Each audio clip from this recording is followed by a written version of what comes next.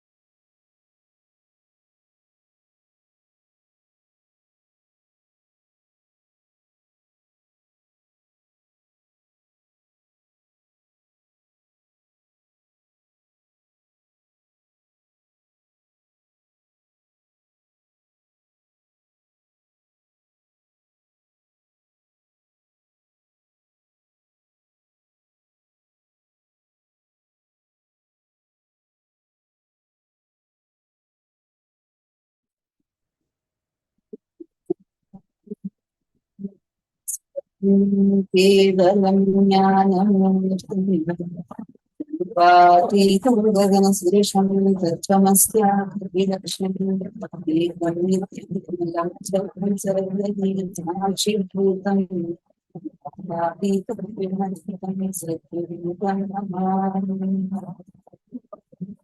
we can do power to spend the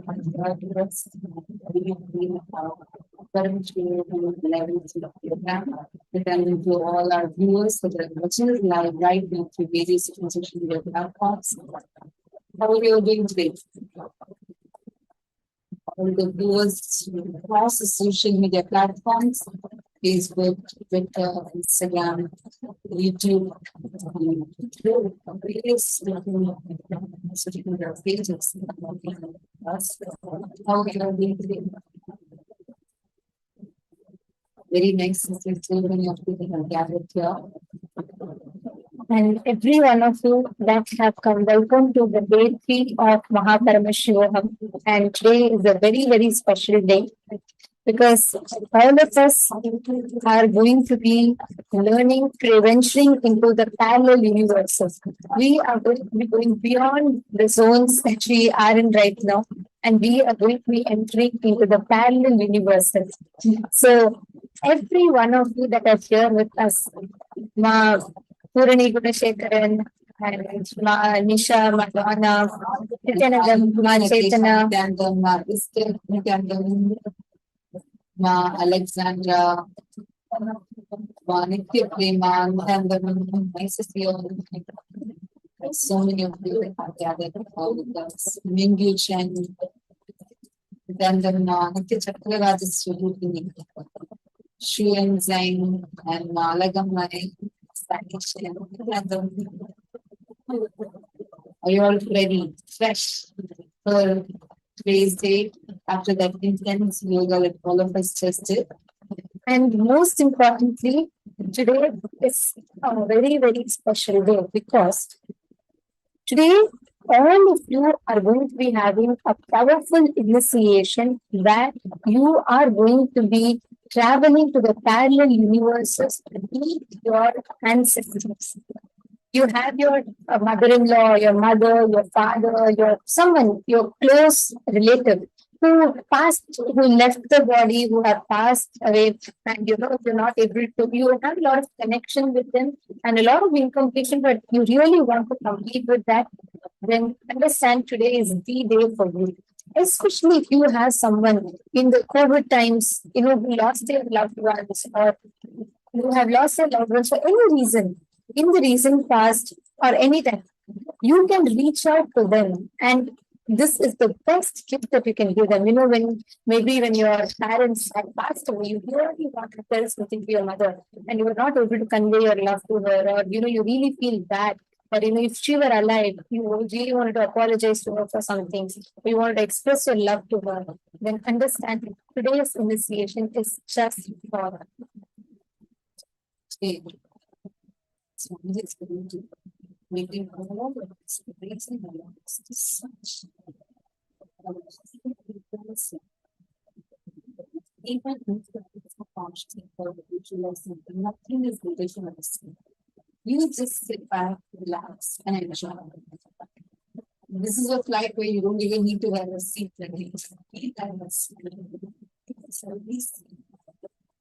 so much of this losing of this completion is happening, and you would be raised to the highest frequency of breath. Your ancestors, people that have their bodies, your loved ones. It might be your grandmother, your grandmother, or even your son or your daughter. That in the body. You can meet them. You can complete them. Experience tremendous completion.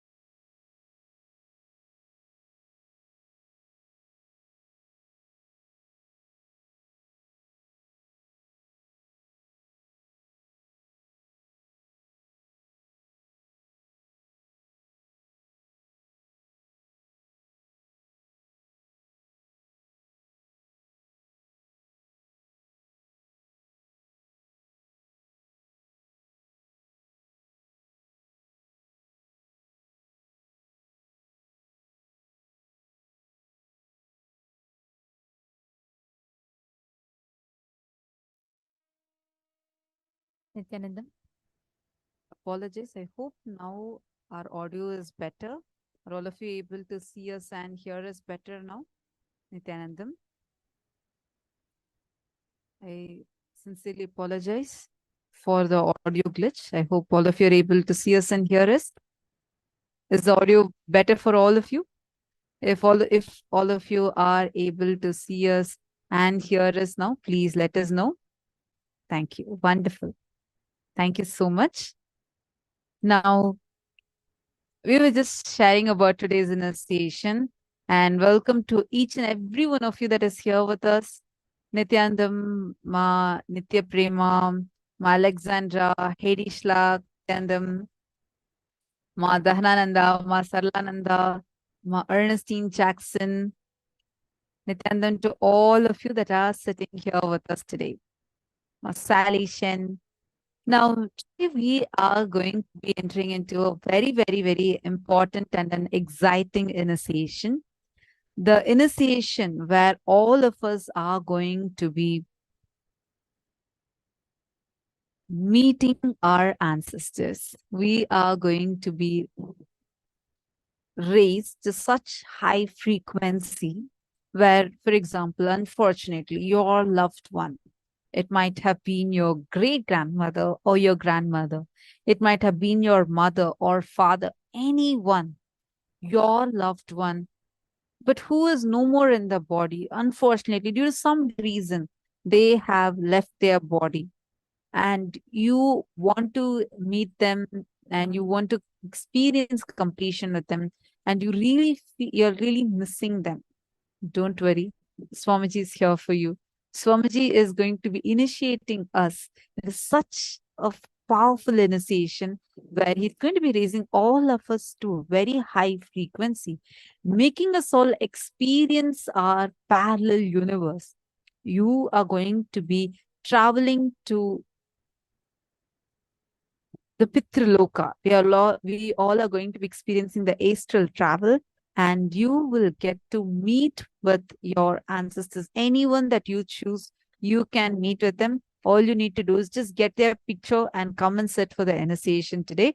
The whole day preparation is also very, very, very important for this. So I request all the participants that are here with us, make sure that you are continuously tuned in and attend the program as much as possible, and get all the people, whoever you feel that they really should not miss this, go ahead, phone them and get them here to attend the program. And especially if you know someone, there has been tough times, COVID, and there's been many people who have lost their loved ones, near and dear ones, too early in their life, and they have, so many of us carry that attachment, because for us, people are a part of us. Understand, every relationship in your life that you have are the people who are part of your life. They're not just someone who's there and who left, but they're a part of you. There's an extension of you. So anyone who leaves the body, they leave a certain amount of incompletion or pain or suffering inside of you, and that affects that being and you both ways. Today's day is where you're going to be working on giving that experience. You give that completion, that breakthrough to yourself, where you are experiencing that complete fulfillment of having met your near and dear ones. And whatever incompletion you carry, whatever suffering you carry, just connect to them, and you will see the way the whole transformation will happen in your inner space. You will have a phenomenal shift in your inner space. So today is the day for that. So do not miss this. Every one of you, Ma Navamani, Ma BP Shamla, and every one of you that are sitting here, just sit with that decision, that space of completion, and decide to manifest, decide to experience that completion with your ancestors. And let's all start our day with that. Today, if you have anyone that you don't want to miss, please reach out to them and bring them here for today's program. Today's initiation is too powerful and it should not be missed. So today we are going to be understanding about what Hinduism has to say about these extraterrestrial beings. What does Hinduism have to say about the space of one space of completion with ancestors? What does Hinduism talk about aliens? Do we believe in parallel universes? And if so, what are these parallel universes? Why should you know about it? And why and how is it going to matter to you in your life? We request every one of you to get ready to listen to these answers, to know about what Hinduism has to say about all of these. And now, in the first session today, we are all going to be understanding and learning about these parallel universes. And the very first session we are going to be learning is about the Salokya Samadhi. We all are going to be entering into the session where Swamiji is going to be explaining what is Salokya Samadhi and how one can experience this space of Samadhi. Let's all listen to the revelation of from Swamiji.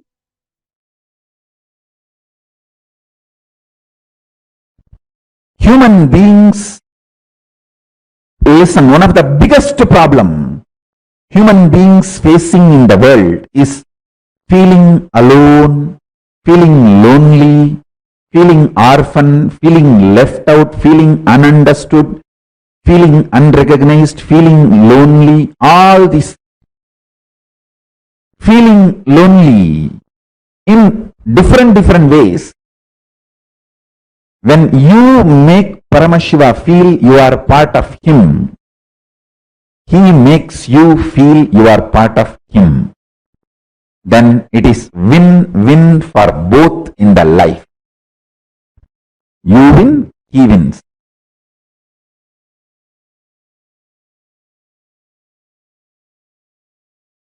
I have seen my grandmother, my grandfather, at least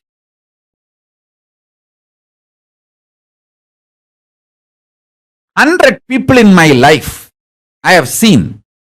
Not one day they will miss Atmartha Puja and Parartha Puja, both. They will not miss the Atmartha Puja in their home, and they will not miss even one day going to Arunachaleshwara temple and worshipping. In that 100 people, I can name the list. First will be my Guru Panduranganar, then my grandmother Anusuya Ammal, Rajamudaliyar, Annamai Chettiar, my another grandfather, Rajamudaliyar's brother. But the titles vary in Tiruvannamalai, the same community, same family, the titles vary. That's the way it is.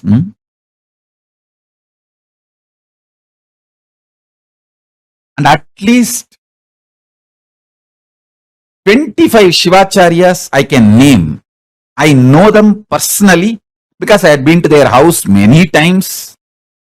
And any time, sometimes early morning also, they will send me to bring their bag. Many times I have seen, not one of them will miss even one day their Anmartha Puja. Even though they are only doing puja in the main temple Garbhamandir, even though it is their routine to come and perform the main temple puja in Garbhamandir, the main Arunachaleshwara's Parartha Puja, they will not miss their house Anmartha Puja. They will finish their Anmartha Puja and then come for temple Parartha Puja. How I will know that they have done their Anmartha Puja, you know? If they have finished their Anmartha Puja and came to temple, whenever they send me to their home to bring their bags or any water can or something they left, forgot in the house, when I go there to bring, always the family people, they will give the prasadam which was kept in the morning for Anmartha Puja. Thambi prasadam saaptu pogane. They will always give that prasadam, sugar candy or the banana.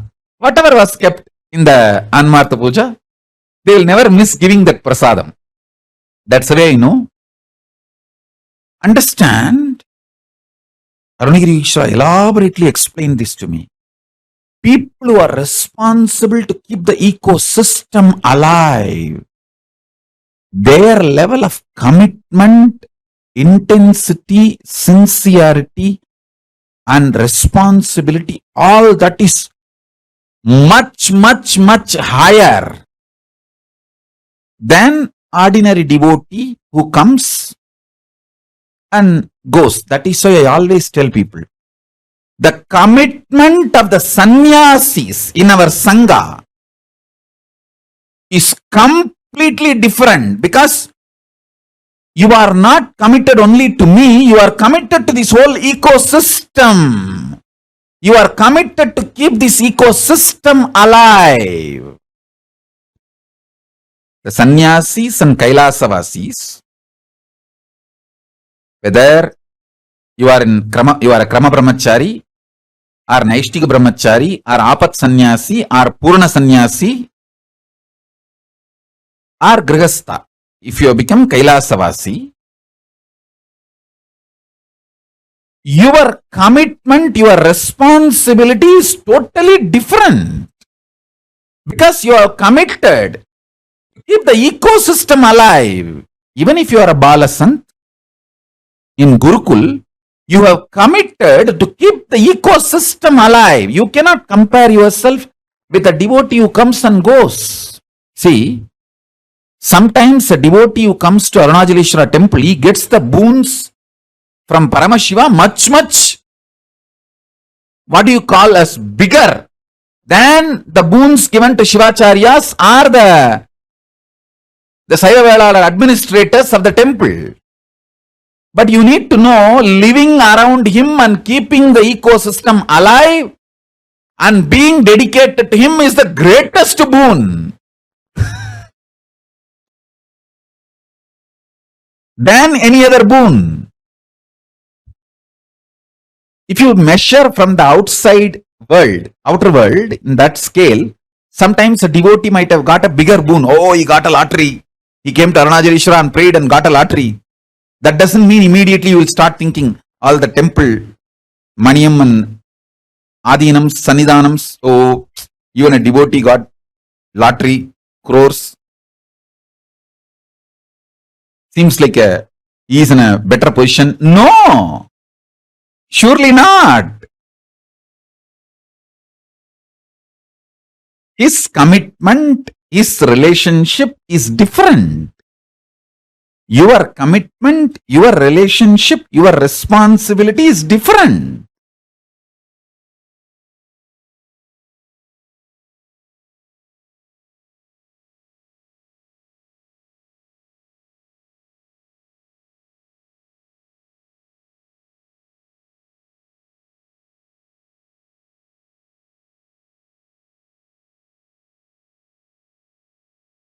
For a devotee who comes and goes, only if he abuses Shiva or Shiva Bhaktas, it becomes Shiva Aparadha.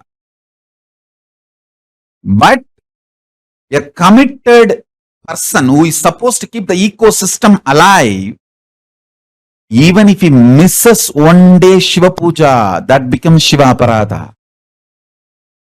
Or while doing puja, if he does some mistake and does not do the prayaschitta, that becomes Shiva Aparadha. Understand the level of commitment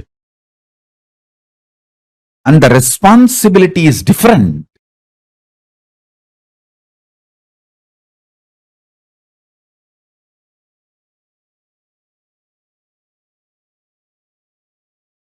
For the people who committed to keep the ecosystem alive, he explained beautifully to me. That is the reason the door becomes smaller and smaller. Only the selected, committed, those few only can enter into the next doors.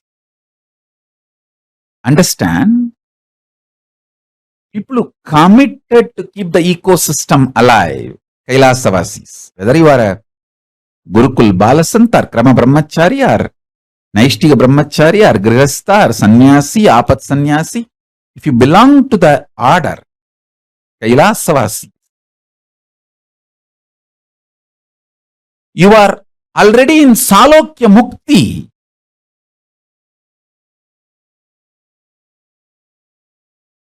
So your commitment is different, your responsibility is different. Even death cannot touch you. You can only have liberation. Sometimes even when you ask for death, it only becomes liberation.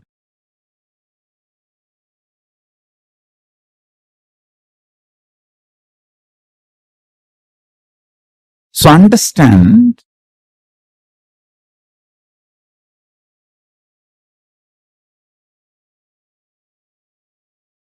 this truth I am revealing now. If you just receive and internalize, it will become just liberation in you.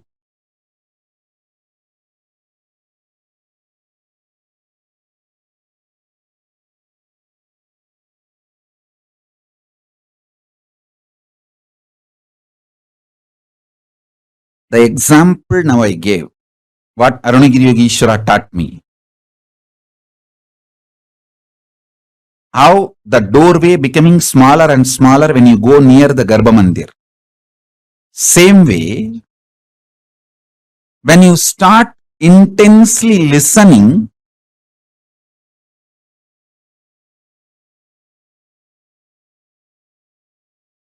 naturally you become more and more involved. You become part of this ecosystem, and initiation simply happens to you.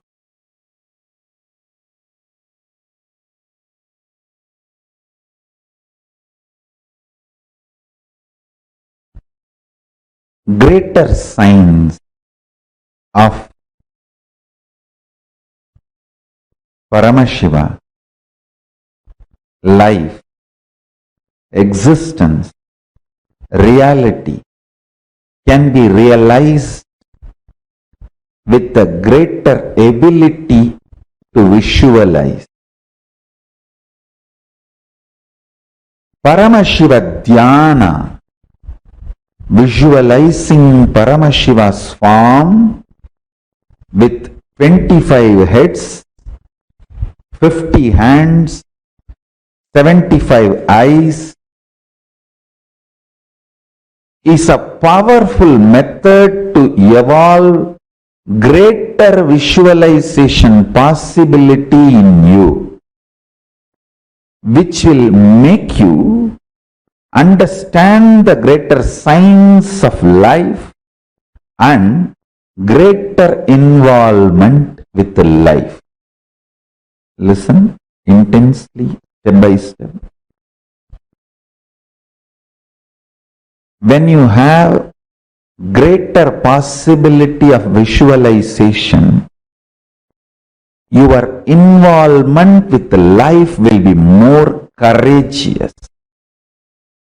You will trust yourself, you will believe yourself, you will have so much strength, not fears. Fear makes you a reluctant beloved, reluctant husband, reluctant wife, reluctant businessman, reluctant warrior, reluctant teacher. A lower ability of visualizing invokes greater fears in you. Due to your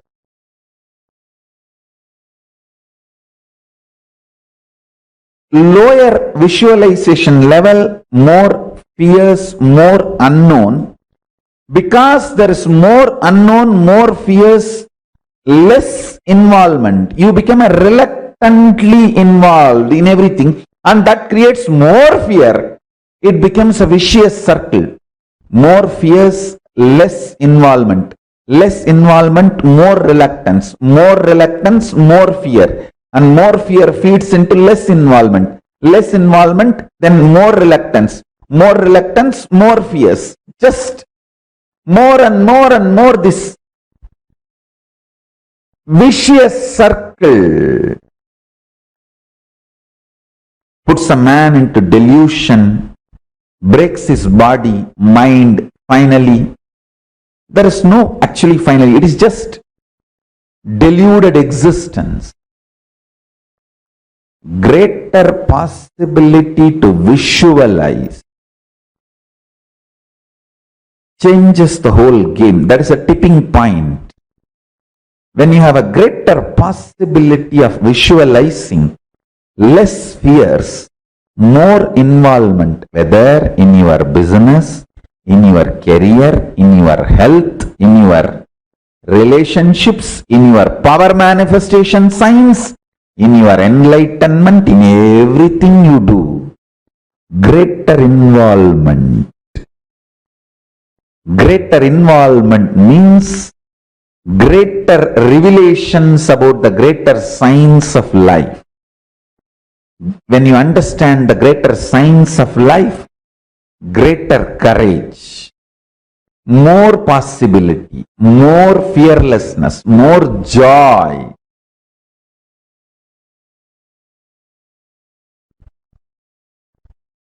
The conscious stamina of the consciousness drastically shoots up, increases with your ability to visualize. When you take up a business, If you are able to visualize Paramashiva with 25 heads, 75 eyes, 50 hands,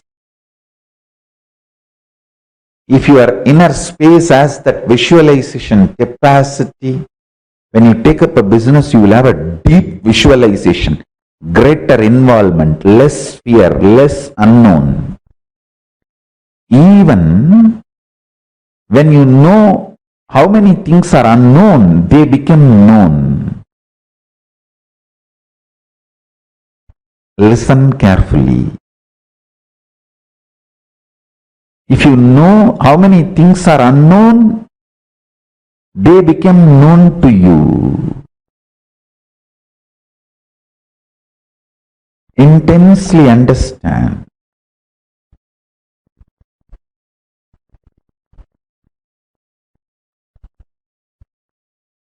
Work continuously to increase your ability to visualize. Once you start working on your ability to visualize, that leads to more and more involvement. You get more and more courage, joy, strength to live. That leads to more ability to visualize. It becomes virtuous circle. That is why I insist on everyday Nitya Puja. Nitya Puja is nothing but teaching you the ability of greater visualization, making you manifest the power of greater visualization. The ability of greater visualization and ability to understand this greater science is the power of third eye. Divyam dadami te chakshu. Krishna says in Gita that Divya chakshu is the ability to have greater visualization and ability to get involved in the greater science. Life is all about you manifesting the greater science in your life. Hinduism is greater science. The first lesson in Hinduism is morning puja. Understand? Puja is the best non-risky,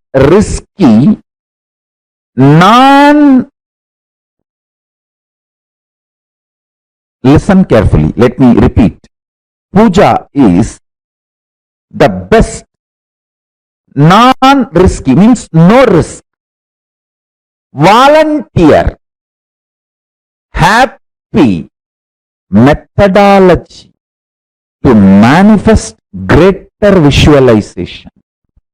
Listen, morning, when you sit, visualize Paramashiva is sitting in front of you beautifully with a smiling face. Oh my daughter, oh my son. And beautifully with 25 heads, 75 eyes, 50 hands, with Parashakti in the lap. And Swamiji is sitting at the feet as an incarnation, embodiment of Parashakti and Paramashiva. Smiling. You manifest this visualization and start offering the puja. Asanam samarpayami, bhadyam samarpayami. Maybe after a few seconds that visualization will melt down, but don't worry. Again visualize and do it. In this whole process, it may take, if you are not enjoying being with yourself, you will finish it quickly in 3-4 minutes. If you start enjoying being with yourself, it will go even up to 2-3 hours.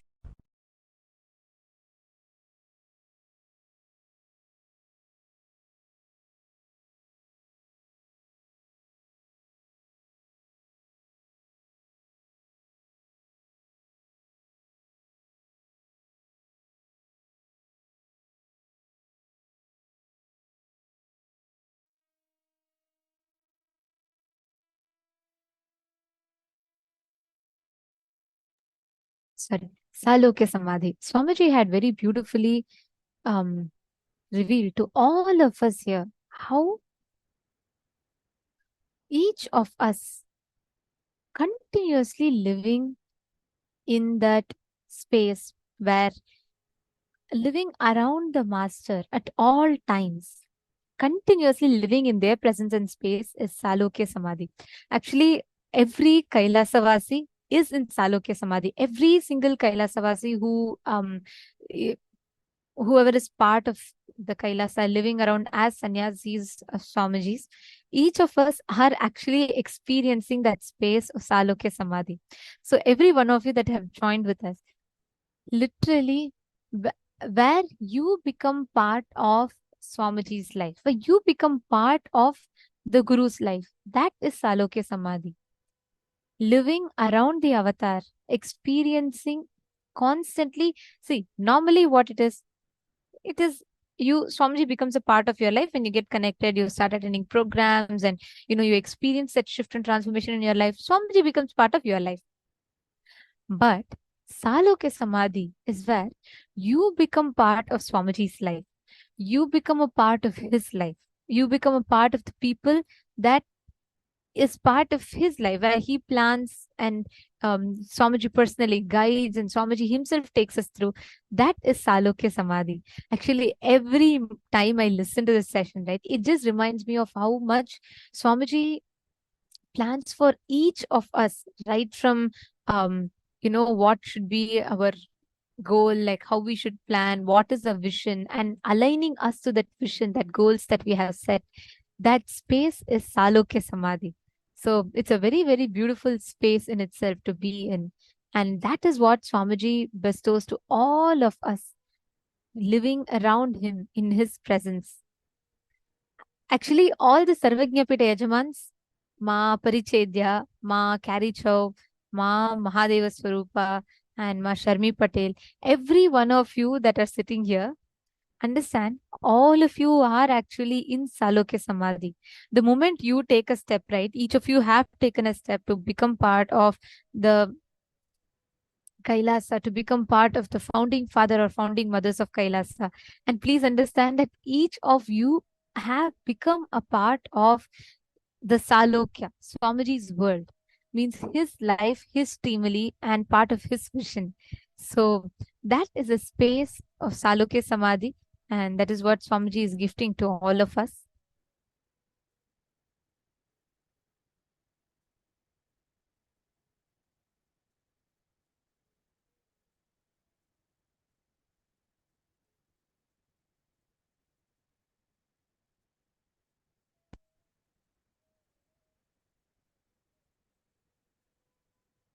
See, the moment we say Salokya Samadhi, right,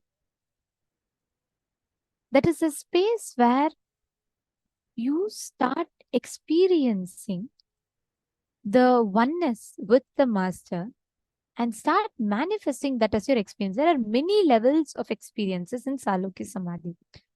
It starts with when you start feeling you're a part of him, and where you start feeling, okay, yes, I am a part of Swamiji's life.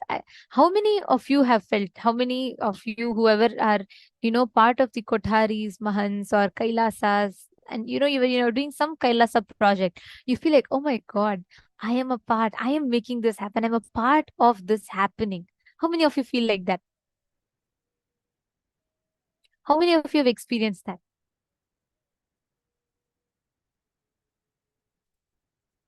Understand, that is the experience of Salokya Samadhi. That is the first level. Ma Yogamala is saying, yes, ma. Especially when you enrich others, right? You'll feel like, oh my God, yes, I have become a part of their life. I have become a part of, Swamiji's life in making this happen. Beautiful. Actually, that experience is Salokya Samadhi. Ma Saralananda is saying, yes, I was a Kothari. Every moment, whenever we are part doing the work of Kailasa, we are experiencing Salokya Samadhi. We are in that space of Salokya Samadhi. The next way of experiencing it is continuously doing ajapa japa. means remembering his actions, his words, his leelas, his lifestyle, the Ananta Kalyana Gunas, his auspicious qualities,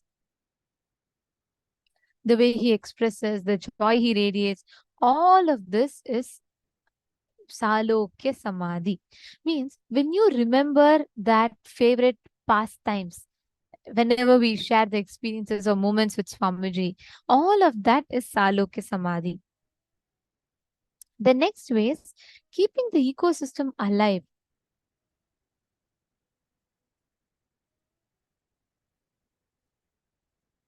When you say keeping the ecosystem alive, meaning you radiating his principles, running the ecosystem of Kailasa, experiencing and living as per his direct revelations, and continuing the Guru Shishya Parampara. That is the one of the ways to experience Salokya Samadhi. One is you living in his world, or two is bringing his world to where you are, which is Kailasa, bringing Kailasa to where you are. That is Salokya Samadhi. And the next one is the Paramashiva Dhyana, means visualizing Paramashiva. This 25 heads, 50 eyes, 75 eyes and 50 hands. And this is a very, very powerful method to experience Salokya Samadhi. And this is the greatest science where you experience being a part of his world.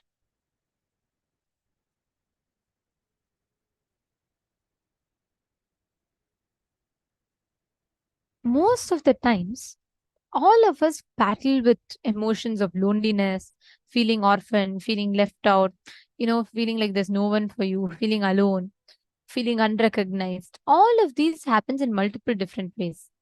Salokya Samadhi is where Paramashiva thinks for your life.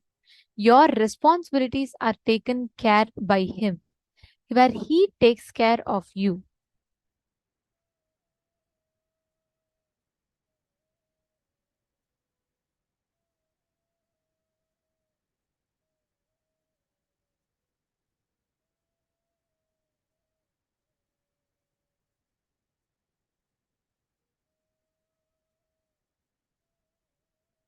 Actually, Swamiji very beautifully shares that whether it is Savikalpa Samadhi or Nirvikalpa Samadhi, Sampragnata Samadhi, Sabija Samadhi, Nirbija Samadhi, and all the various Samadhis experiences that Swamiji went through, the various cognitive shifts which Swamiji had, the various experiential process which happened in Swamiji, everything has happened the moment Swamiji answered to himself the why.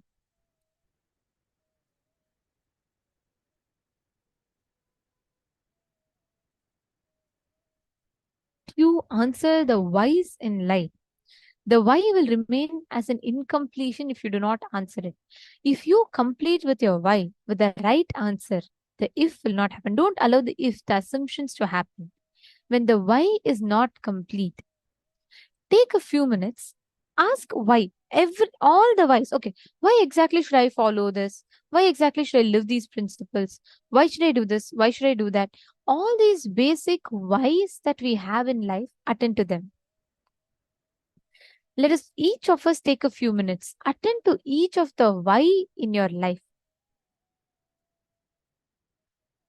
Why should you follow some principle? Why should you do something? Why should you not do something? And why should you listen to something? Why should you not listen to something? All of these basic whys that you carry, please take a few minutes, pen down and answer your whys, the basic whys in life that you carry.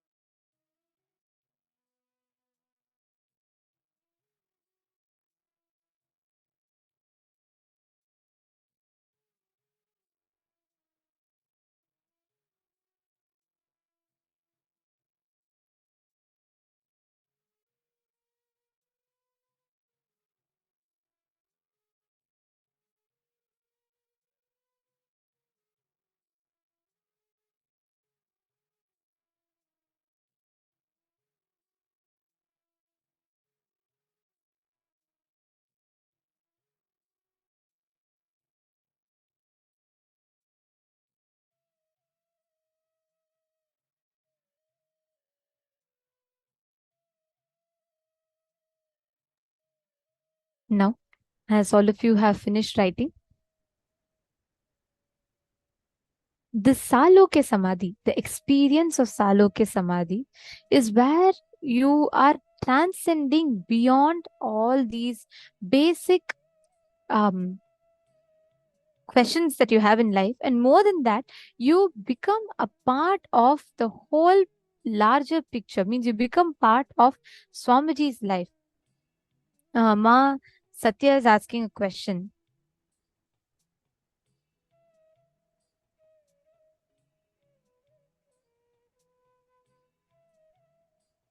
Just a minute.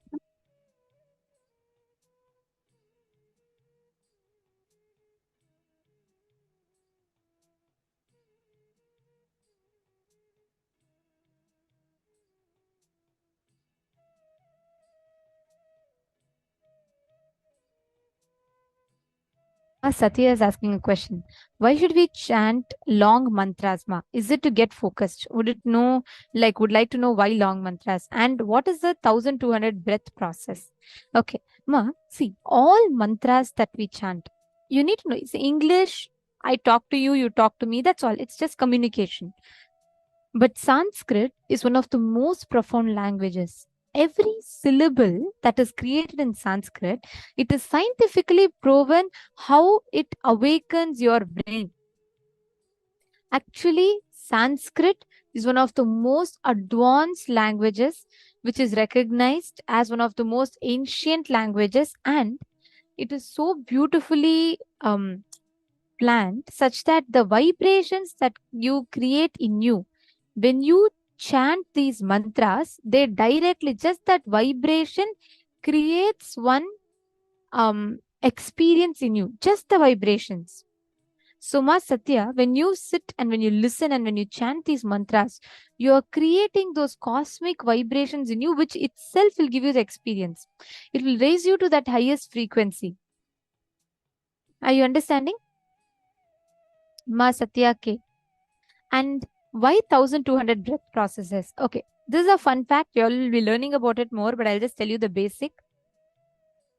You exist in multiple parallel universes. Okay. The only thing that connects you to all the parallel universes is your breath. When you breathe in and breathe out, that breath is what connects you. That is the sutra. There's a very beautiful line in Bhagavad Gita. It says, Sutre Manigana Iva. Means like how I'm wearing this mala, right? All these Rudrakshas that you see are all strung together with a thread. Same way, the string that strings all your 14 forms in 14 lokas. You all will be learning about it. There's like a spoiler I'm giving you all right now, but you all will be learning about it in elaborate details. But the string that connects you all in the 14 lokas is breath. Your breath takes you in all these 14 lokas and connects you together. So that is what connects you in each of these lokas. You're understanding? Okay. Ma Chetana, where is your friend? Where is Ma Sneha Patil? I don't see her. Has she joined today? You should get her. They should not miss. Today is a very, very special process, and at any cost that should not be missed. Okay. Ma Sneha's putting, I'm here. I don't see on camera. Okay, no problem, Ma. No issues. Ma Sneha, you'll really enjoy today's day, because yesterday I had a lot of questions on how you can manifest these powers. Today, beyond our manifesting and all these capabilities and abilities, today you're all literally going to be manifesting that higher lokas and higher dimensions of yourself. You will literally face yourself in parallel universe. So it's a very beautiful process that Swamiji is going to be conducting. Actually very, very, very exciting one today, because so many participants, like literally I should say almost all the participants have been able to connect with the people that have left their body and able to get in touch with them, complete with them. So it's a very powerful process. So really today's day is a very exciting one. You all can invite, see, as earlier we were mentioning, during COVID, when the pandemic hit, a lot of people lost, even very young people lost their lives. Many families lost their very near and dear ones. So if you know of anyone that is still suffering with that pain, or you feel like this process would be a boon for them, do get them. Anyway, the program is open completely for free. So there should not be any reason for them to, miss it. The thing is, they need to be there from morning till night. At least today, one day, they all can dedicate for this. How much possible, let them sit and attend. Even if they're going to office or they're working, doing something, let them at least put the headphones and keep listening to the sessions, do the exercises. This would help them to have the best experience.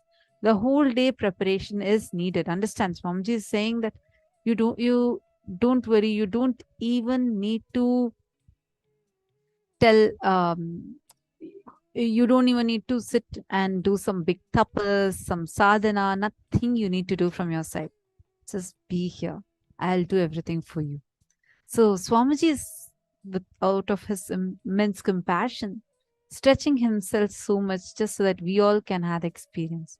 Let us all just take a few minutes and invite all the people, that whoever you are able to think of, who can benefit from this. Even if you feel like that person is new, they're not connected to Swamiji, it is okay. You go ahead and invite them. From your side, you try your best. Why should any being miss out on this? Understand, pain of losing our loved ones is a very, very deep pain.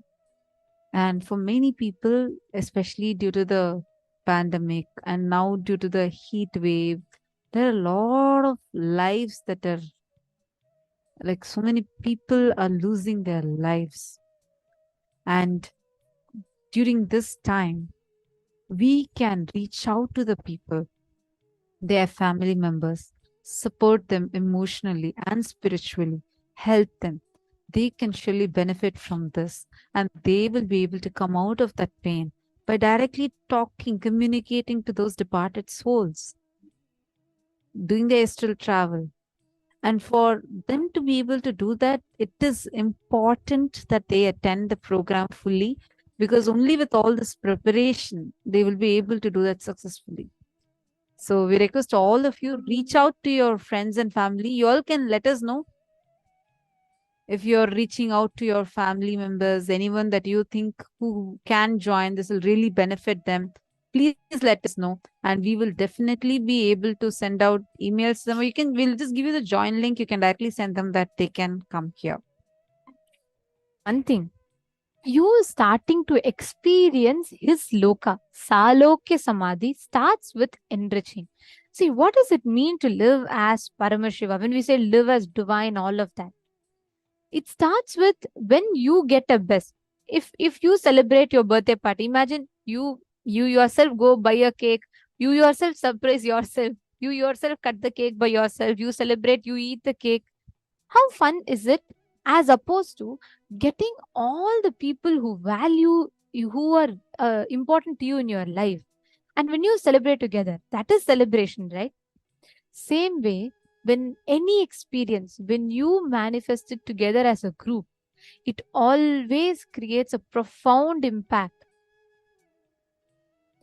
Every one of you will see how the way it will impact your inner space, the kind of experience that it will leave you with. So every one of you that are sitting here, today's especially should not be missed at any cost at all. All the male bodies in the male bodies room, I request every one of you sincerely to take this up today. And Robert Ramaya and all, I'm very sure, like, you reach out to a lot of your friends, and always you make sure that you want to make sure that your friends are not missing out. So Aya, please take a few minutes and make sure you're all reaching out to your friends, to your family members, so that none of them miss it today. And all the male bodies that are here, if any of you have any questions, please do go to facebook.com/groups/Mahaparamashivoham, and you can post your questions there. Please post your questions there. And any doubts that you have, anything that you would like to ask, we request you all to post it there in the Mahaparamashivoham group. Okay, so now today we're all going to be manifesting a very, very interesting power. The power that we're all going to be manifesting today is the power of length, breadth, and depth dimensions. See, your logic, everything known to you in around you is length.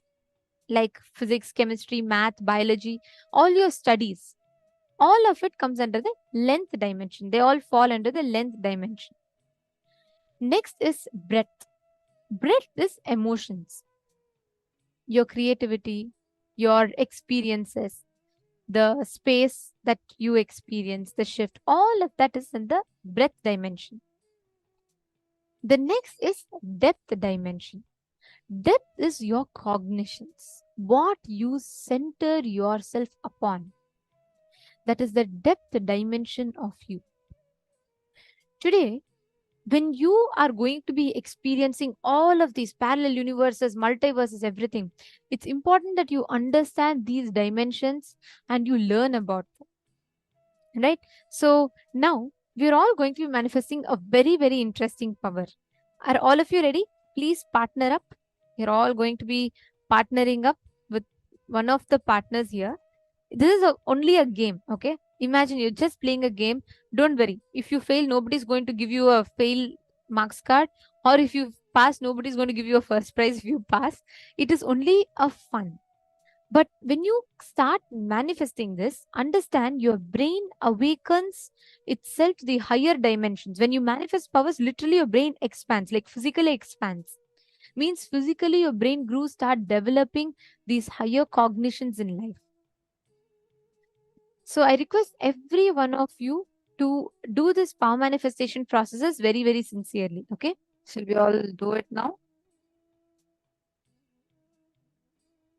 Power is very simple. You're all going to be manifesting the ability to connect and see the length, breadth, and depth dimensions in the cosmos. Anything that is to do with logic is length dimension.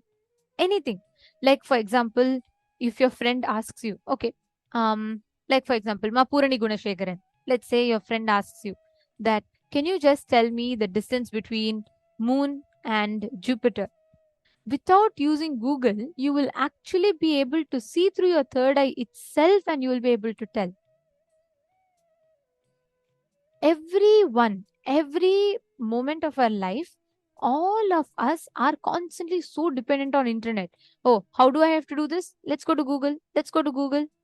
Yes, that is great. But we have the ability, the intelligence to access any dimension that we want. We have the intelligence to access the information in all these dimensions. See, it is not just for your IQ or anything like that. When you have the ability to look at long distances, you will have the ability to look into your own blind spots.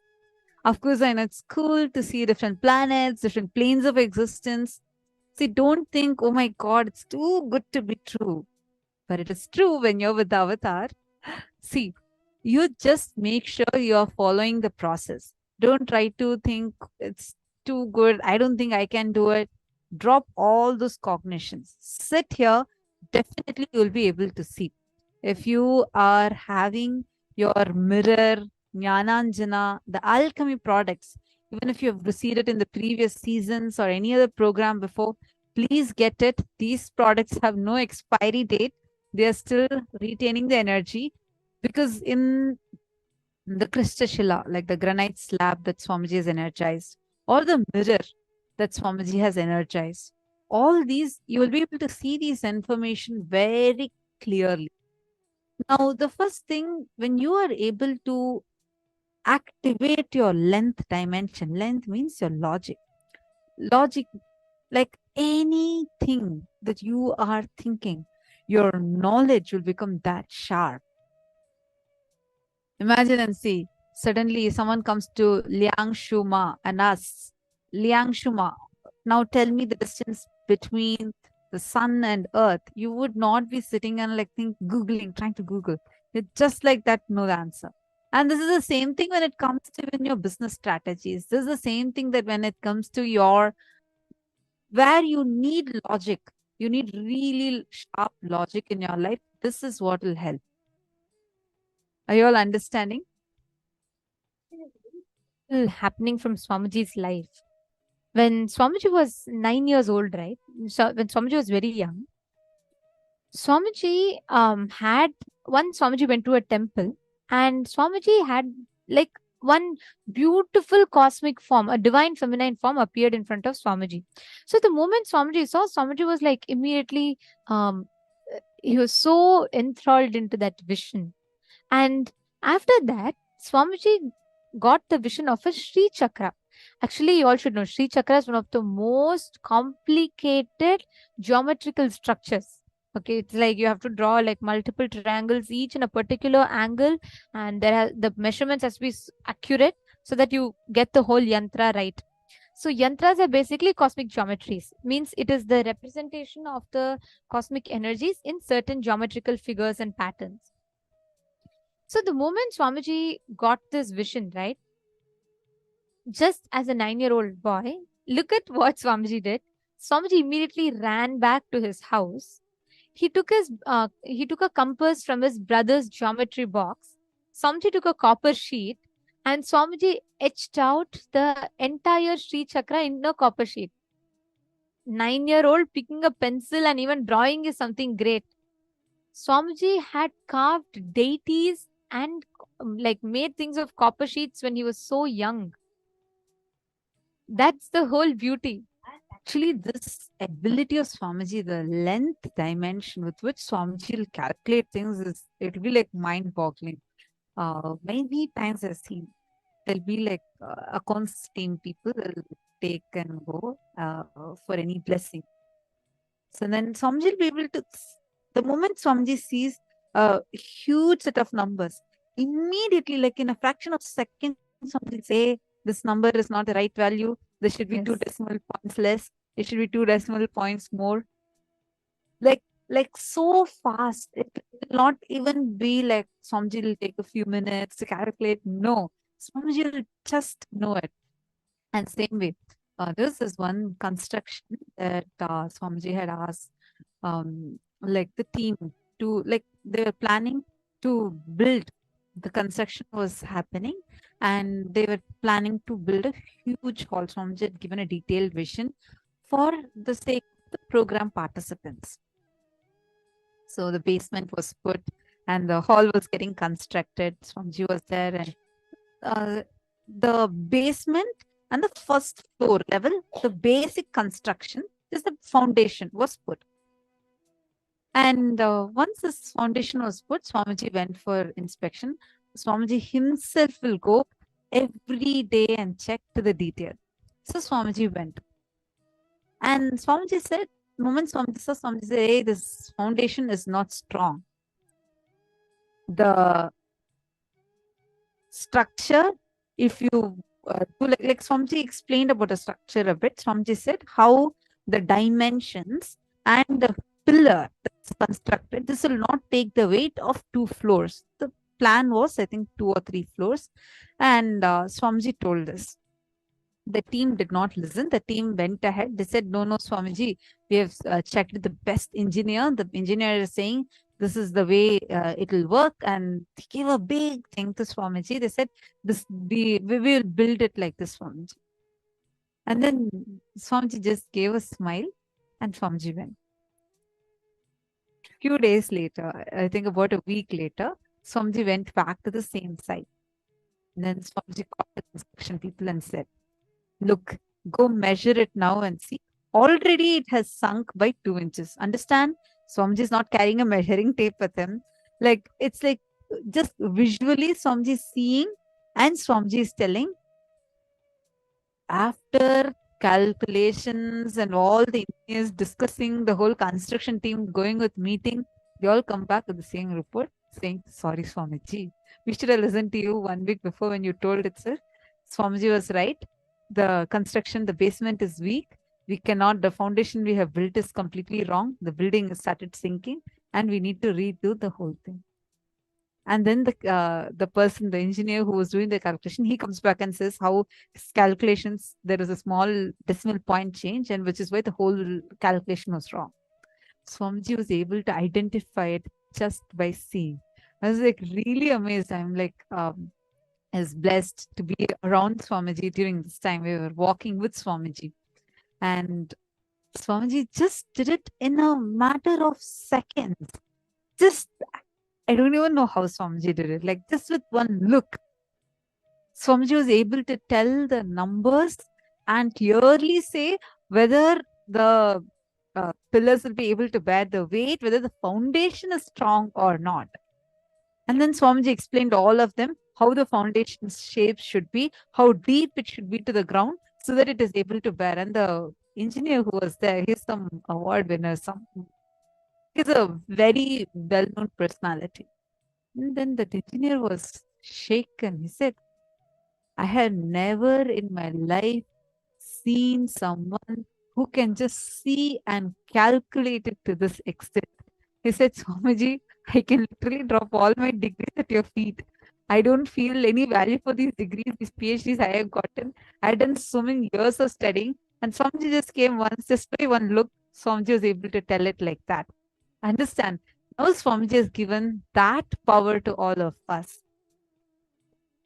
All of us are going to be able to manifest this level power. This is Swamiji. Whatever Swamiji manifests, whatever power Swamiji has, immediately Swamiji will share that with us. Swamiji will initiate us into that. This is a power that Swamiji has gifted to all of us, and all of us are going to be able to manifest it. Very simple. When you now sit, okay, first thing, have this understanding. All the information that you want to know, whatever you need to know is available to you. Google is not that everything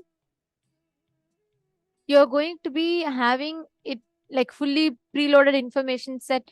Google, any information you put, Google will give you. It's not that the moment you open the Google web page, everything is out there. You have to search for it. Same way, all the information is available, accessible to you. The process of searching, like how you have a Google search, the way you search through the third eye is connecting to Swamiji. When we say connecting to Swamiji, particularly for length, if you have Krista Shila is the best. Those of you who do not have, don't worry, in this program you will get it.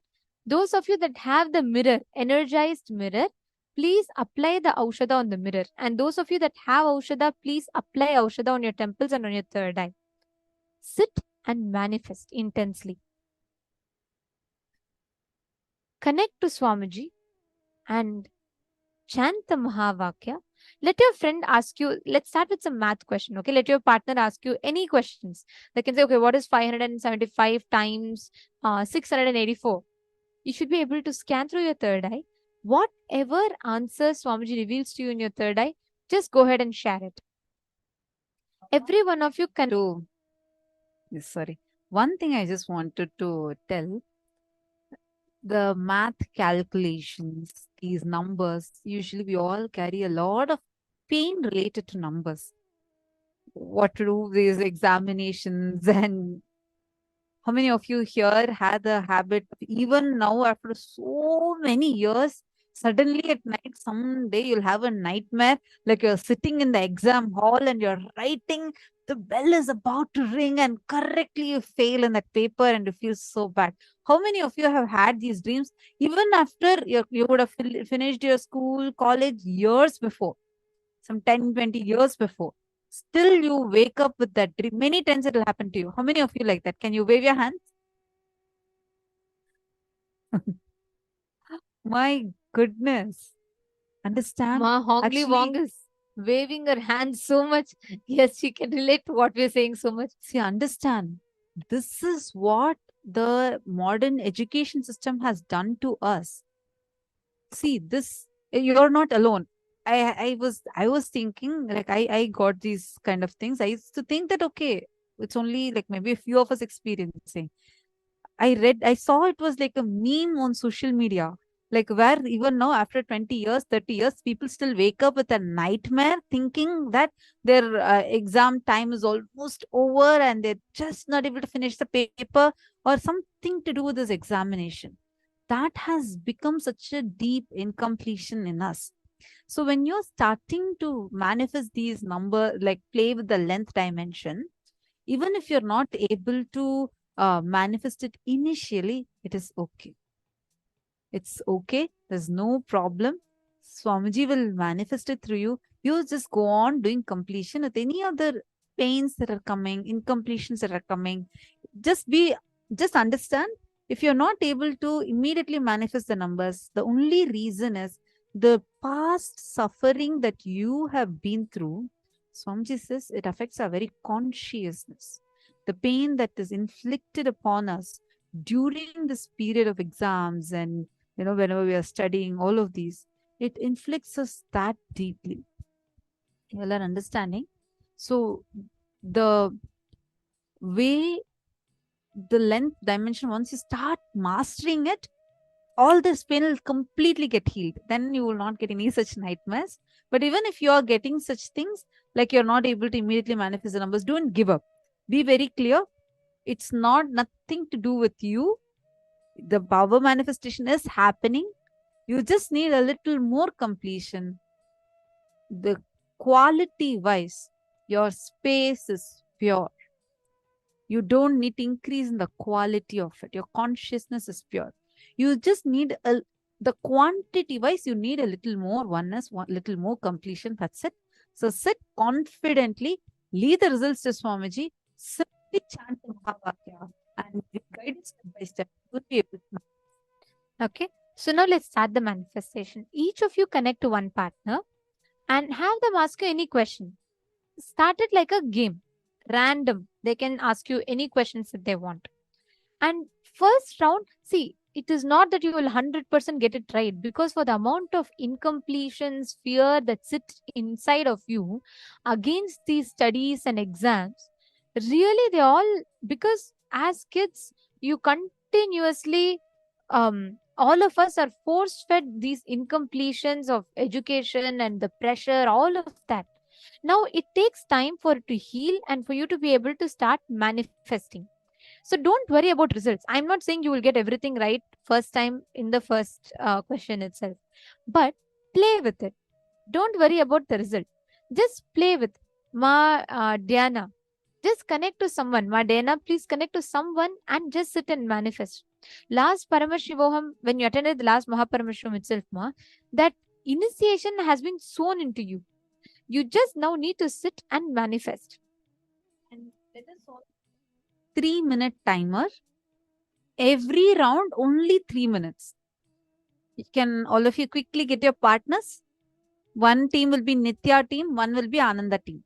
All of you can choose who's Nithya, who's Ananda, just for the sake of like team A, team B, like that. Just quickly choose who will be the Nithya team and who will be the Ananda team. And we are going to be beginning a 3-minute timer. Just 3 minutes per round, 3 minutes. You can give your questions now. Are you all ready with your partners? Have you all gotten your partners? Ready? Shall we begin? Quickly get your partner. Just see the chat itself and you all can connect. That will be faster. Yeah, it will be better even if you get your own family member, your friend to join, that you guys can partner with this. It will be fun. We need to do a lot of rounds, so we need to go faster. Sit, chant Mahavakya, whatever numbers are coming, it will type. Okay? Let us all start. Please connect to your partner. Simple. Close your eyes. Whatever numbers are coming in your third eye, share that with them. Nithyananda Paramashivoham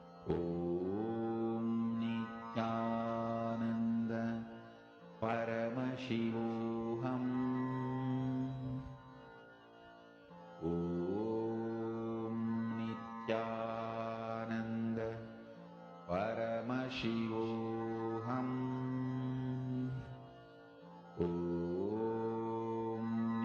Nithyananda Paramashivoham. Om Nithyananda Paramashivoham. Om Nithyananda Paramashivoham. Om Nithyananda Paramashivoham. Om Nithyananda Paramashivoham. Om Nithyananda Paramashivoham. Om Nithyananda Paramashivoham. Om Nithyananda Paramashivoham. Om Nithyananda Paramashivoham. Yes, every 3 minutes, keep switching the partners. I see the chat flooded with people manifesting. Various quick math questions that just your third eye comes. Actually, let me tell you why we're doing it so quick. Why you want that 3 minutes, within that 3 minutes to get it.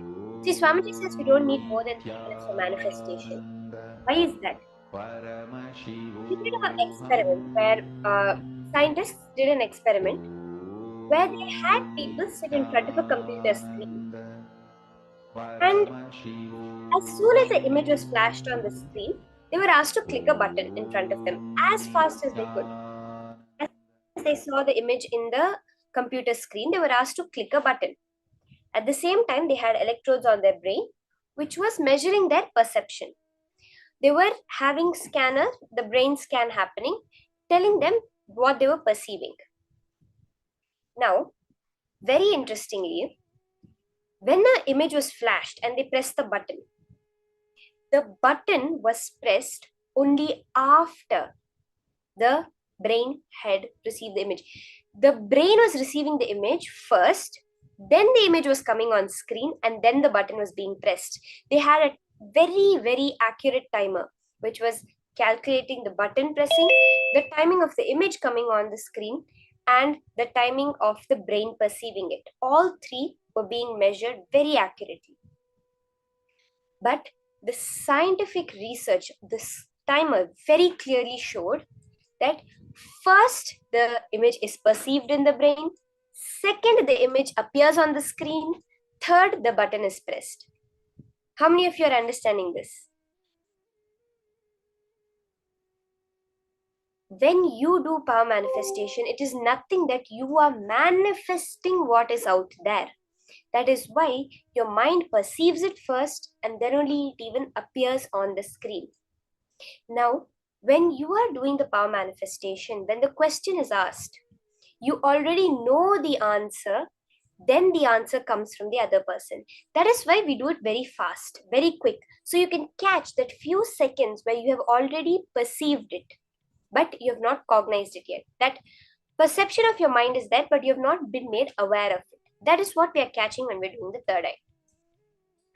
So you can do it. You can do with the same partner also. You don't have to keep switching partners, Madahana. And you can, but do it in 3-minute rounds. So every 3 minutes, just switch. Now you tell the answer what you saw and let your partner, now you give a question to your partner. And then 3 minutes, let your partner tell you the answer that they saw and you verify it, and then let them give you a question. So do it like this, quick 3-minute rounds. Okay.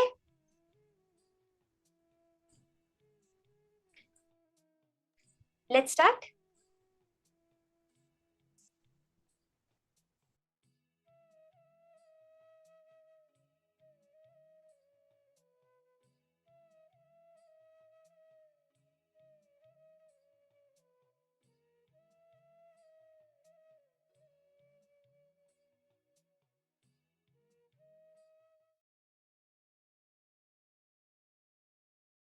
Paramashivoham. Om Nithyananda Paramashivoham. Om Nithyananda Paramashivoham. Om Nithyananda Paramashivoham.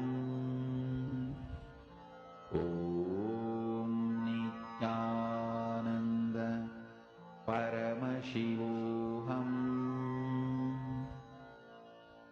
Om Nithyananda When you're doing the manifestation, Paramashivoham. we're doing the power of length.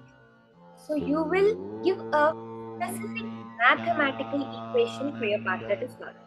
Paramashivoham. Mohini, give some kind of mathematical equation, like some numbers, random numbers. 672 multiplied by 380, or 4000 divided by 7. Like this, quick maths questions that you cannot calculate very fast in your mind, but through your third eye you will get it. Om Nithyananda Paramashivoham. Everyone else also, you can even give yourself questions. If you're not able to connect to your partner, give yourself, write 10 mathematical questions, then 3 minutes write what you see, then 3 minutes write what you see, whatever is appearing in your third eye. Very powerfully, what you can do is bring your gaze of your two eyes to your third eye. When you just close your eyes and look upwards towards your third eye, that space itself, you will automatically see your thoughts will drop. You'll not be able to think of anything when your attention is on your third eye. The minute you think of something else, your attention will drop. You can give a mathematical equation. What is square root of 292? Different kinds of equations like this. And when you're doing the manifestation, focus on your third eye. That's a very powerful technique that you can use, where you just put your awareness on the third eye when you do the manifestation. Okay, 3 minutes is up. Let's now switch to the next question.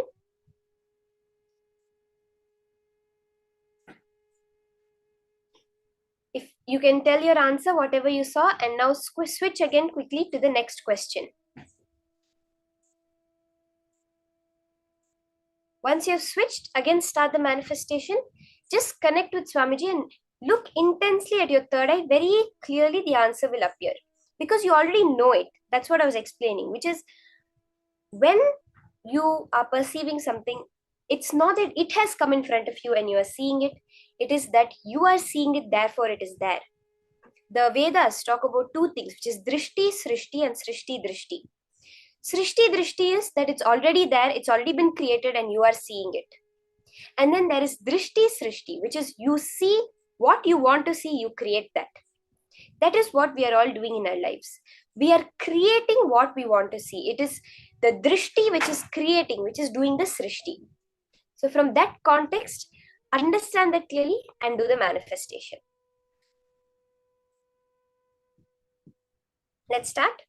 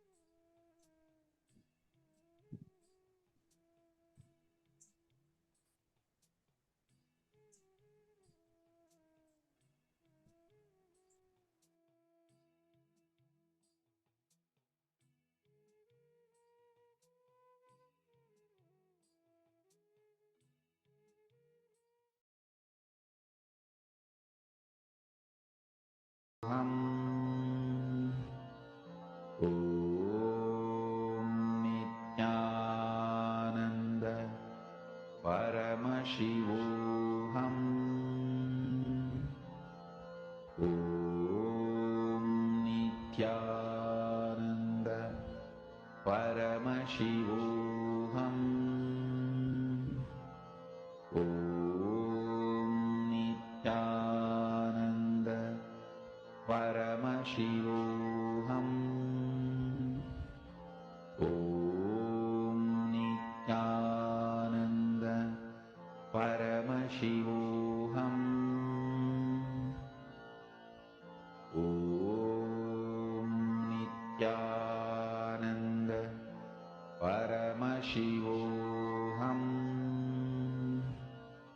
Om Nithyananda Paramashivoham. Om Nithyananda Paramashivoham. Om Nithyananda Paramashivoham. Om Nithyananda Paramashivoham.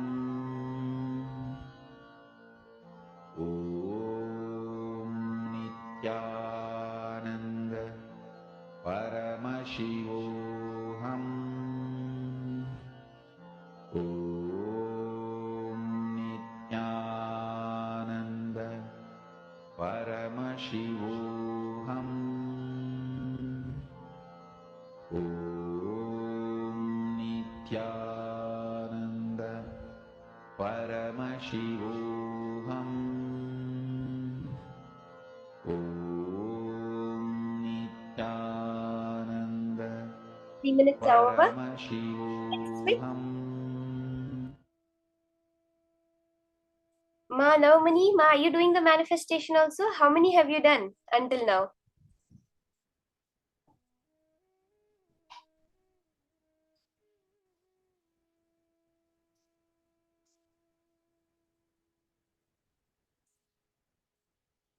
We can now verify our answers. 3 minutes are up. Let's move on to the next round.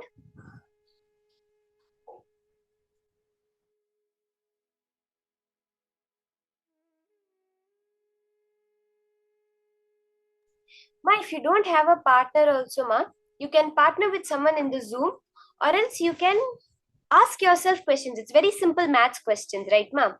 You can put any numbers together, like 542 divided by 3, 798 times 6. Like this, any random numbers, and just scan through your third eye and write what comes.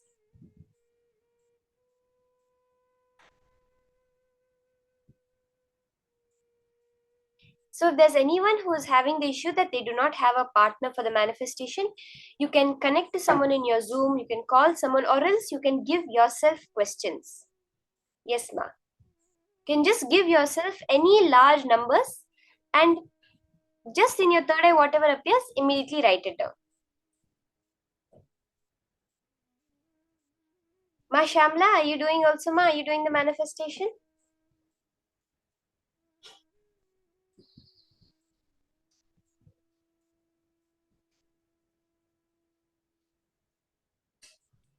Okay, Ma Anita saying she's also doing manifestation.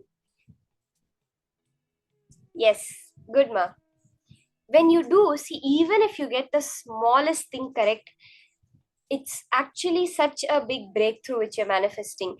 You just see, okay, like, many people, they have this thing like, oh, I get it only few times. It might be a probability that I got it, or I just might have gotten it. No.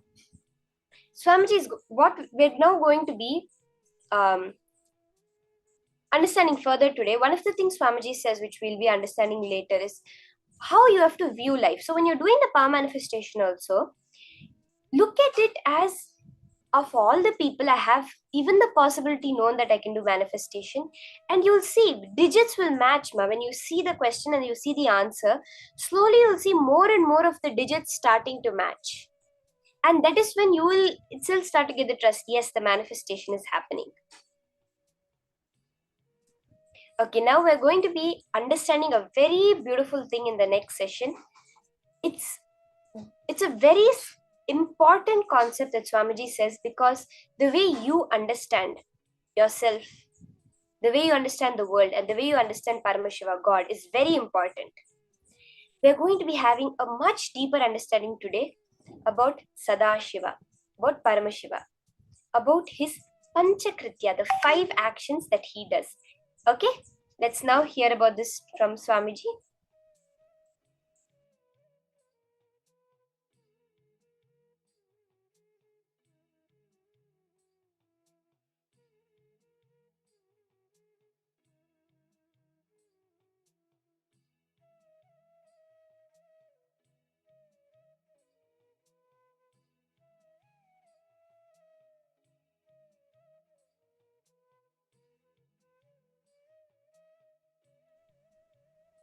Today, the darshan that we're going to be having of Swamiji is this Sadashiva Murti. So we're understanding who he is.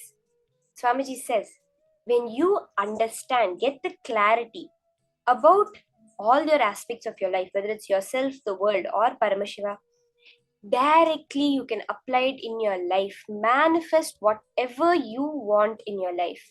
When you understand these 5 aspects of Sadashiva, and you understand that these 5 aspects are there within you, and you can manifest it, it will have a breakthrough in the way you deal with every part of your life. So sit straight, listen intensely about these Panchakritya, the 5 actions of Paramashiva, of Sadashiva Murti.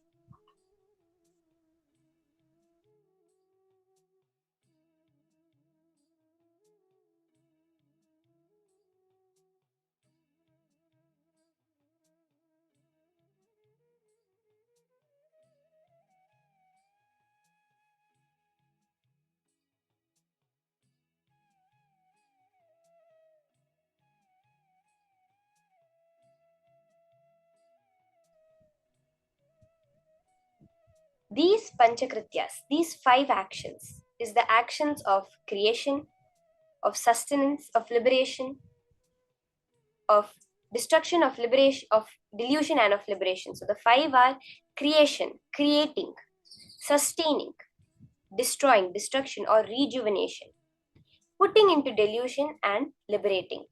These are the 5 actions that happen that Paramashiva is constantly doing. And it is that aspect of liberation that comes down as Swamiji himself that we all have in our life. So let's now listen to these powerful cognitions on Sadashiva Murti from Swamiji himself.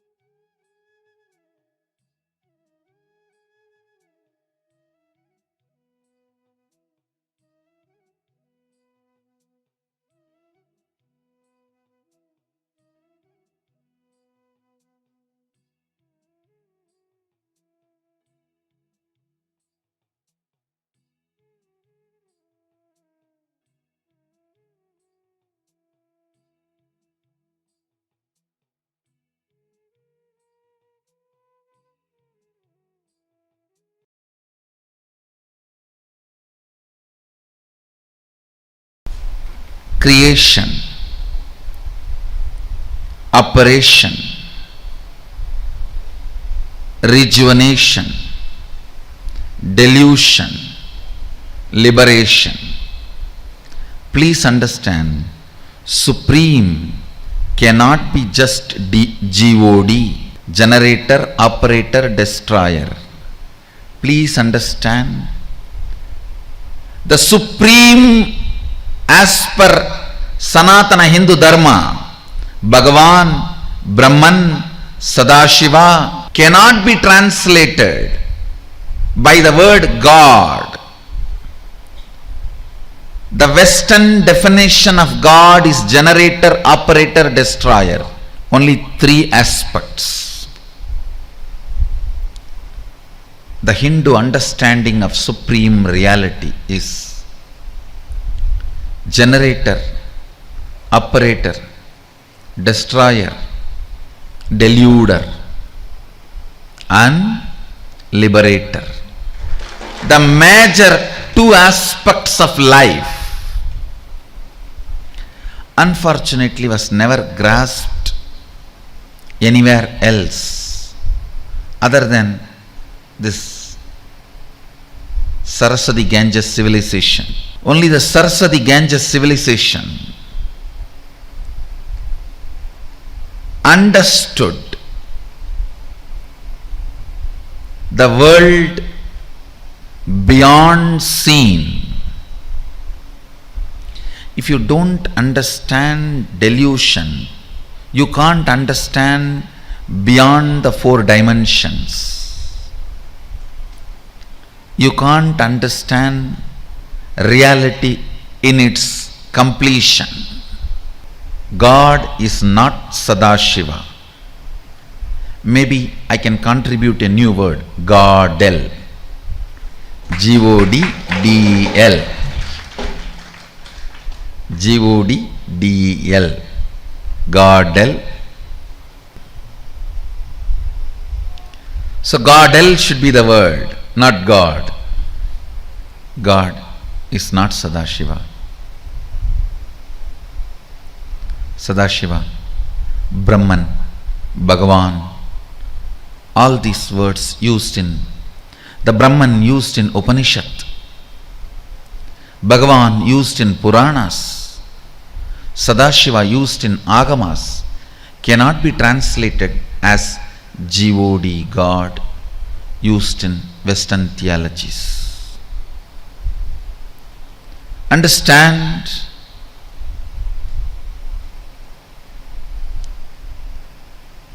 these five aspects of Sadashiva in the manifest form is called Ishvara, unmanifest form is Avyakta. Even this five is only the manifest form of Godel, Sadashiva.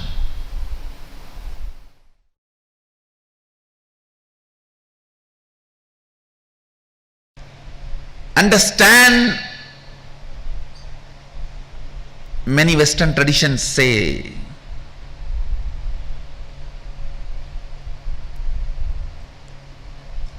the atheist traditions in the West say man made God in his mold. Some of the religious traditions in the West say God made man in his own mold. I say God, whether he made man in his own mold or not, I don't know. I don't know God. But I know Sadashiva, Godel. He did not make you in his mold. He made you in his own sea. Listen to this word. I am using the word sea. S-E-E. Not S-E-A. Listen to this word very carefully. See is an action.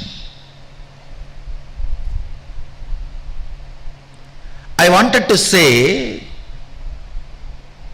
when I see, one end is me, another end is you, another end is you, that's all.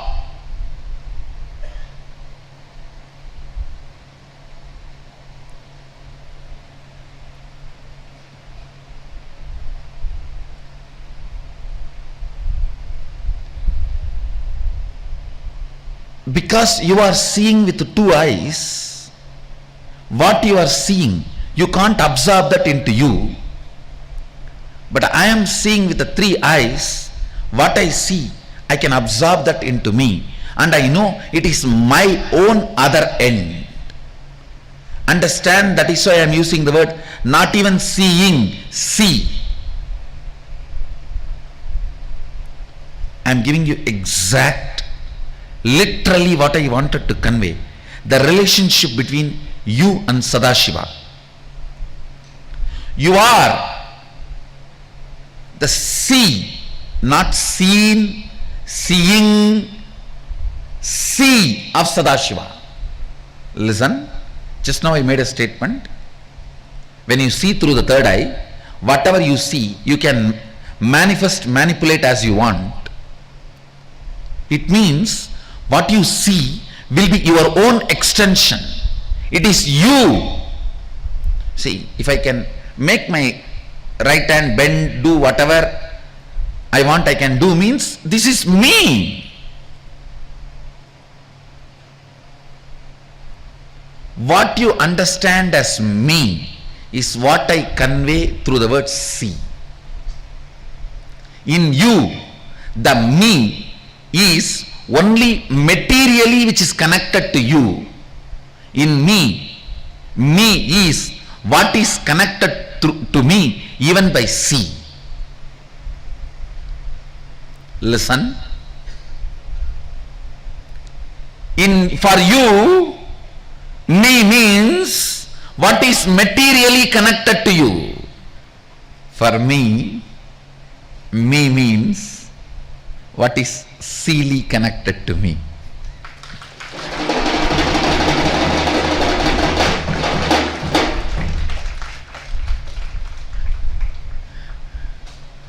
I don't know how much you catch it.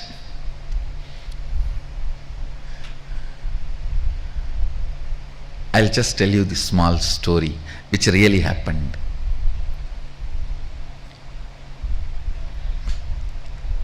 Arunagiri Vishra was trying to explain Advaita to me. He was sitting in the temple. This side, his left side was the Arunachala hill. Right side was the Garbha Mandir of the Arunachala temple. The front I was sitting. Exact eyes you guys are having now when I say me is see.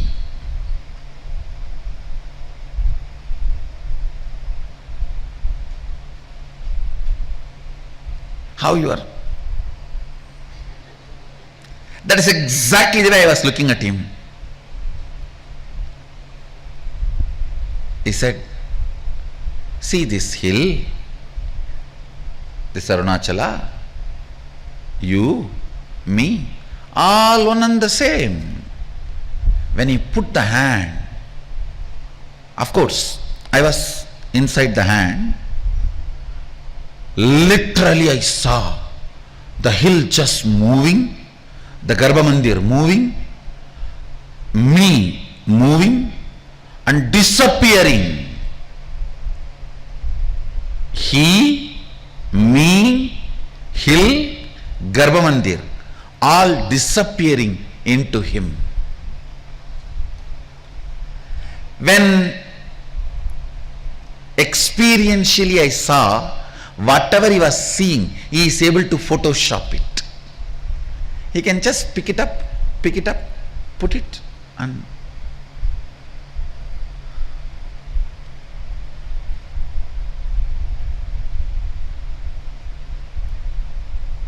if you say, I wanted to ask thousands of things and came to energization, the moment you hugged me, everything disappeared.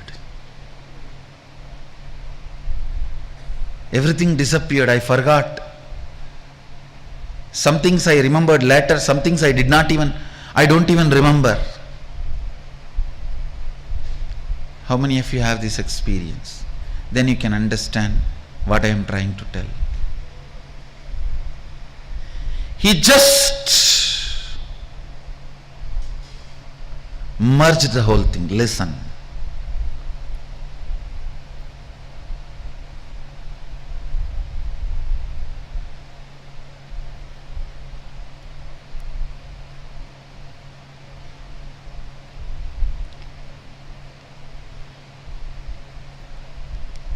Sadashiva made all of us in his sea.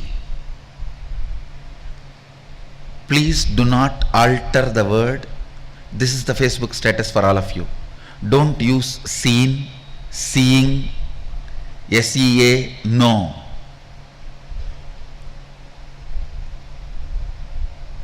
Sadashiva made all of us in his sea.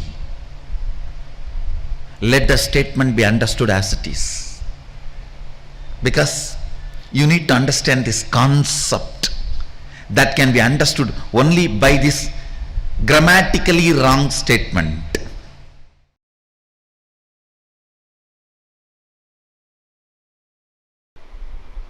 If you understand all the 5 aspects, generation, operation, destruction, delusion and liberation, you are made as an extension of Sadashiva. As I said, Sadashiva made all of us into his sea.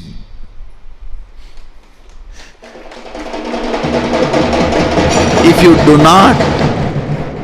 you do not understand all the 5 aspects and are able to grasp only this generation, operation, destruction, you made God in your mold. Be careful. Are you worshipping man-made God or living as God-made man?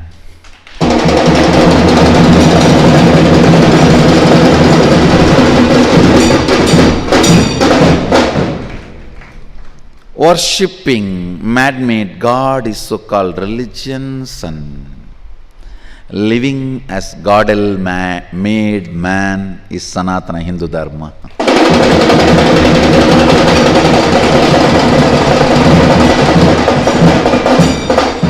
For Sanatana Hindu Dharma, the ultimate is not GOD, generator, operator, destroyer, no.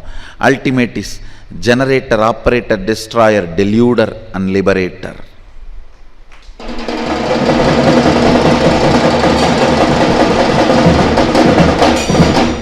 If you don't understand delusion, even your understanding about generation, operation, destruction is too shallow, too poor. If you don't understand delusion and liberation, you are only chatting with the God through the Facebook, and you will be thinking profile picture is the real picture. Most of the time, it is not. It is not. The real picture is what is in Aadhaar card, not in profile picture.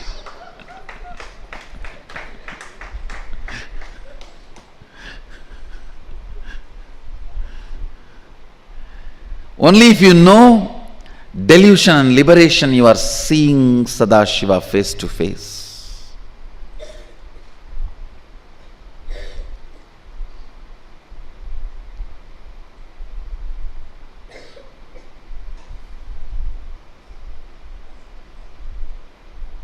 If not, it is like a relationship built through the Facebook, and when you see face to face, you will be shocked.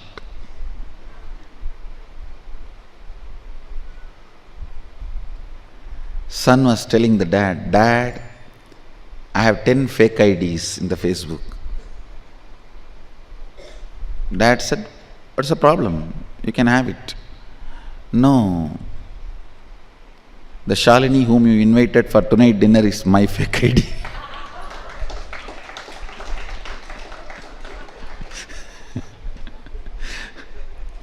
When you face Sadashiva directly, be prepared to face him. If you are living with the idea of just GOD without delusion and liberation, when you face him, this is what will be happening.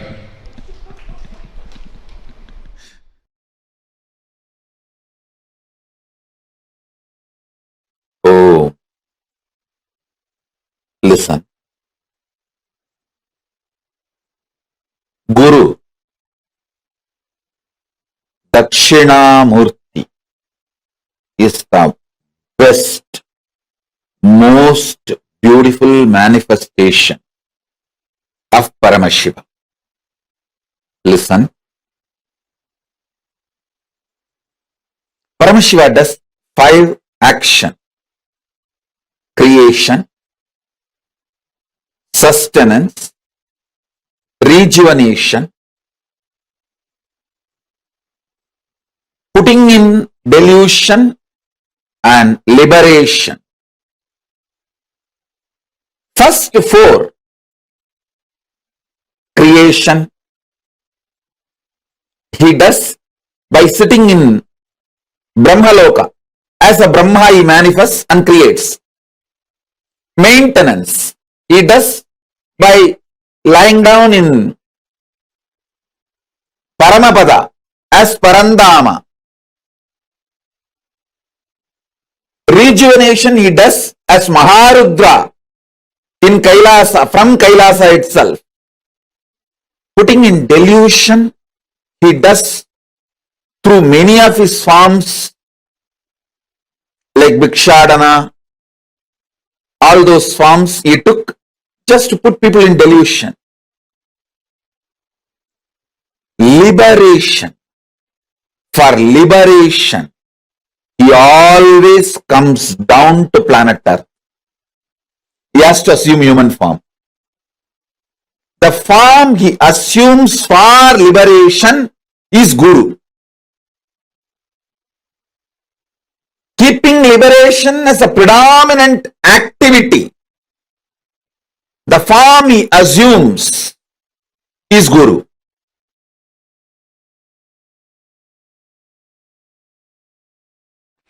From the young age, I was taught Arunachala Hill was not geography, it is biology. It's a living energy. I tell you, even now when I go to Tiruvannamalai, I don't wear slippers or shoes unless the body goes to too much samadhi and not the skin is not able to handle. Only then I wear. Otherwise, never.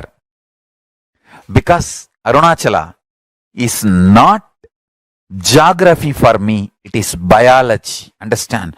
By and by, seeing, remembering. Now Arunachala is a living energy for me. It's living mechanism for me. This five is living for me. Ganga, banyan tree in Bididi, Arunachala, the Indra Vimana of Madurai Meenakshi temple, the Garbha Mandir, Sundareshwara's Indra Vimana. It can go to Kailasa any time and come back to Madurai any time.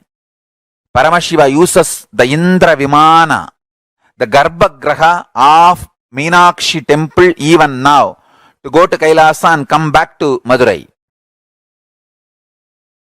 This five, Ganga, Arunachala, the banyan tree in Bididi, our Kalpavriksha banyan tree, and the Indra Vimana of Meenakshi Sundareshwara's temple. Fifth one, I will not tell now. I'll reveal later. These five are living for me. Understand? From the young age, I know how geography is biology. So I know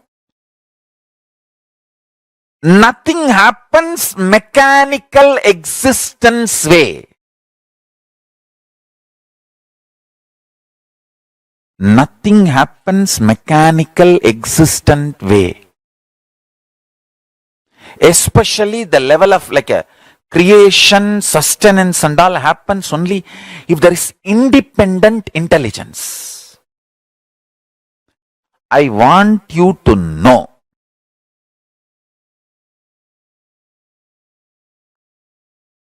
each of these phases, P-H-A-S-E-S, and phases, F-A-C-E-S, are independently intelligent, alive and supreme supreme, Parama. They are not bound by anyone or under anyone. They are all independent intelligence, Parama, coexisting with a beautiful experience of oneness. The Ishana face create liberation. Ishana face is liberation. Is not under creation.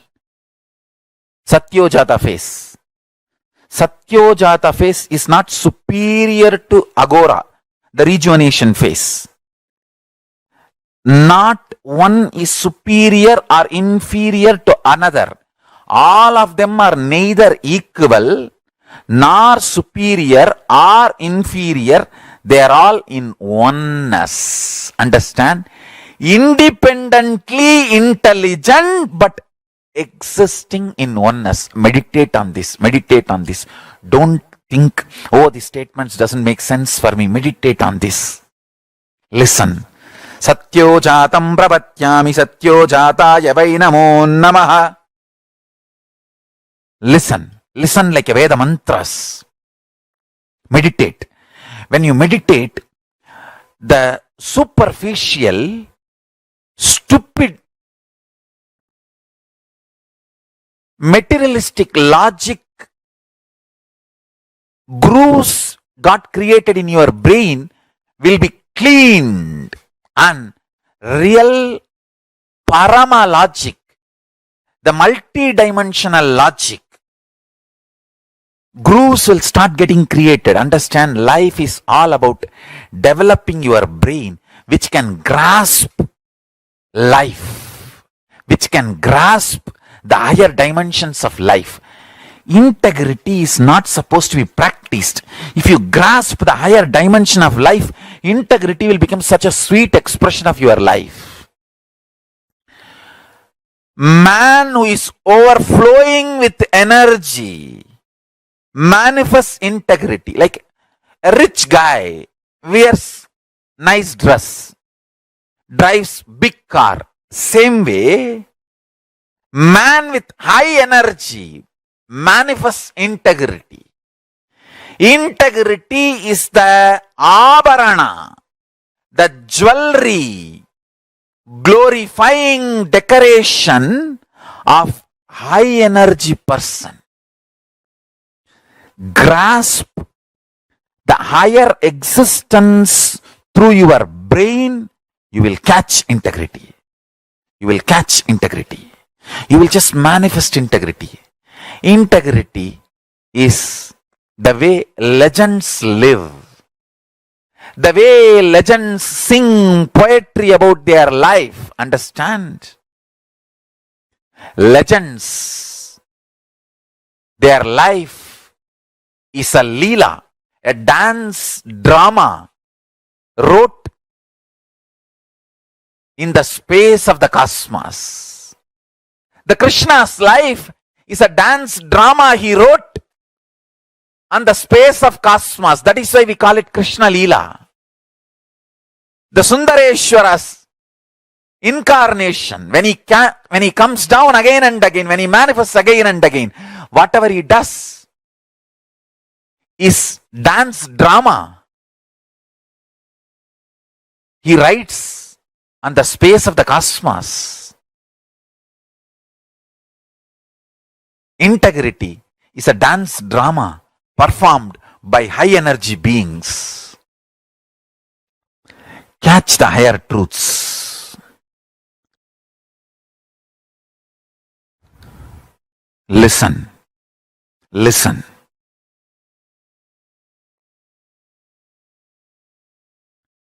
When you understand the creation, sustenance, rejuvenation, pulling out of delusion, liberation, secrets of these 5 actions, you can see very clearly how a cell gets manifested and sustained and gets rejuvenated, gets into delusion and pulled out of delusion and liberation.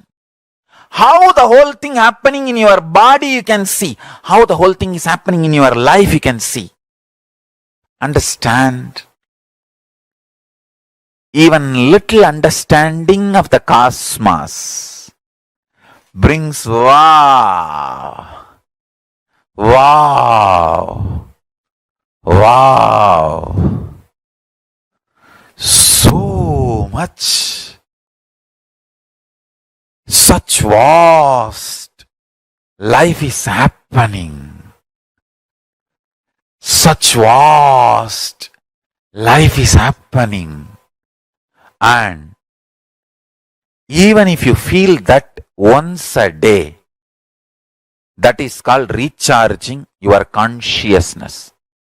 Even once a day during puja, if you feel that, wow, what a Paramashiva, what a guy is manifesting as my life in me. Just if you feel even once a day, 2-3 minutes, that's enough. You are done. Your life will be in such order. Such order. Everyday puja is like a recharging your consciousness. How you recharge your cell phone, your iPad, your computer, your electronical goods, same way recharging your consciousness is everyday puja, nitya puja.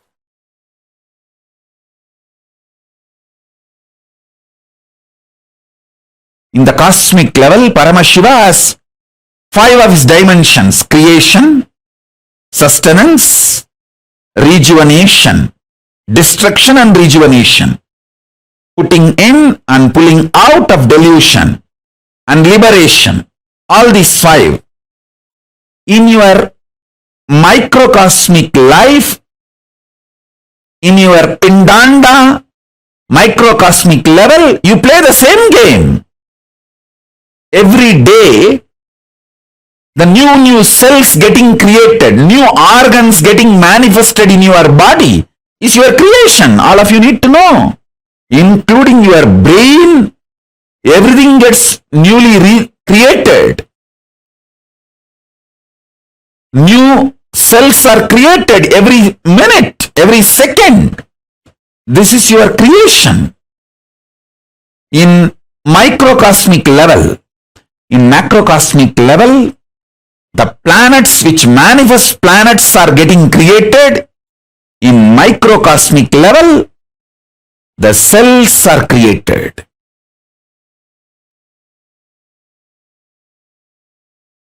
In the macrocosmic level, whatever is created is continuously getting sustained.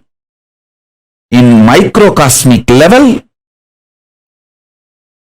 the body you create is getting sustained. The life you manifest is getting sustained by you. You continuously breathing, inhaling and exhaling, keeping you alive is sustenance, maintenance in microcosmic level. In the macrocosmic level, destruction, rejuvenation, samhara is black holes swallowing big bangs. In the microcosmic level, the old cells getting killed and new cells getting formed is rejuvenation, samhara. In your body, in your microcosmic level, pindanda level. Same way, in the Brahmanda level, the delusion is cosmos creating deluges, pralayas to rejuvenate itself, clean itself. I told you, this year, not just corona, There are so many other natural calamities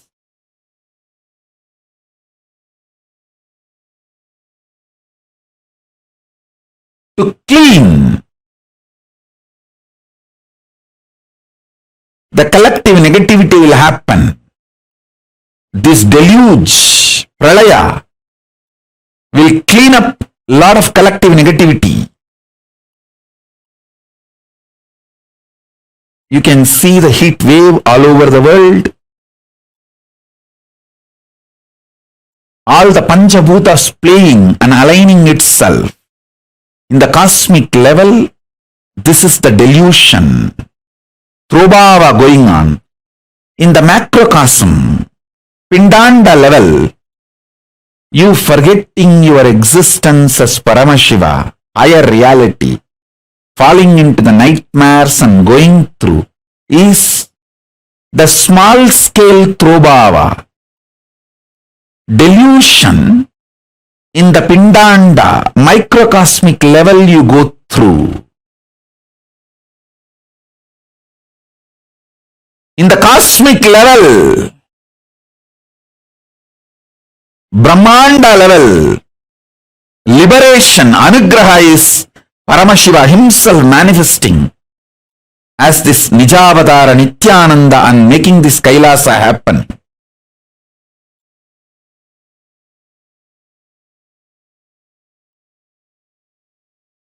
And guiding all the beings in microcosmic level, Pindanda level, you receiving these powerful cognitions and liberating yourself from all this deluge by holding on to the Guru's feet is the liberation happening in you. Understand, whatever is happening in Brahmanda, macrocosm, is happening in your Pindanda, microcosm.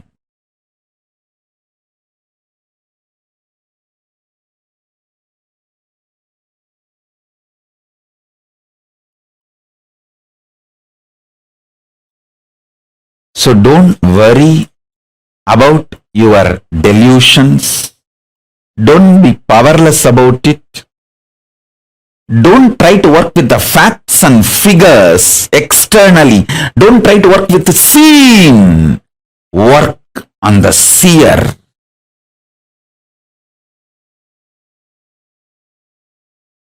Paramashiva's message directly from Sri Kailasa.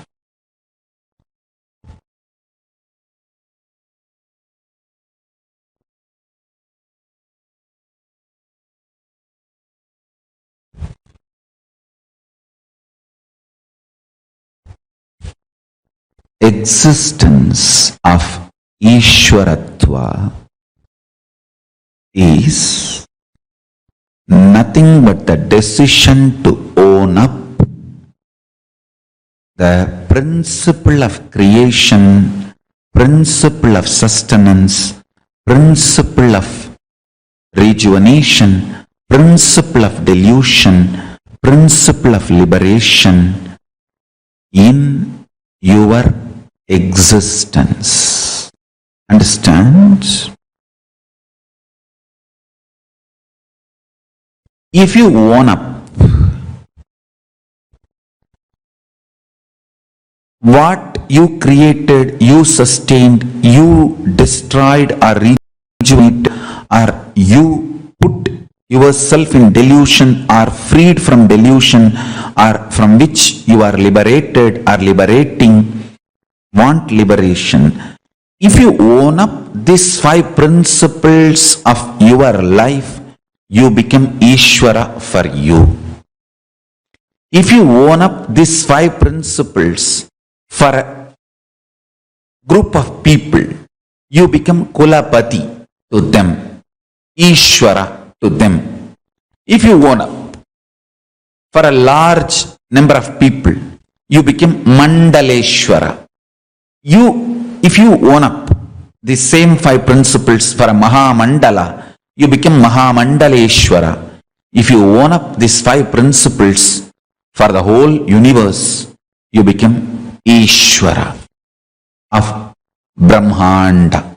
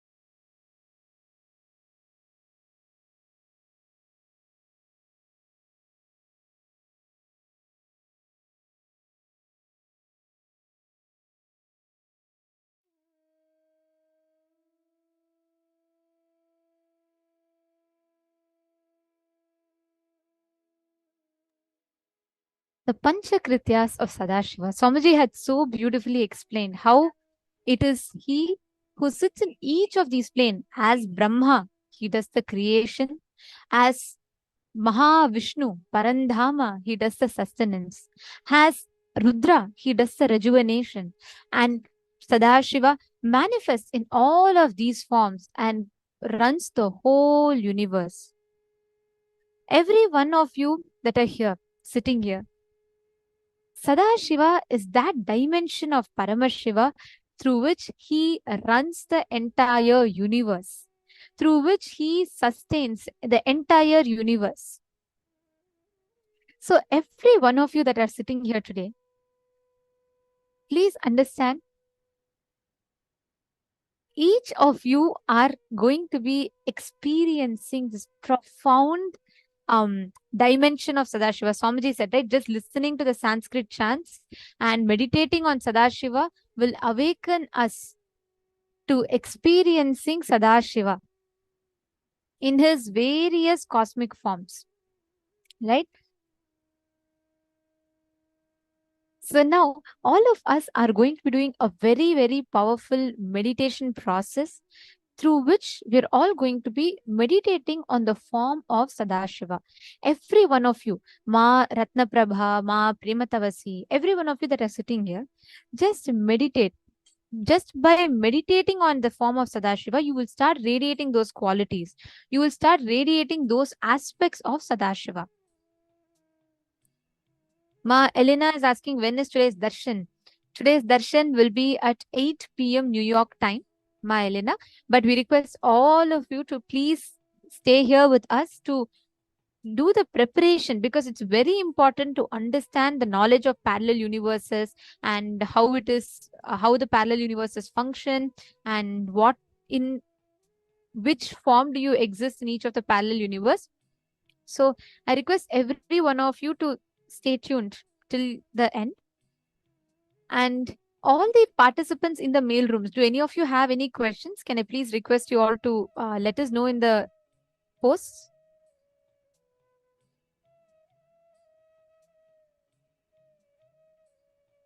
Okay, so now let us all enter into a very, very powerful meditation process where just by meditating on the form as Sadashiva, where he sits with 25 heads, 75 eyes, 50 hands, performing the Panchakrityas, Srishti, Sthiti, Samhara, Trobhava and Anugraha. God is not just generator, operator, destroyer. In Hinduism, it is God Del, putting in delusion and liberating. He performs all the Panchakrityas. And every one of you that are sitting here, we're all going to be experiencing this extraordinary, beautiful initiation. Now, just when you sit for the darshan, connect to Swamiji intensely, and each of you get ready to transfer yourself to the parallel universes, experiencing yourself in each of these. Ma Shivagami, Malaysia time, I think we'll have to calculate. It's 8 p.m. New York time, darshan. But Shivagami ma, just sit and prepare yourself through these sessions, because it is important. I can give you, even if I give you an most amazing laptop that can like support you to do the best video editing, everything, unless I teach you how to set it up and use it, it's of no use, right? It is the same way. You need to know the software, how it functions, what is parallel universe, and how do these parallel universe exist, why you should know. So every one of you that are sitting here, sit sincerely and listen to these revelations. And do this practice, sit through the day and learn each of these truths that Swamiji is revealing. Okay, now the next part we're all going to be doing is Swamiji told all of us to sit and listen to these description of each of these phases of Paramashiva. There's a phase called Satyojata. And through this Satyojata phase, Paramashiva as Sadashiva does the creation. There is another phase called Vamadeva, where he does sustenance. Next is Aghora, where he does the rejuvenation. And next is Ishana, where he puts people into delusion. And the last one is Tatpurusha, where he does the liberation. Now, each of these 5 phases of Paramashiva, Swamiji told 2 important things. He said one is phases, the physical phases. Second is phases, PHASES, phases, and FACES, phases, both. Both of these Paramashiva does as Sadashiva. So the Panchakrityas happens. Understand, each of you do the creation, each of you do the sustenance, each of you do the rejuvenation, each of you do the putting in delusion and pulling out of delusion, and each of you do liberation. When you meditate on these forms of Paramashiva, understand you will just experience such phenomenal aspects of you awakening inside of you. Ma Zing, Ma Joyce Liang, are you understanding?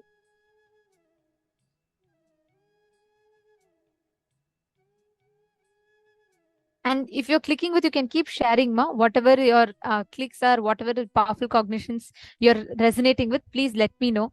We'd be happy if all of you could share your understandings. What are you clicking with? How are you connecting? How are you relating to what Swamiji revealed? If you all could please interact with us, then we all can, when as a group, we all listen, and when we all prepare together, it will really have a beautiful impact on the way we understand and the way we start experiencing these revelations. All right. Now, we are going to be doing a meditation. You will be listening to Swamiji himself chanting the Dhyana shlokas of each of these phases of Paramashiva. Listen very carefully. You're all going to be just meditating on that form of Paramashiva. Just sit and meditate. Swamiji will be projecting the picture of each of these forms. Swamiji himself will be chanting the Dhyana shlokas, the sacred chants that describe these forms to us. And listen to that and intensely connect, meditate, visualize that form of Sadashiva, and you will see those aspects will get awakened inside of you. Let us all get started. I'll now be entering into the meditation process.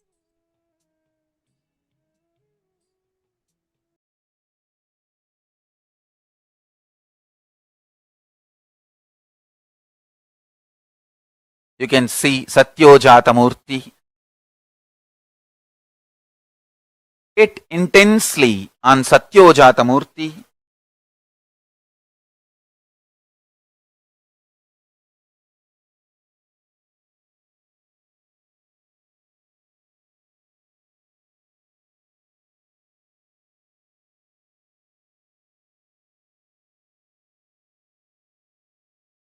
सत्योजातं प्रपद्यामि सत्योजाताय वै नमो नमः।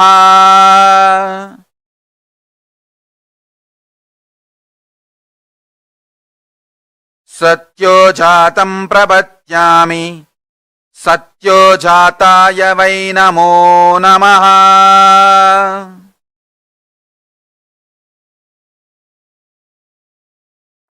भवे भवेनाति भवे भव स्वमाम् भवूद्भवाय नमः। सत्योजातं प्रपद्यामि सत्योजाताय वै नमो नमः। भवे भवेनाति भवे भव स्वमाम् भवूद्भवाय नमः।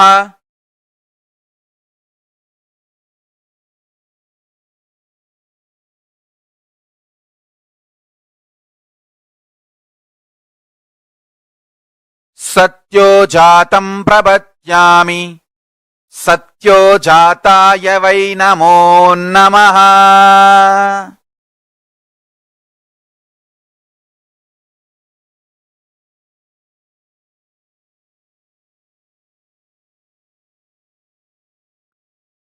सत्योजातं प्रपद्यामि सत्योजाताय वै नमो नमः। भवे भवेनाति भवे भव स्वमाम् भवूद्भवाय नमः।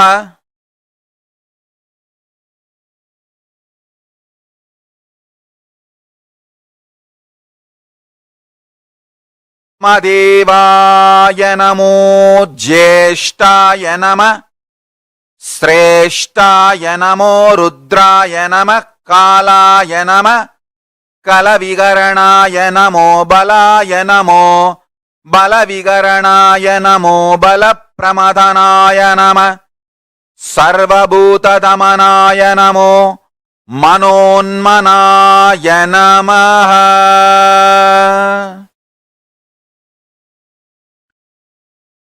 वामदेवाय नमो ज्येष्ठाय नमः श्रेष्ठाय नमः रुद्राय नमः कालाय नमः कलविकरणाय नमो बलविकरणाय नमो बलाय नमो बलप्रमथनाय नमो सर्वभूतदमनाय नमो मनोन्मनाय नमः।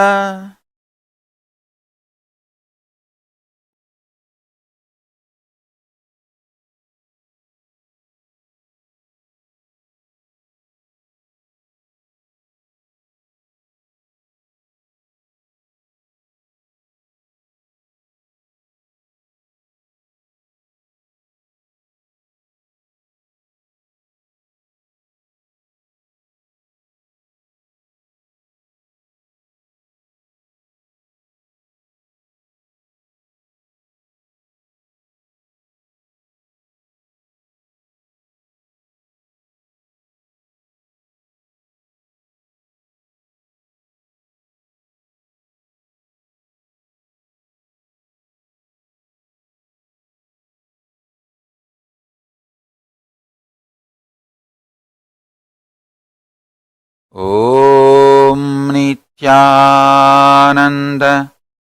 Paramashivoham. Vamadevaya namo Jyeshtaya namah Sreshtaya namah Rudraya namah Kalaya namah Kalavigaranaya namo Balaya namo Balavigaranaya namo Balapramatanaya namah Sarvabhuta damanaya namo Manonmanaya namaha.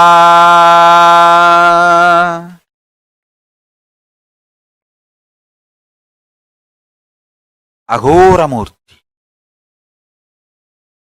Agorebhyo tagorebhyo goragoradharebhyaha sarvebhyo sarvasarvebhyo namaste astu rudrarubebhyaha agorebhyo tagorebhyo goragoradharebhyaha agorebhyo tagorebhyo agoragoradharebhyaha Sarvada sarva sarvebhyo namaste rudrarubebhyaha.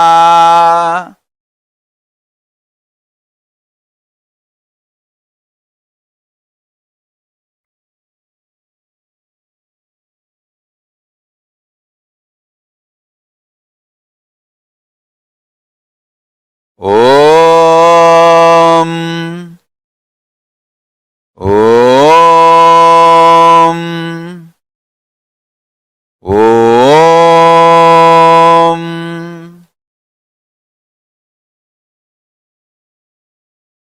Agorebhyo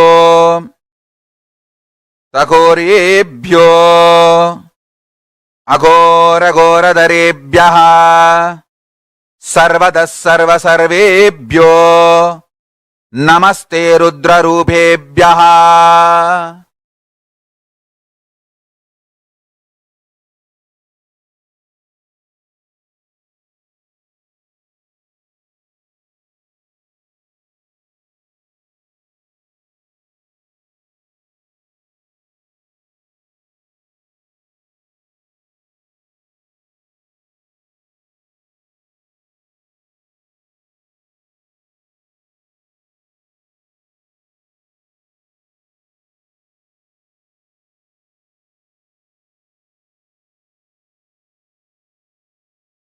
Agorebhyo tagorebhyo agoragoradharebhyaha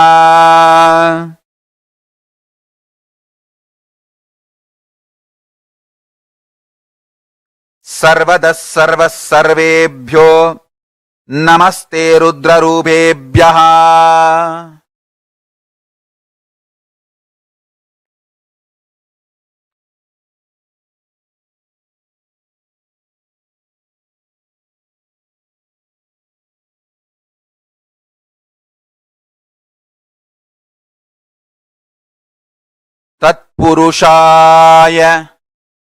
तत्पुरुषाय विद्महे महादेवाय धीमहि तन्नो रुद्र प्रचोदयात् तत्पुरुषाय विद्महे महादेवाय धीमहि तन्नो रुद्र प्रचोदयात्.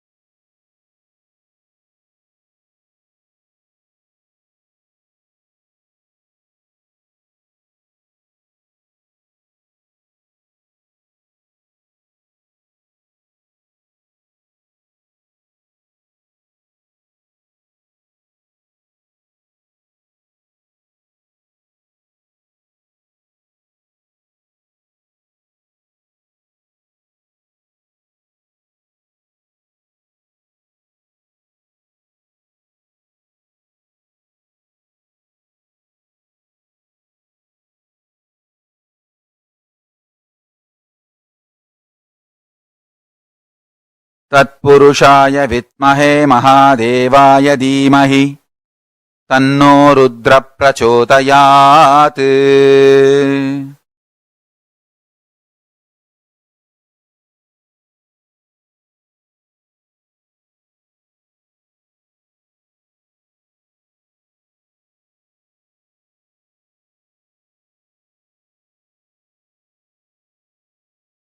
பூஜை வேண்டும் என்னாலும் அது மறைவேதம் சொன்ன சொல்லாகும். மதுரையிலே இன்று மன்னவனாய் கையிலை மலை தலைவன் நின்றான். தனக்கென தானே ஆலயம் கண்டு தனையே பணிந்தான் சிவபெருமான். பொன்னே தந்தாலும் பொருளே வந்தாலும் இறைவனை மறப்பது சரியாகுமா?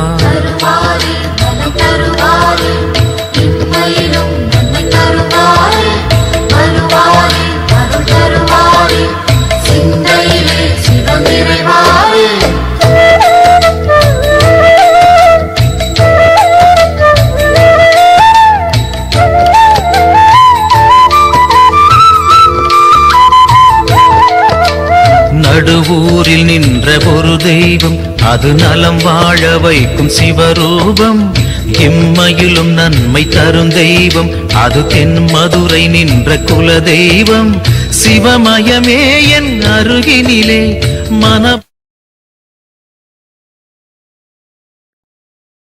ईशानः सर्वविद्यानाम् ईश्वरः सर्वभूतानाम् ब्रह्माधिपति ब्रह्मणोऽधिपति ब्रह्मा शिवो मे अस्तु सदा शिवोम्. ईशानः सर्वविद्यानाम् ईश्वरः सर्वभूतानाम् ब्रह्माधिपति ब्रह्मणोऽधिपति ब्रह्मा शिवो मे अस्तु स एव सदा शिव ओम्. सदा शिव ओम्. सदा शिव ओम्.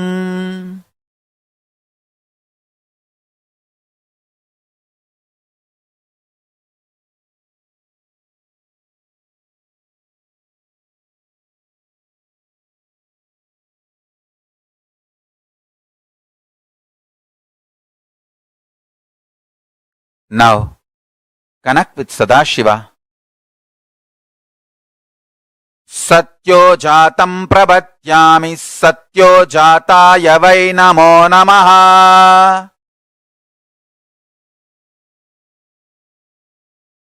Bhave bhave nati bhave bhavasvamam bhavodbhavaya namaha.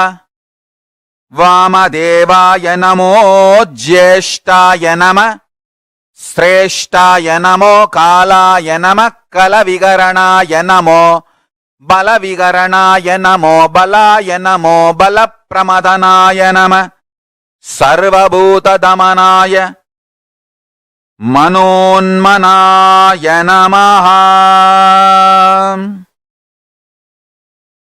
वामदेवाय नमो ज्येष्ठाय नमः श्रेष्ठाय नमो रुद्राय नमः कालाय नमः कलविगरणाय नमो बलविगरणाय नमो बलाय नमो बलप्रमदनाय नमः सर्वभूतदमनाय नमो मनोन्मनाय नमः.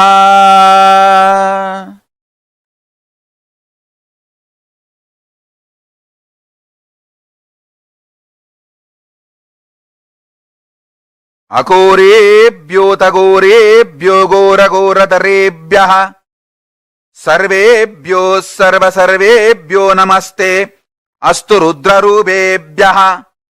तत्पुरुषाय विद्महे महादेवाय धीमहि तन्नो रुद्र प्रचोदयात्.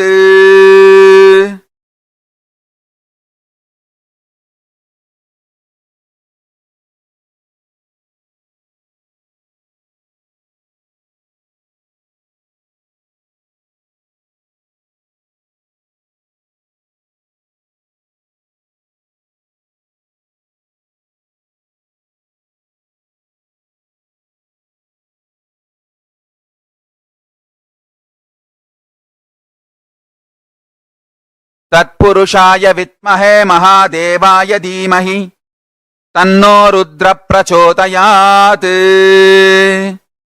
అఘోరేభ్యోత ఘోరేభ్యో ఘోరఘోరధరేభ్యః సర్వేభ్యో సర్వసర్వేభ్యో నమస్తే అస్తు రుద్రరూపేభ్యః. తత్పురుషాయ విద్మహే మహాదేవాయ ధీమహి తన్నో రుద్ర ప్రచోదయాత్. ఈశానః సర్వవిద్యానాం ఈశ్వరః సర్వభూతానాం బ్రహ్మాధిపతి బ్రహ్మణోధిపతిర్ బ్రహ్మా శివో మే అస్తు సదాశివోం.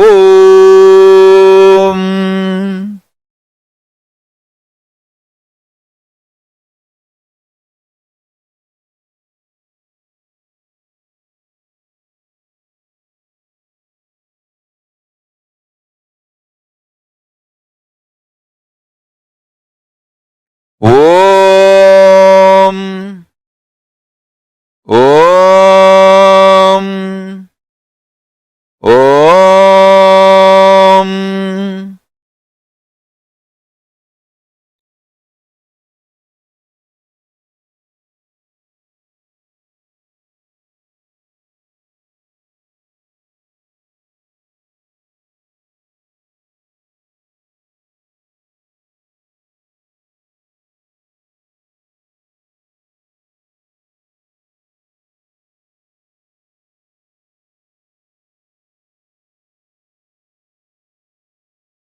ఓం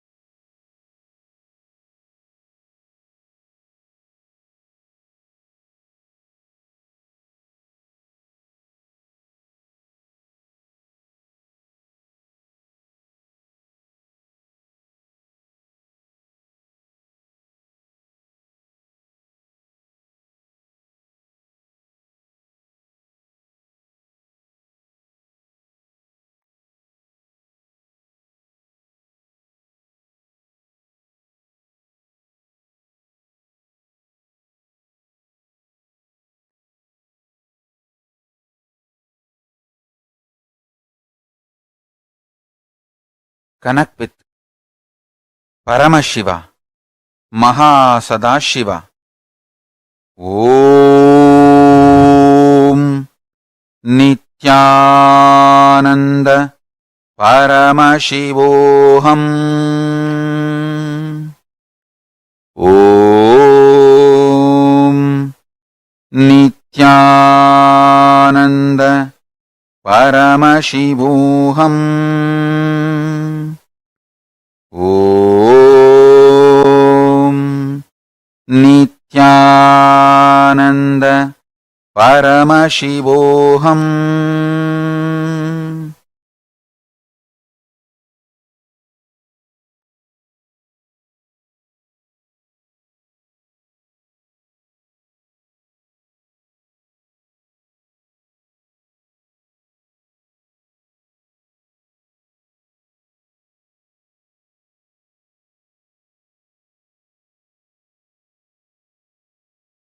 शृणुत ब्राह्मणाः सर्वे गुह्याद्गुह्यतरं परम्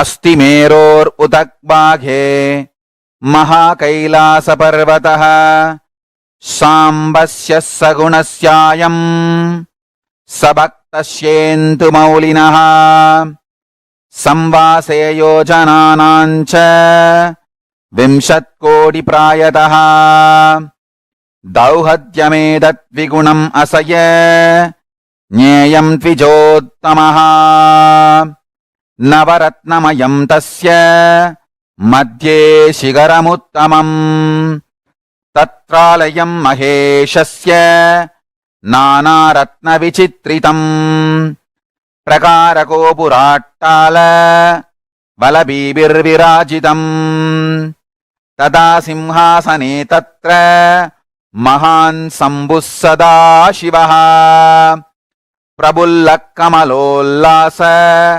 पञ्चविंशन्मुखज्ज्वलः धृतनानायुयोद्भासी 50करमण्डितः प्रफुल्लरक्ताम्बुजाट्ट श्रीनाभ्यां श्रीयुगपाज्ज्वलः विचित्ररत्नकसितः भूषणैरभिभूषितः अनेककोटिसूर्याभः परमानन्दविग्रहः अप्राक्तकृततनुः श्रीमान् लक्ष्यलक्षणवर्जितः यतो वाचो निवर्तन्ते अप्राप्य मनसा सह गंगाश्रयजटाजूट चन्द्ररेखा विभूषितः भस्मोद्धूलित सर्वांग व्यालयज्ञोपवीतवान् कपालमालाधारी च व्याक्रचर्माम्बरावृतः प्रतिवक्त्रं त्रिनयनः भक्तसर्वार्थसिद्धितः प्रसार्य दक्षिणं पादं कुञ्जयित्वेदरं पदम् अभयं चक्रचूले च डङ्गबाणौ भजे कट्कतोमरशक्तिश्च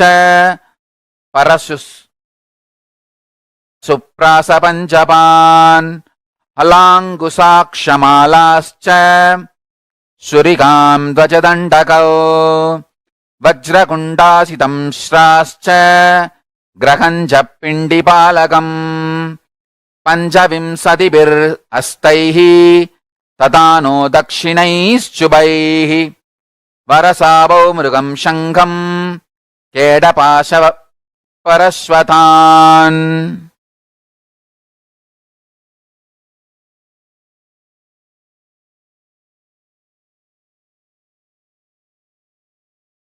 मुत्करं डमरुं गण्डां रुद्रवीणां च पुस्तकम् कपालमुण्डकट्वाङ्ग कुशुण्डीपरिधानभिः बालं भट्टसंवेत्रं कमण्डलूहुदासनौ कर्तरीं मुसलं पिच्छं पिप्रत्वामैस्तथा करैः महान् सदाशिवस्योऽयं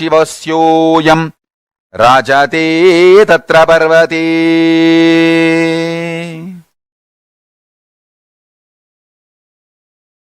ॐ नित्यानन्द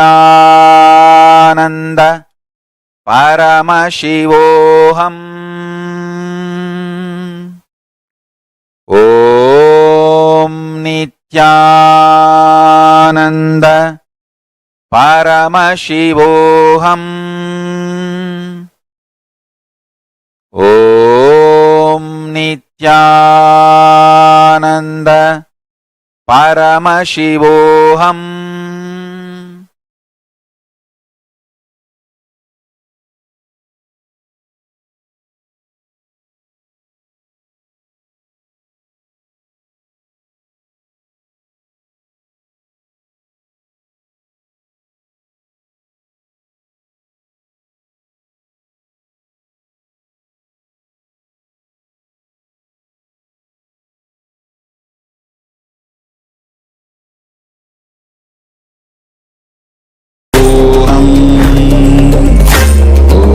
ॐ नित्यानन्द परमशिवोऽहम्।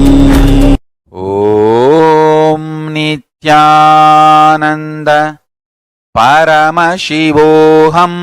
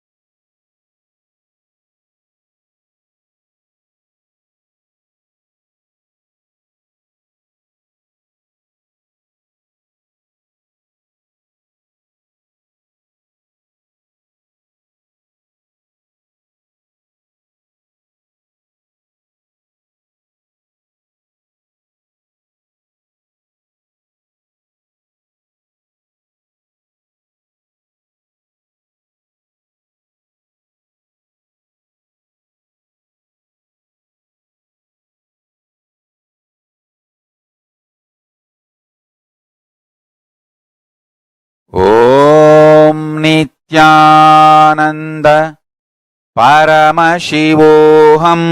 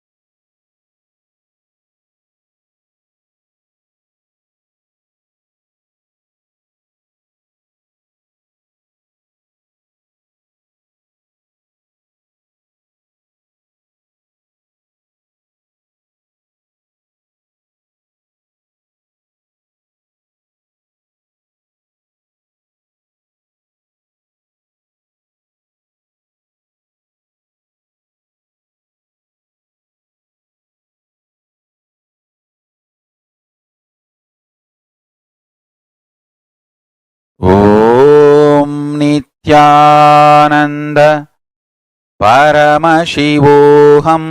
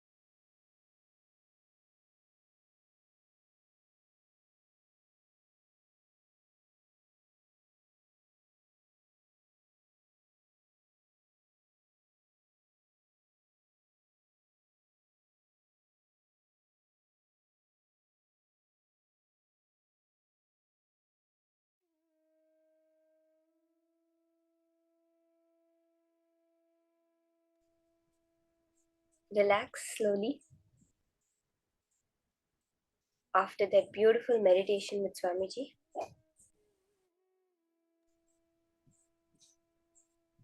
open your eyes. Now, in that space,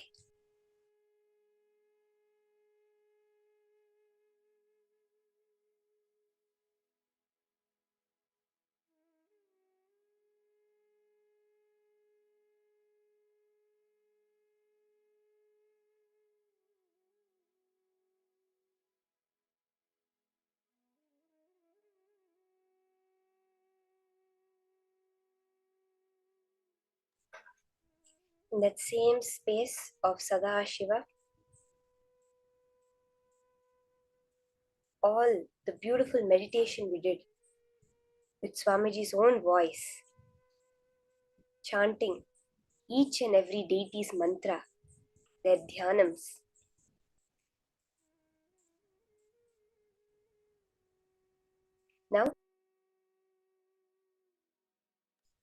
Now let's enter into the power manifestation session. As we did in the last round, we're going to be continuing this beautiful power of length dimension. So quickly pair up, partner up. You're going to be again quickly 3 minutes for each round. Let's divide ourselves into the Nitya teams and Ananda teams. So quickly, can we all form partners, please? In the chat, within the chat itself, just amongst each other, you can quickly form partners.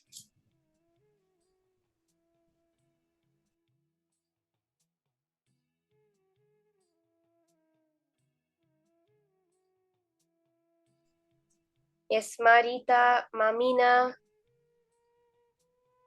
Ma Naumani, Ma Chetana, Madonna, all of you can quickly partner up for this round of manifestation. Just partner with someone else who's there within your room. You're going to be giving again maths questions. Choose. Okay, now there is going to be one person who's going to be part of the Nitya team, one person part of the Ananda team. Yes, Ma, Sonia. Just partner up quickly. Okay, Ma Chetana and Ma Donna have partnered up. Just, you can form partner. Choose one who's going to go first and one who's going to go second. Divide yourselves as the Nityas and the Anandas. Whoever is Nitya will go first, will be manifesting first, and whoever is Ananda will be giving the question first.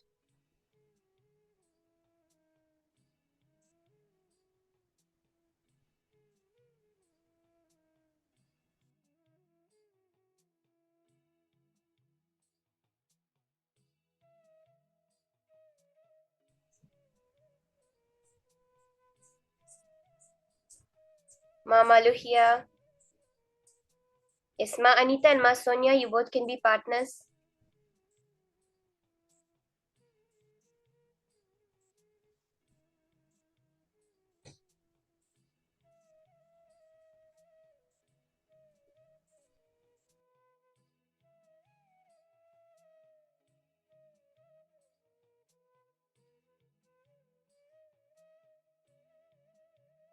Let's start.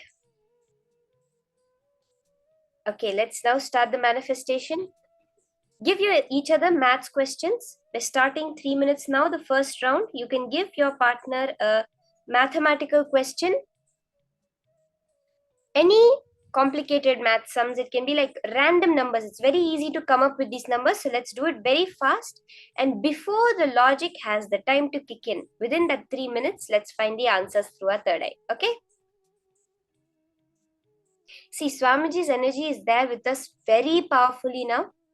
After that process, we are literally manifesting Sadashiva himself. So let's start. 3 minutes starts now. First round starts.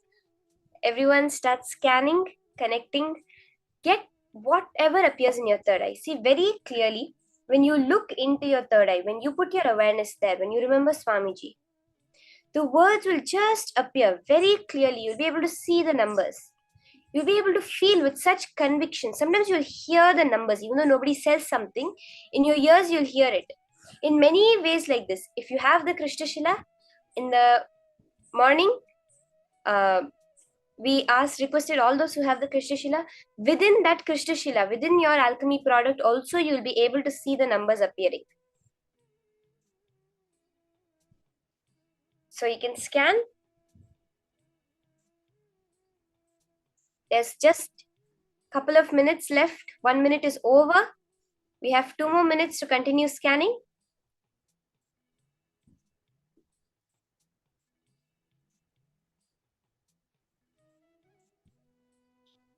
Whatever is appearing, the details, when you do the verification process, see where you have manifested. How many digits you have gotten out of it. You got the number of digits right. Whatever it is a manifestation. It is Paramashiva's manifestation. Because if you actually see the probability of you getting it, it's very low. This, what we manifest, is not probability. It is not fluke or luck. It is a pure science of manifestation. We are all connected to Paramashiva, to Sadashiva. That is what Swamiji had said. Understanding that we are God-made man. What we understand as us, it's designed by Paramashiva himself. So you can and you will manifest his powers now.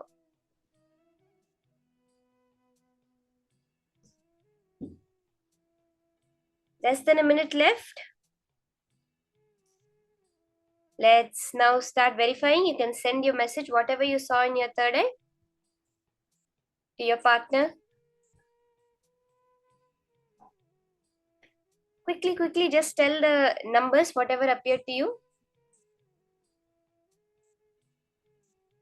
You can just share it with your partner now.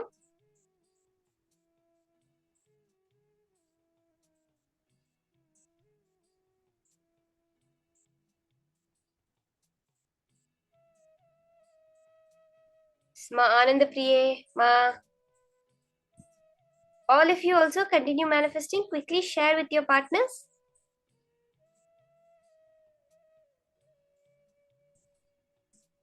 Okay, 3 minutes are up. Our 3 minutes time is up. Let's now switch.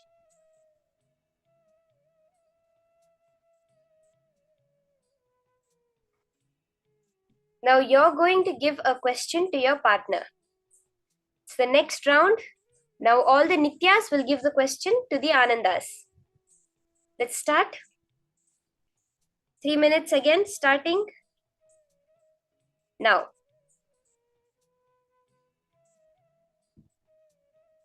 Ma Diana, you give, see this, we're doing many levels of this power. For this round, we are doing it just as multiplication, addition, mathematical sums. Okay? So very clearly understand this first level of power manifestation that we're doing it as mathematical sums, where you can give a random number multiplied by another random number and your partner is going to be scanning that answer. You go to calculator and you verify the answer. Okay?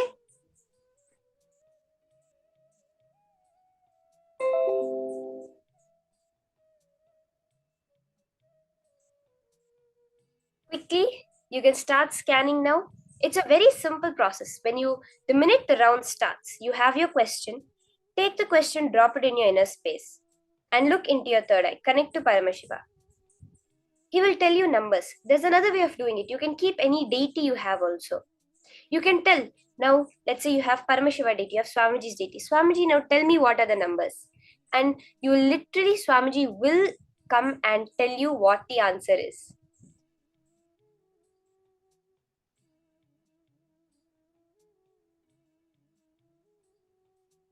Very nice, okay.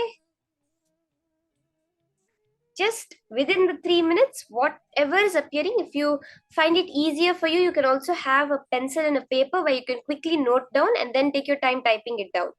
Or else keep the chat open and as you see it, just type it down. If you're seeing 7 is coming up, press 7. If you see 2 is coming up, press 2. Just as it is appearing, just press it and press enter once you're done.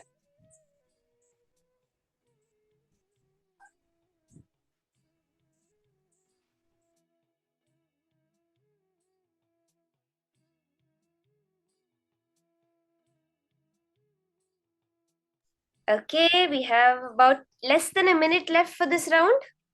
Let's verify our answers.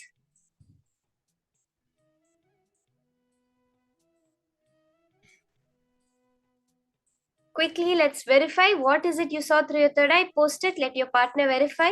You can also take a few seconds and verify it on your calculator, whatever the question was.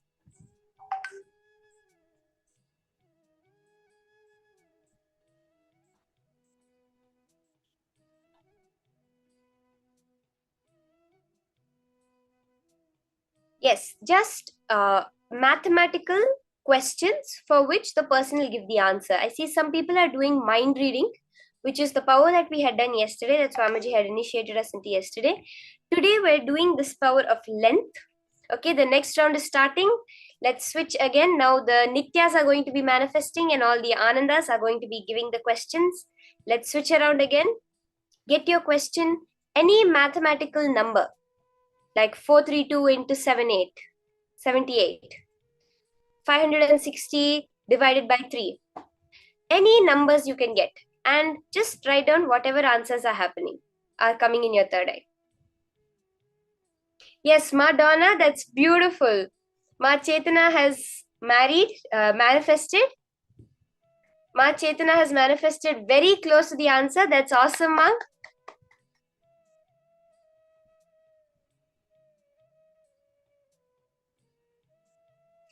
Every time you see the manifestation happen, the number of digits, the numbers you get right, just celebrate it and move on. The next round is starting. Now, another 3 minutes.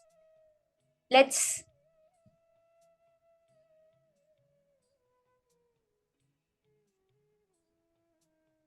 do the manifestation.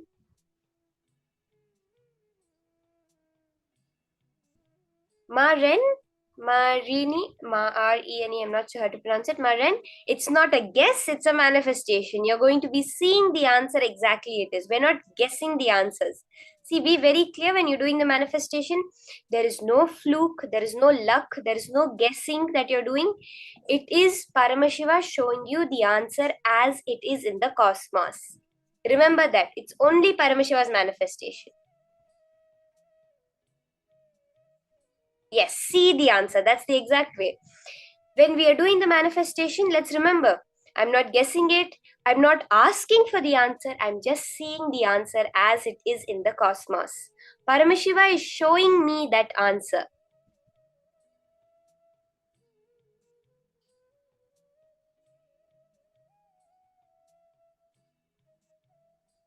About 1.5 minutes left for this round.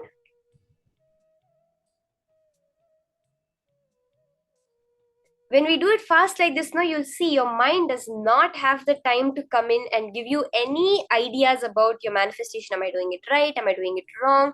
Oh my God, it's not happening for me. Don't give time for your mind to give you any ideas like this. Just go on, manifest again, manifest again, manifest again. One point that break will happen and it'll just become a science of manifestation for you.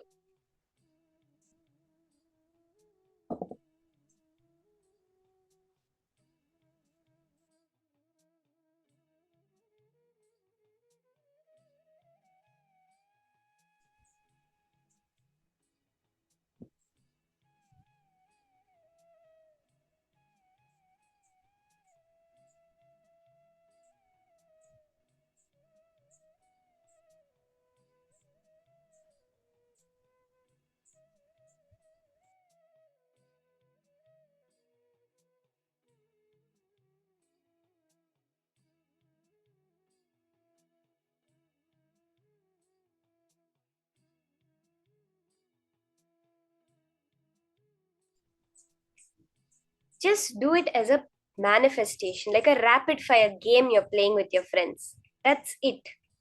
Let that, when you're in that space of joy, when you're not holding yourself tightly, trying to hold some identity, some idea that you want to project about yourself, when you just drop that in the fun, in the play, in the speed of your manifestation, that second Paramashiva will manifest. Okay, 3 minutes are over. Let's verify. You can send your answers in the chat. You can also just type it in your own calculator, verify your answers, and post if you've gotten it right. Let's start the next round. Another 3 minutes starts now. You can switch your partner, switch the other person manifesting now. Send a question.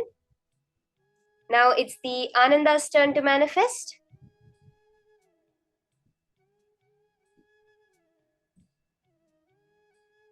Wow, Ma Chetana, you manifested again, so close. That's beautiful, Ma. That's awesome. Looks like you're clicking with this power a lot, Ma. Let's do it more and more. Very soon you'll see. In the way actually when we used to do the power manifestation in Gurukul, it was very simple. We would ask someone to sit and we would give them. Now they'd be when especially that third eye or even the length power, they'd be doing. Like when I used to do the manifestation, we used to take we have the Olympiads, the international Olympiads which happen. Those books we used to take, and they have multiple choice answers, so like A, B, C, or D. We would not even bother reading the question or bother reading the answer. We would see how many questions are there. Write down the number in our book. Just look through our third eye and write down A, C, D, D, E, A, B, C, C, D. Just quickly write down whatever we see in our third eye and then verify it. Most of the time we would get like 70 to 80, even 100% right, which has happened. Like out of 100 questions, all 100 have come accurately. We have neither read the questions nor read the answers. Just as our third eye said, we wrote down which of the multiple choice it was. Like that, do the power. Do not even try to bring your logic into it. Oh, it's these many multiplied by these many. It might be these many digits. No. The third eye shows, just write it down like that.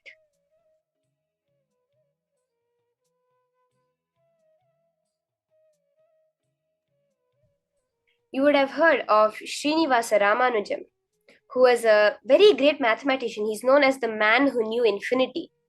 He very clearly says he has not done anything. He actually was kicked out of an accounting job because of his poor mathematics. His basics in mathematics were so poor that he was kicked out of an accounting job. But he says that in the sleep, or I just have a vision of Mahalakshmi, of Namagiri Tayar, his Kuladevata, his family temple's Devi. And she tells him, and he just tells it out like that. He just, whatever comes to him, he just tells it out exactly like that. Even when you're doing the manifestation, what your logic tells you has no place over here.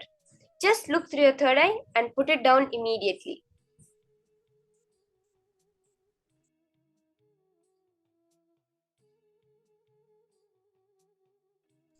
Okay, the next 3 minutes are almost over. Let's now verify. You can post your answers in the chat.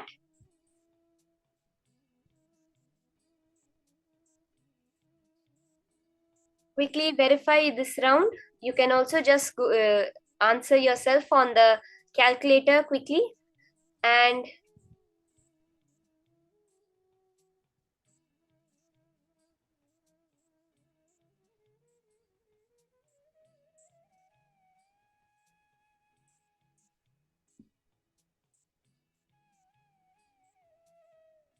let's switch around again.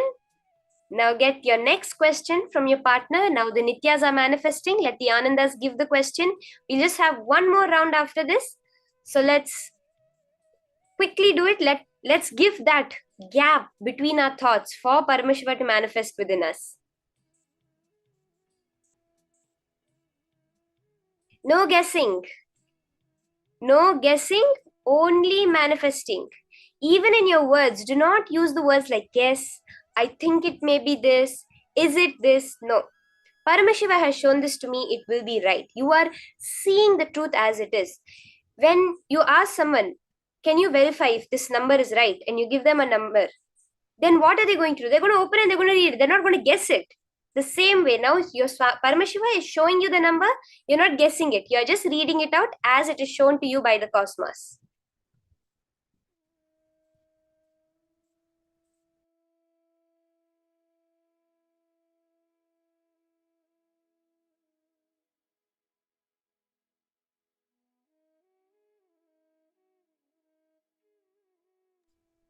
How? Because you are all created in Paramashiva's sea. You are all there within in his manifestation. So when you're getting that answer, it is only Paramashiva who's telling you that answer.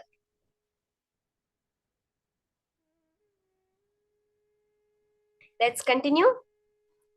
After this, we'll just be having one last round. So let's now open ourselves up completely for Paramashiva to manifest. Don't hold anything back.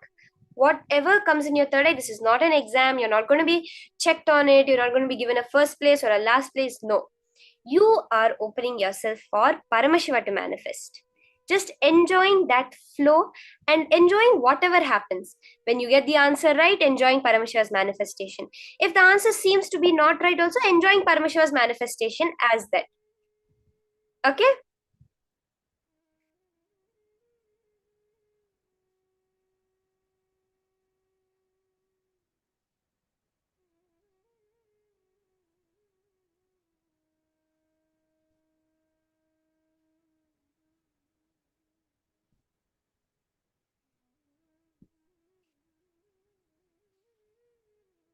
Just look into your third eye and type down the answer and send it.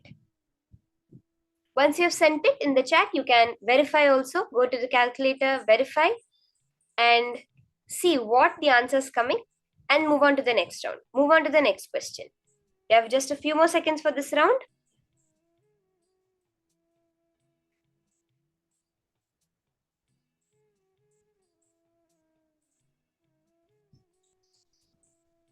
As you're doing, you can chant the Mahavakya, you can do unclutching, whatever is clicking, you can remember the beautiful meditation, that space. Just, it's all about bringing yourself to the present moment. That's all we're trying to do. Okay, this round is also done.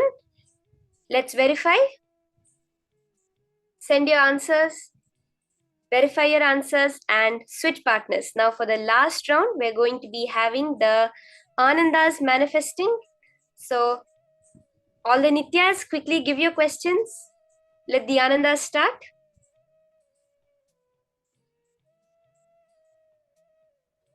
We're doing it very fast so that we do not have any time for the mind. That's what is constantly jumping between the past and the future. We want only the present moment. So when something is just startling us, or when we have a wow moment, a click, a powerful cognition, that's the moment we fall in the present. Now when we're doing it like this, we're just working towards that few seconds of being in the present moment without thoughts, where Paramashiva is allowing to manifest within us.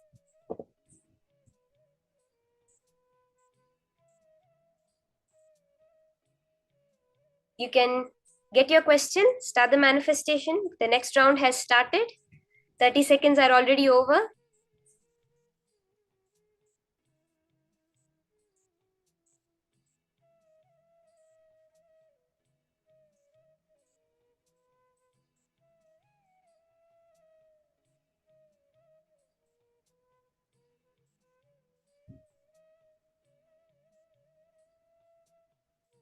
Okay, I'm seeing more manifestations happening. That's so wonderful. I think Ma Diana had manifested. I can't catch, the messages are running so fast. So beautiful. The more you do it, the more the manifestation has to happen. You know, in Satsang, Swamiji says, what's the solution? Someone asks, what's the solution for not manifesting? What technique can I do if I'm not manifesting powers? Swamiji says very clearly, the only solution for not manifesting powers is to manifest more, to work towards manifesting powers more. So if you feel, no, my power manifestation is not happening, what do you have to do? Sit and do more manifestation. That's all. Because this is Paramashiva flowing through you. It is not some work that you are doing, that you have to work for, that you have to try to do. No. It is he who is coming. All you're doing is relaxing. That's all. Just a minute more. Let's do this last round.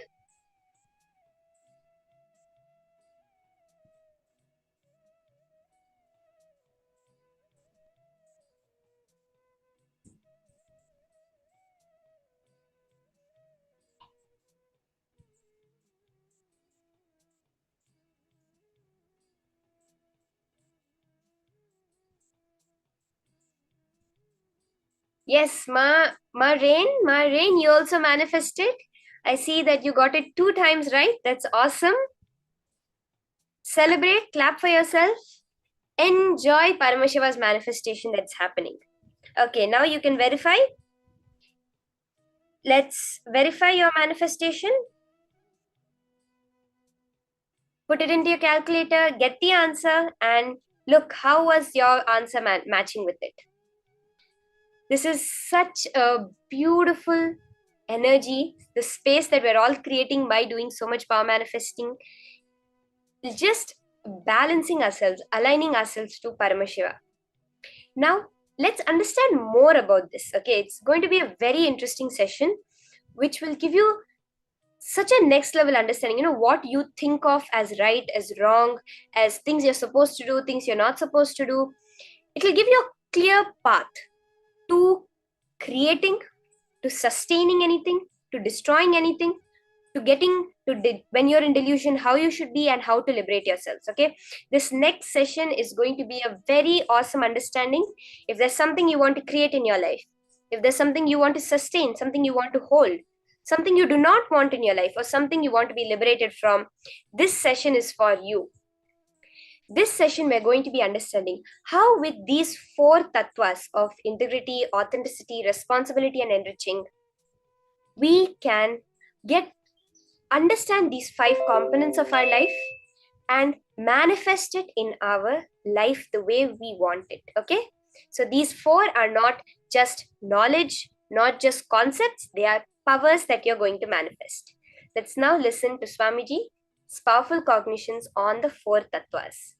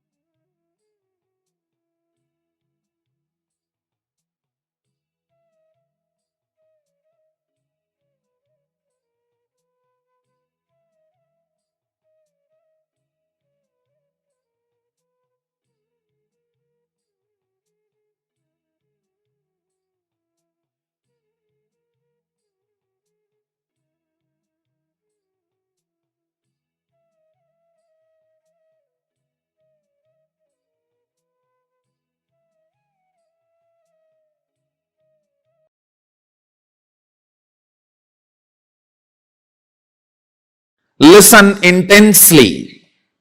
State of Sadashiva means complete completion, unclutched space, integrity and authenticity. All that forms the state of Sadashiva.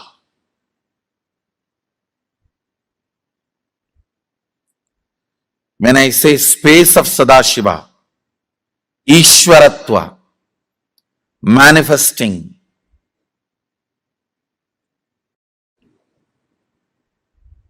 responsibility and being a leader for other beings, to move to the Sadashivatva. State means completion, unclutching, integrity, authenticity, all that. Space means being a leader, responsibility, enriching, causing, all this. Then comes manifesting powers of Sadashiva. Understand, when you decide to be leader and lead people towards Sadashivatva, Sadashiva empowers you with all his powers. Understand, when you exhaust your 2 hands, he gives you 1,000 hands. When you exhaust using your 2 eyes, he gives you 1,000 eyes.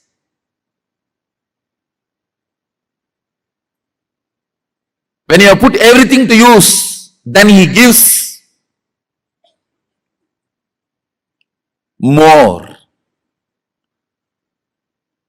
All power manifestation is for the sake of serving Sadashiva. When you lead people to Sadashivatva, you are empowered by Sadashiva with all the powers.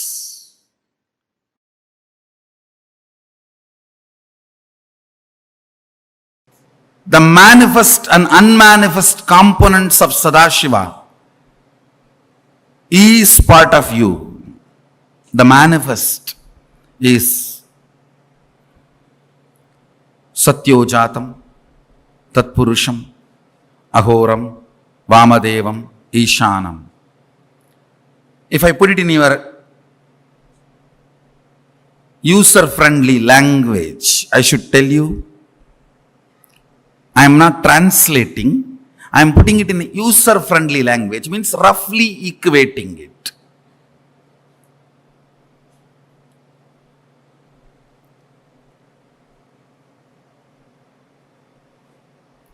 Tatpurusha, Ahora, Vamadeva,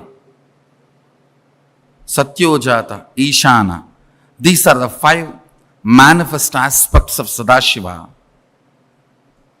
If I have to put it in user-friendly language, I should say creation, maintenance, destruction, delusion, and liberation. Listen. You go through all the 5. When you are in the mode of creation, if you add integrity, you will manifest Sadashiva's creation.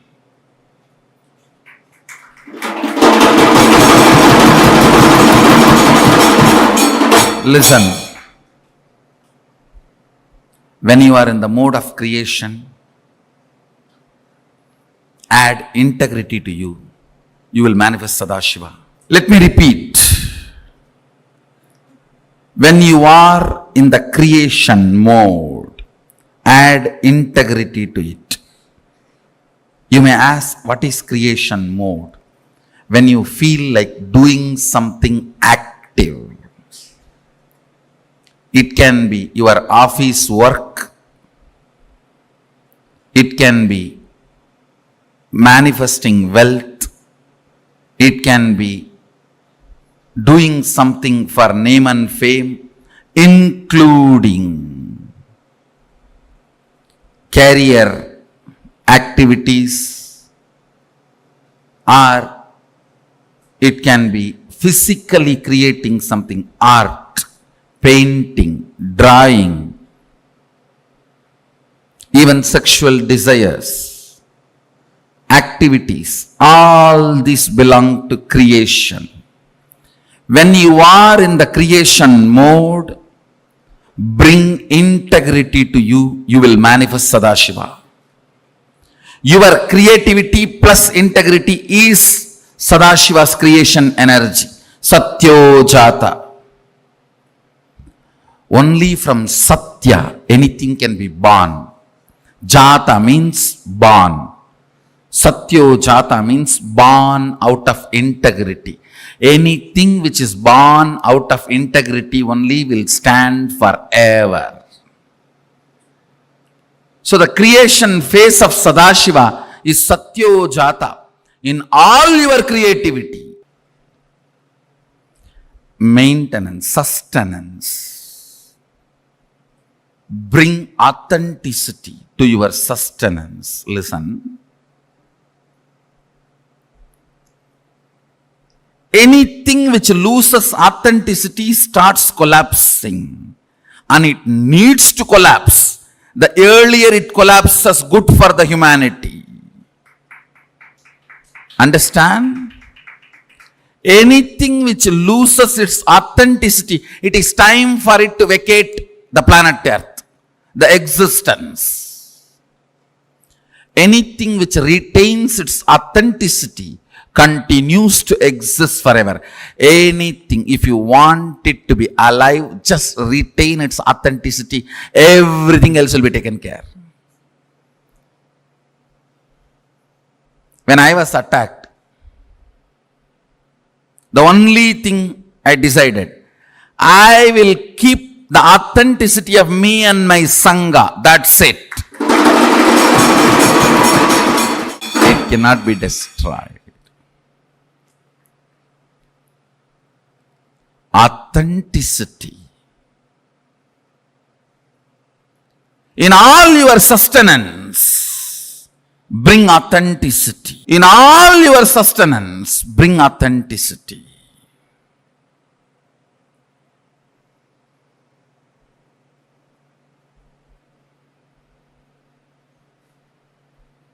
Whenever you are in a destructive mood, bring responsibility. Understand? If you feel responsible and destroy, it will always be the things needed to be destroyed. You will never destroy what should not be destroyed. You will always destroy what need to be destroyed immediately. With responsibility, destruction will be equivalent to rejuvenation, not just destruction.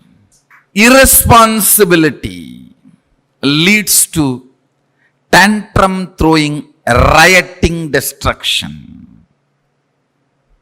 It may look like Kalabhairava and Kali run riot on the cosmos, but they know precisely where to put the leg and where to put the hand, where to put the sword. It is too precise. The precision is not even one cell this side or that side.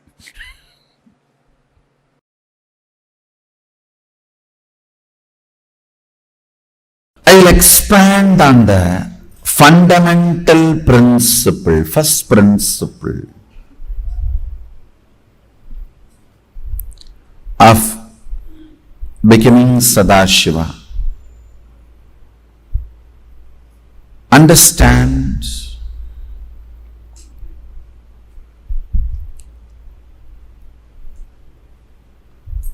the first principle of becoming Sadashiva is not moral. Understand? Before revealing the principle, I want you to know it is not moral, social, right, wrong. Right, wrong. I am giving you this as the first principle to have a superconscious breakthrough, becoming Sadashiva. Understand? It is directly from the revelations of Sadashiva. Vedas and Agamas are the revealed scriptures of Hinduism. They are not written scriptures. Please understand. Neither written nor compiled. Vyasa is only an organizer, not editor, compiler, writer. He is neither author nor compiler or editor.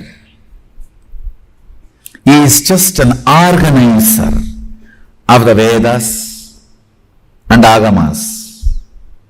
So listen, the first principle is integrity. It needs to be understood.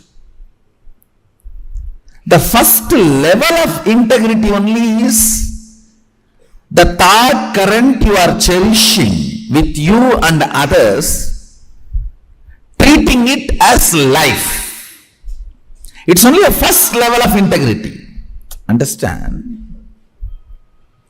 Understand the words I am using. I am not saying the word you give it to others and the word you give it to yourself. I am giving you the grace. The word you give it to others and word you give it to yourself many times is a spontaneous lie. I am even ready to forget about that. I am only saying the thought current you cherish. See, if I have to go to the detail of the word, sometimes people ask, what is time now? You may say 8:31. Who knows it is 8:31? Based on this clock we tell it's 8:31. So the word you give may be sometime right, wrong, false, true. So I am not even bothered about that.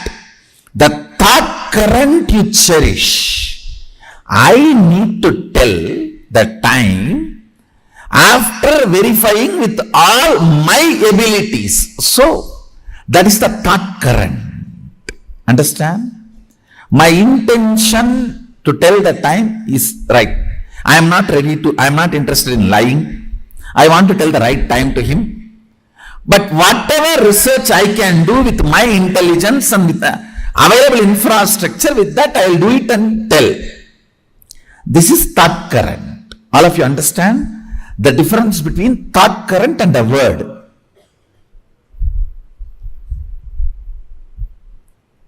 If I ask, is this camera recording? If you say yes, that is a word. The thought current behind that word is, so I saw there is a red light burning, which is usually, the red light means recording. That is why all the Indian married women wear that red light on the head. All incidents and conversations will be recorded for further quality training in the future. That's the meaning of the red dot on Indian married woman's forehead. All incidents and conversations are recorded for further training in future.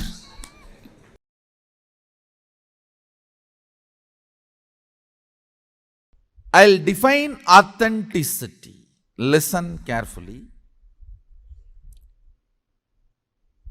Manifesting powerful cognitions is authenticity. I'll give you an example.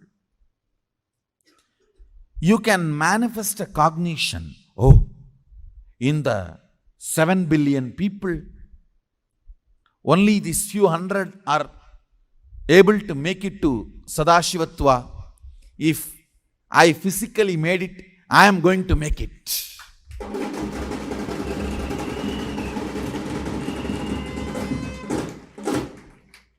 You can manifest this powerful cognition. If I physically make it, I am going to make it. Or you can say, I am not even able to come to morning yoga 3 minutes late. I am not even able to come to this integrity. How will I manifest powers? You can manifest that cognition also. Manifesting powerless cognitions is inauthenticity. Manifesting constantly powerful cognitions is authenticity.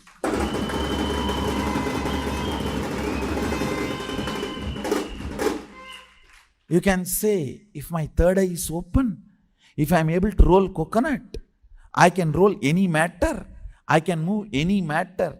Means my third eye is open. How did it get open? By connecting it to the universal third eye of Sadashiva. If I am connected to universal third eye of Sadashiva, then this whole universe, the whole matter is under me. From where you are, you can either go on making powerful chain, powerful links, and manifest powerful cognitions, or go on making weak links, weak chain, and powerless cognitions. Human being is a possibility to travel in both directions. if you are going to go on manifesting powerless cognitions every day, you practice inauthenticity. If you go on manifesting powerful cognitions every day, you manifest authenticity. That's all. Authenticity redefined. Understand?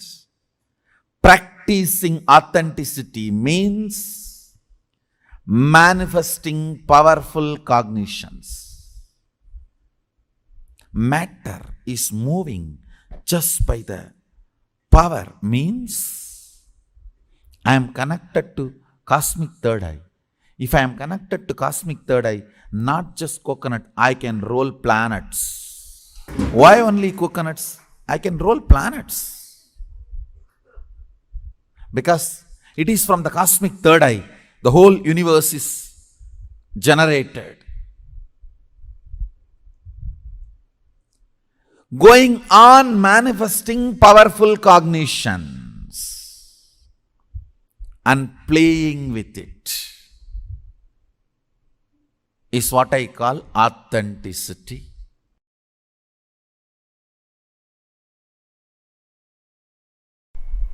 Fundamentally, the purpose of the life, not just human life, is to manifest Pindanda to Brahmanda, macrocosm to microcosm,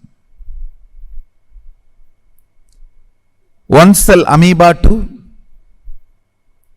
Mahasadashiva. See, whichever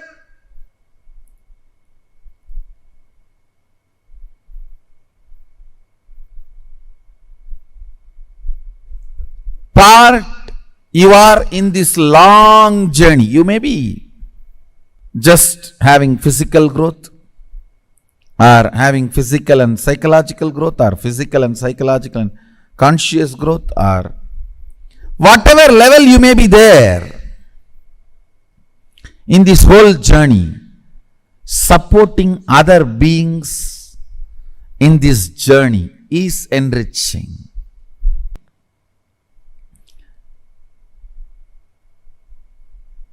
Wherever you are in this long journey, helping others, enriching others is a spiritual practice. Causing others reality is a spiritual practice. Even in life,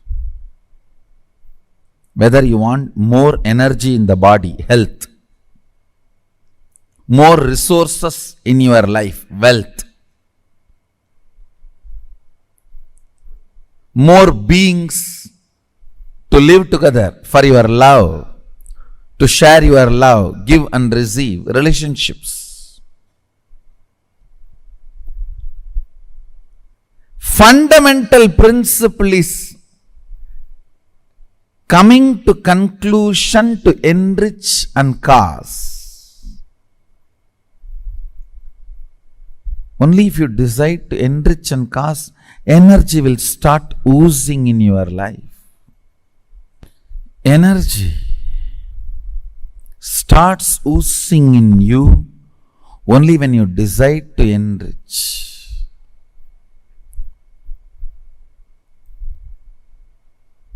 It expresses as health, it expresses as love, relationships, it expresses as resource in the life, like wealth.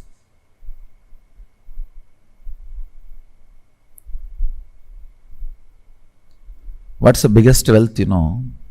Ability to relate with a large number of people with love is the best wealth you can have, which will never leave you. Understand? There is only two ways you can be wealthy. The organic way of wealthy is ability to relate with multiple people with energy. I am very simple, straightforward villager. You are a being for me, not number. So I'll attend to each one of you and cause your reality. That's all. I'll be Sadashiva for each one of you. You don't need to come to me because I was Sadashiva for somebody else. If I am Sadashiva for you, come to me. So I'll be Sadashiva for you. The essence of today's satsang. Essence of today's satsang is I'll be Sadashiva for you.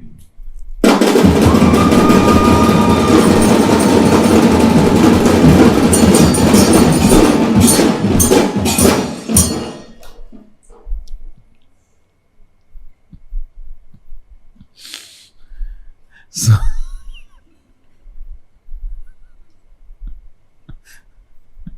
I bless you all. Let's all radiate with integrity, authenticity, responsibility, enriching, causing, living Shuddhatvaita Saivam, Sadashivoham, the eternal bliss, Nithyananda. Thank you. Be blissful.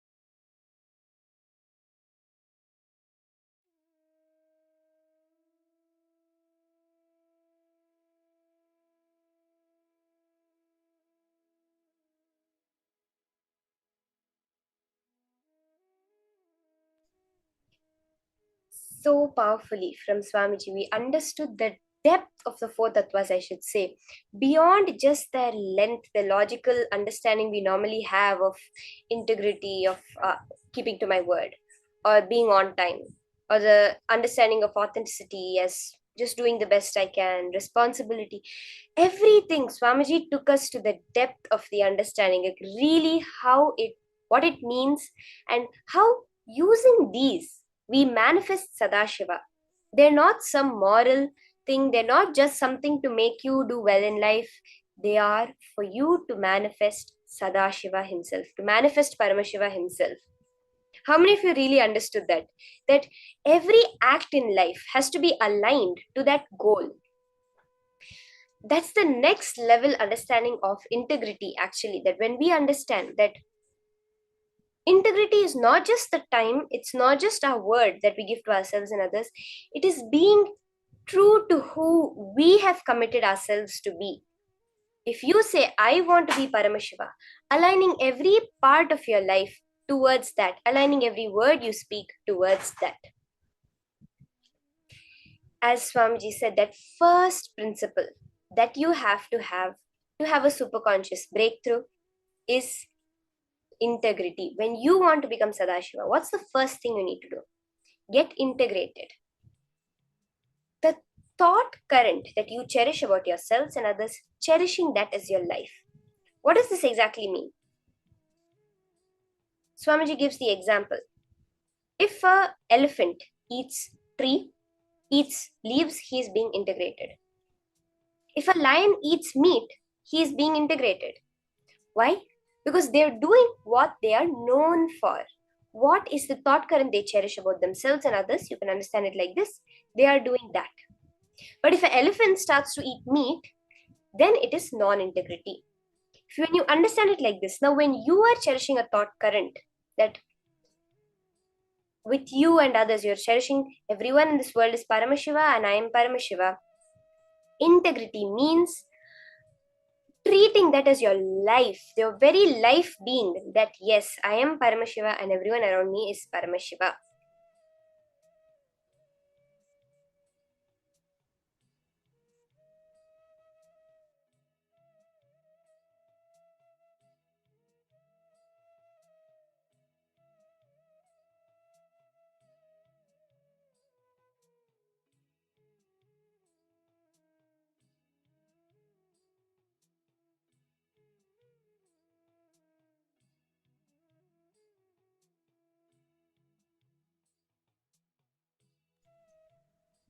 As Swamiji had given the example, Swamiji gave us the very beautiful example of what integrity is.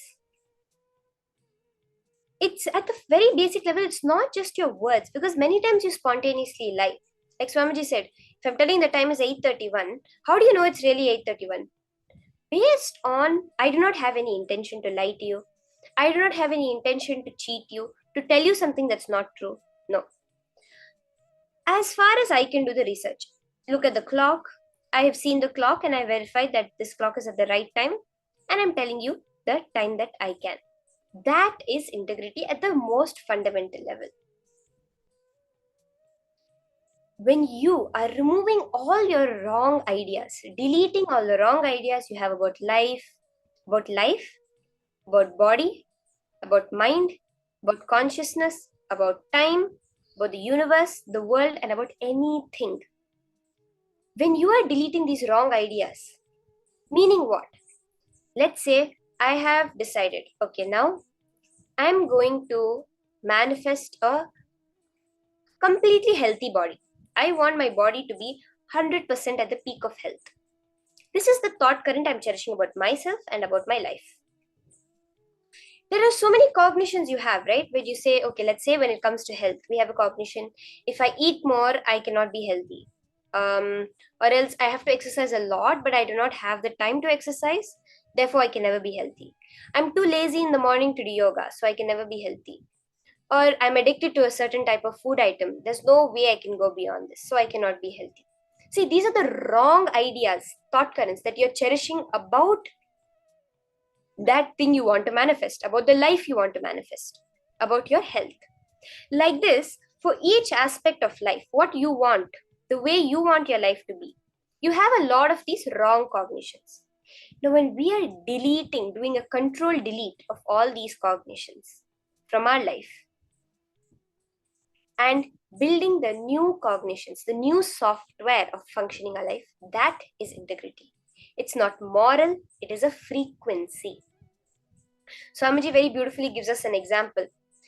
when you, let's say you, a fruit is getting rotten, if it's 20% rotten, you can cut out the 20% and eat the remaining 80%. But if a fruit is 99% rotten, you're not going to be thinking about that time, oh no, this is a Kashmiri apple, this is a California orange. These are the exact words Swamiji uses. He says, you can't think about those things when you have it. You just have to throw the whole thing.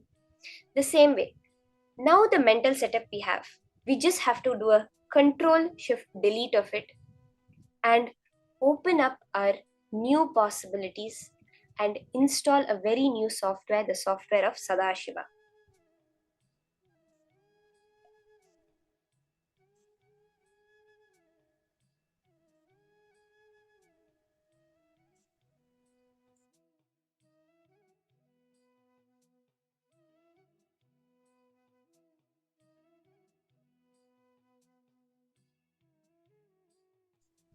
Now, for this power of integrity,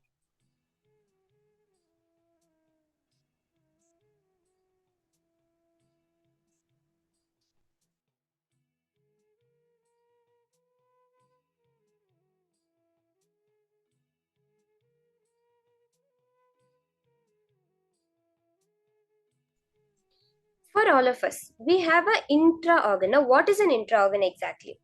We understand internal organs. You have your heart, kidney, liver, esophagus, your eyes, your external organs, you have internal organs. Like this, you understand what internal organs are. Swamiji reveals about intra-organs. These intra-organs are very much physical parts of you. They are a part of you, but they're not physical. Like, we cannot understand them as another organ. They are at a more subtle level, but they are there in every being. So there is one intra-organ called Vak. We understand about the intra-organ called the third eye. We have the pineal gland, and the pineal gland, which is the organ in our body, gets calcified when we take fluoride. Now this intra-organ that we call Vak gets calcified by all the lies that you have uttered since you started your life. Meaning what? Not just your regular lies, lies which you have told knowingly, lies which you have told unknowingly, spontaneous lies, all of these considered as the lies that you have told. Now, two things are there for getting into integrity. So now have you understood why integrity is important? Can you all just post, why do you think integrity is important? Take a few minutes and post, why really do you think integrity is necessary? Ma Christina, Ma, did you listen? Ma Christina channel Serato?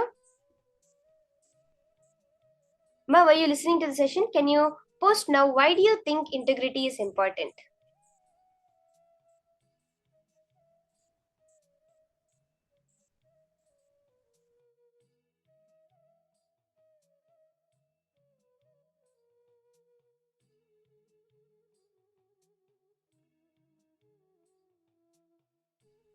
All the participants, just post, why do you think integrity is important? Yes, Ma Kalyanavati, Ma Chetan, all of you, just post a minute telling me, why do you think integrity is important? I just want to understand if you've all grasped what is the necessity of integrity.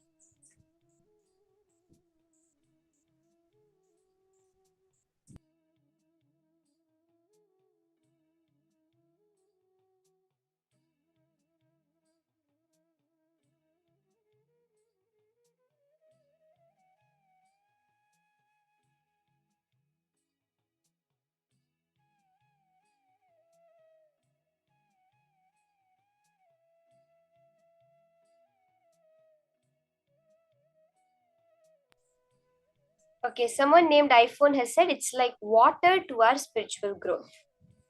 Okay. More details. What do you understand? Why is it so necessary for our spiritual growth? Even then, how does it? What's the exact science behind it that Swamiji had explained? Ma Sonia, Ma, what do you understand? Why do you need integrity?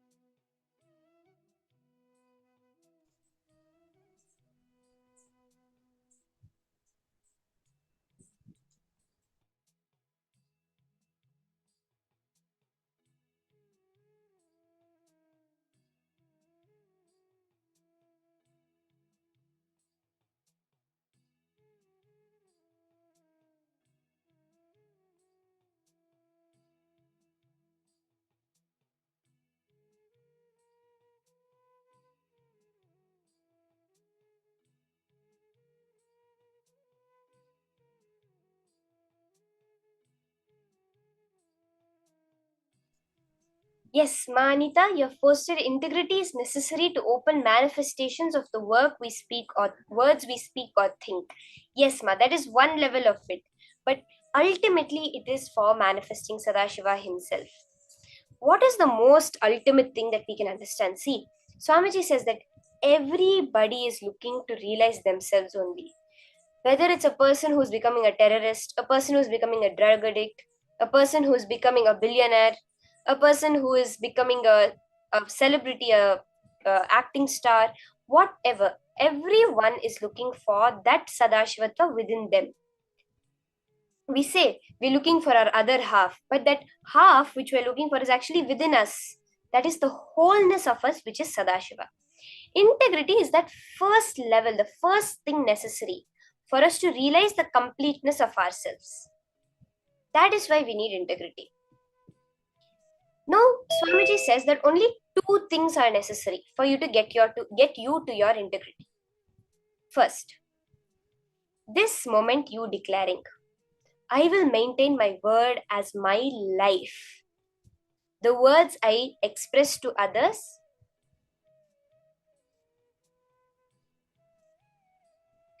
or words I cherish inside, those I will treat as my life. This is for the future.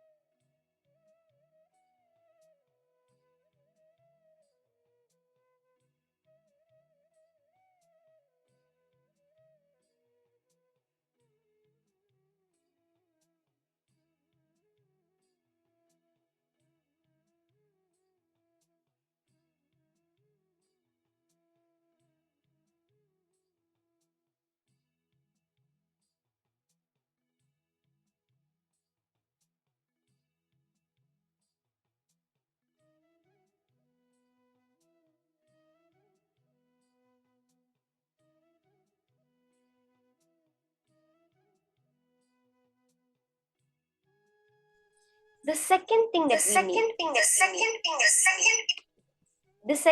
that you need to get into integrity is the past that we have done. The past decalcification needs to be cleaned. So there's two things. The future, which is you now declare that hereafter you will no longer entertain your past. And then you have the future, which is that from now onwards, I will treat my words as my life. Literally, how you treat your very life, how much you do to protect your life.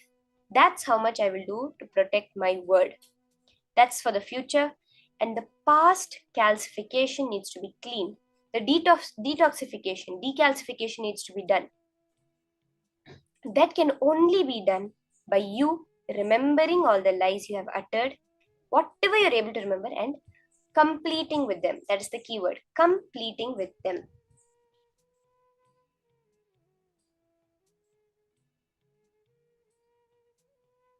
Now, that's the process we're going to be doing, okay? Very important process. Why? You want to manifest your reality. You want the world to work as you want it to work at the very basic level. So that's what we're going to be doing now. decalcifying this vak, this intra organ called the vak within our throat, that is completely now covered up, not able to manifest due to the lies we have uttered.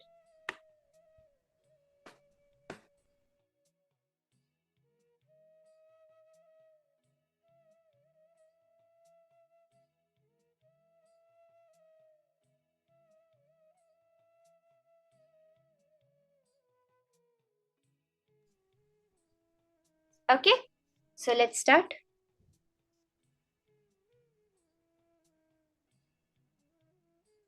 Let's start this process. Look into your life. List down all the words, promises, commitments that you have given to yourself and to others which you did not honor and fulfill, or withdraw, and thereby did not restore integrity. This is the first step. Look into your life. All the words that you have given, it can be as simple as you told your friend you would meet her you would call her up in a couple of hours and you did not do it. But you never told her, I'm sorry, I didn't pick up your call, nor did you call her. Something as simple as that, or to something as big as you gave the word to your boss that you would complete a project, you did not do it, nor did you complete with him, nor did you withdraw it saying, I'm sorry, I will not be able to do it. Any word that you have given to yourself, you would have given to yourself how many times? I will make sure I do morning routine hereafter. But you did not fulfill it. Any word that you have given to yourself or to others, you did not honor and fulfill, or you did not withdraw it, did not complete it. Start the process.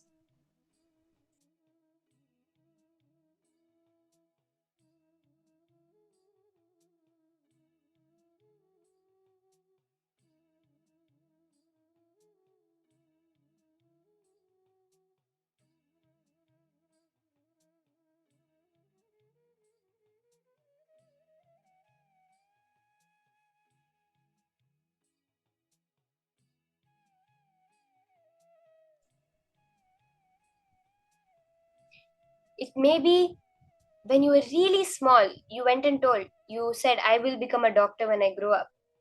But you did not end up doing that. But you never completed with yourself for that.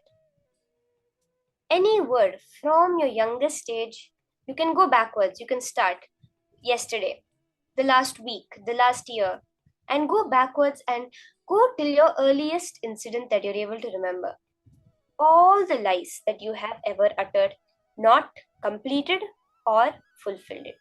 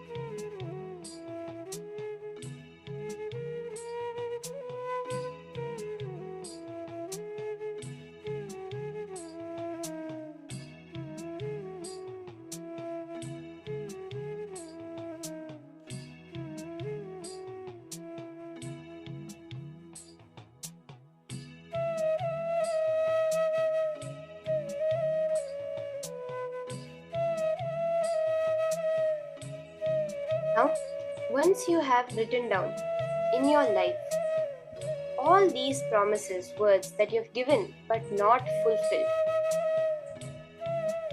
complete with those. Either fulfill your declarations or else call up the person that you gave it to. If you're not in touch with them, just complete to yourself up with them. Withdraw the commitment or else fulfill it now. If you have declared to yourself to make something happen, you did not do it. Now, declare to yourself and either fulfill it, redeclare it and fulfill it, or else withdraw those commitments. For each and every commitment, each and everything from your childhood, from the first thing you remember, now complete it or else withdraw it. Let's now do the second step of this process.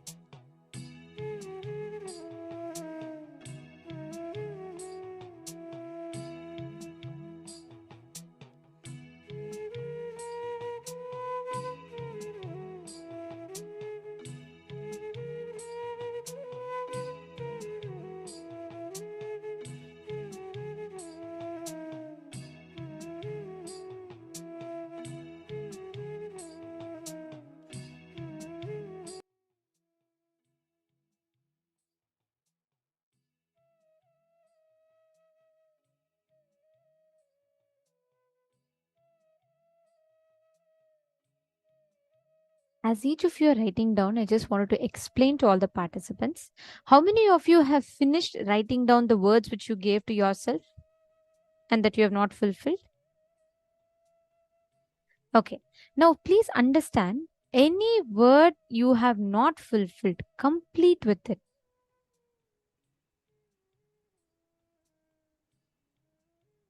Ma Navamani, see, it is not about that, Ma. If you understand, you have put a situation with a conflict in your family because of the promise you had given. See, if you are not able to fulfill the word, at least complete it and withdraw it.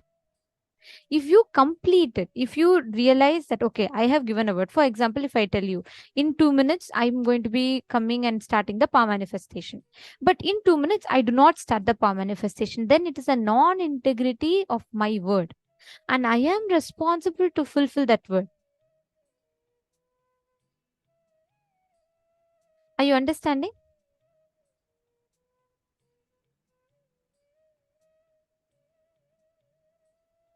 Are all of you understanding? Can I request everyone to put yes in the chat if you're all understanding? All the participants, if you're all understanding, can I request everyone to put yes in the chat? Okay, great. Now, see, please understand, every word you give, like how when a mother gives birth to a child, whether that child grows up to become a thief or whether the child grows up to become a president of a country, end of the day, that child till it dies is connected to the mother. Same way, every word you give, whether it is a good word, like something that's going to give a life to someone, or whether it is something that will take away someone's life, both are connected to you, even if you just casually utter the words. That is why your words have power. It is vak. You all, I don't know how many of you would have read this in the news. During the whole lockdown time, right? India had the lockdown during the COVID-19. You all should know Ganga, the river Ganga, became so clean. The pollution reduced drastically. Just that around 6 months' time that planet Earth faced massive lockdowns in all countries. During that time, the hole in the ozone layer started healing so much. It experienced so much of healing. We just need to understand. Swamiji will always say, you don't need to clean Ganga. You don't need to clean the river.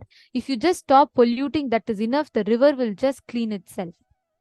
Same way, if you just stop polluting your vak, the vak is your intra organ. If you just stop polluting that, you will just become clean. Yes, Ma Dahanananda is putting wow. It's true, Ma. Actually, it's a very like commonly recognized thing. Just when human beings stopped interfering with nature, nature simply healed itself. During that 1 year where we were all in lockdown, rivers were cleaned, forests became more greener and fresher, air pollution reduced significantly. Air pollution, many so-called most polluted cities in planet Earth reduced in its pollution at least by 3%. And all the rivers that were polluted, the sewage water completely was cleansed. So the river water became drinkable. Like this, everything, nature just cleaned herself. If you just understand that the moment you give a word to someone, your decision to fulfill it, either fulfill it or complete with it. Say, okay, I gave a word. Like, for example, if I am telling my Annie Akhalaya that my Annie, by tomorrow, I will give you something. Then I am responsible to fulfill my word. If I tell her, okay, my Annie Akhalaya, by tomorrow, I'm going to give you the satsang on 9 Navagrahas. Then I am responsible to give it to Ma Annie Akhalaya. If I am not giving, I should go back and withdraw my word. I should tell her, Ma, I gave you a commitment, but I'm sorry, Ma, I would like to complete because I could not find it and I have not been able to share it with you. Like that, every one of us, we are responsible for the words that we give. Are all of you understanding? Ma Niremati, Ma Minal Kashiti, Ma Rainy Day Gel, and Ma Diana, Sandra Sahai. Okay, great. Now, understand your one decision to stop polluting your vak is enough. Just your decision to stop polluting your vak is powerful enough. It will simply make you manifest the power of vak. Means every word you utter will become reality. Any word that you utter will become reality. If you declare, I want to manifest rain now, it will simply rain. In Gurukul, that is why we all have this practice. There's this one incident I would have shared before, but I'll just share it again. I really love this one incident. I was very new to Gurukul at that time. And what happened was, in Gurukul, we always have this. We have something called passion time in the evening. Okay. So this passion time is where kids will be given, like, if you're interested in website designing, you will be trained in website designing. If you're interested in Alankar, you will learn Alankar. If you're interested in, like, let's say temple arts, you'll be learning temple arts. Like that, there'll be different things that we'll be given time for. This was very beautiful incident that happened where two groups of kids, okay? One group was playing and another group of kids were building temple. With the clay mud, they were building temple for their small, they all built the small miniature temples and all that. So what happened was, once it was so hot when the group of kids were playing, they said, oh, the ground is so hot. Only if it is cooled down, then we can play with it. So what these guys did, this group of kids, they connected to Swamiji and they said, Swamiji, if I am integrated to Swamiji, the rain should come now. It should rain now. And the moment these kids declared, almost as if the shower is turning on, it started raining. It started raining like so heavily. I was a witness to this whole thing. And on the other hand, the group of kids that were building temple said, Swamiji, we need dry weather for temple to be built. So if we need to build temple, we can't have it raining. Then our temple would dissolve. So they said, okay, if I am integrated to Swamiji and if I am in oneness with nature, right now, let Varuna Deva stop the rain. The rain absolutely stopped. Like almost at that instant, like as if you turn off the shower, right? It'll just stop. Like that, it stopped. And this went on and on and on. It was going on. Like the kids will say, okay, it should rain now. Then the other group of kids will say, no, it should stop now. This went on. Like it'll rain, abruptly stop. It'll rain, it'll abruptly stop. It'll rain, it'll abruptly stop. This went on, and all the Adinavasis were like, oh my God, Swamiji, I can't do any work. I'm trying to, go from one place. Suddenly it's raining and stopping. What is the reason? Somehow our principal got these complaints and he came to Gurukul and he said, hey, what are you kids doing? And then they didn't listen. I'm a witness to this. Even now as I share, I just get goosebumps with this. And these kids said, no, I want it to rain. One more kids were like, I want it to stop. And the rain is like starting, stopping, starting and stopping. Finally, Swamiji had come to Gurukul and Swamiji said that, tell the Gurukul kids, see, you guys, all of you are integrated. So you all come to one decision and tell. Swamiji said that Swamiji got a message from Varuna Deva. Means Swamiji continuously got this thing. Varuna Deva is asking Swamiji, whom should I listen to? Both kids are saying, one group of kids are saying, if I'm integrated, it should rain. And one more group is saying, if I'm integrated, it should stop. Both are integrated. Whom should I listen to? Then Swamiji came and said, hey, come on, kids, all of you stop now. Let it rain. And then the whole thing settled. That is literally the lifestyle in Gurukul. When you manifest, when you harness the power of integrity, you will know nothing on the outside has power over you. The moment you declare with the power of your word, the power of your declaration, you'll be able to change things. Now, with that understanding, each of you, every one of you here are going to manifest the power of Vak. Okay, where you're going to be manifesting Swamiji through you. Completely just declare and decide that you're going to be connecting in oneness and decide that you're all going to be manifesting the space where the moment you declare, you're going to be making it happen. You're just going to be manifesting that as reality. And what you're going to be doing is, any of your friends, you're just going to be calling and blessing your friends. That's all. Just bless them. You just call any of your near and dear ones and bless them. Okay. Before that, how many of you are committing to be in integrity from now? Can I request every one of you to type it out in the chat? Just declare Integrity, from when you're now. making the declaration, it applies in all aspects. Starting from you being integrated to the sessions, coming on time, and in every level. It is literally, see, integrity is not a morality. It is a power. It is the power of your words. Only when you start living it from today onwards, you decide, and then you start living it, you will see how in every aspect of your life it integrates you and empowers you. So now, let us all consciously make a declaration. If you just decide now, if you decide this moment, all your past integrity, forget about it. You could have just lied every moment in your past. That's fine. Totally fine. It's okay. Leave it. From now, decide to stop polluting your vak.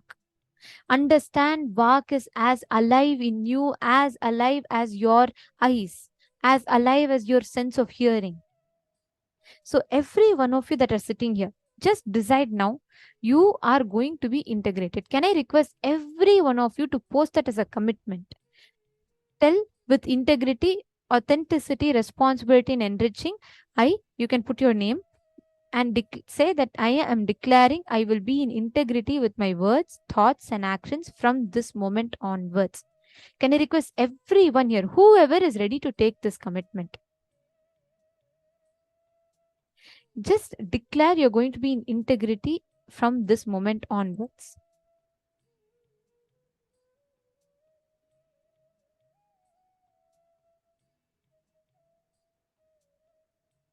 Can I request everyone to post? Whoever is ready to commit to that.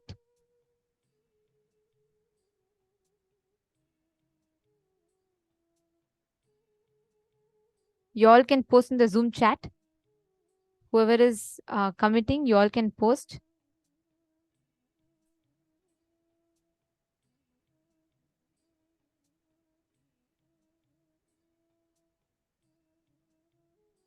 Okay, Ma Jyoti Konda has posted.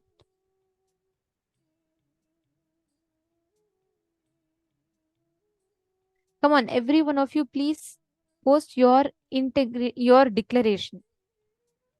Okay, Ma Jnana Yogini, Ma Vaidegi has posted. Ma Divyananda, Ma Dahanananda has posted. Ma Rain has posted. Ma Jody Walls has posted. Great. Great. Wonderful.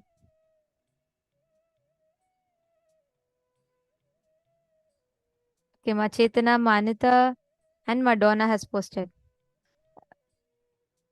Maishan Miao has posted. Great. Wonderful. Now, listen, your commitment.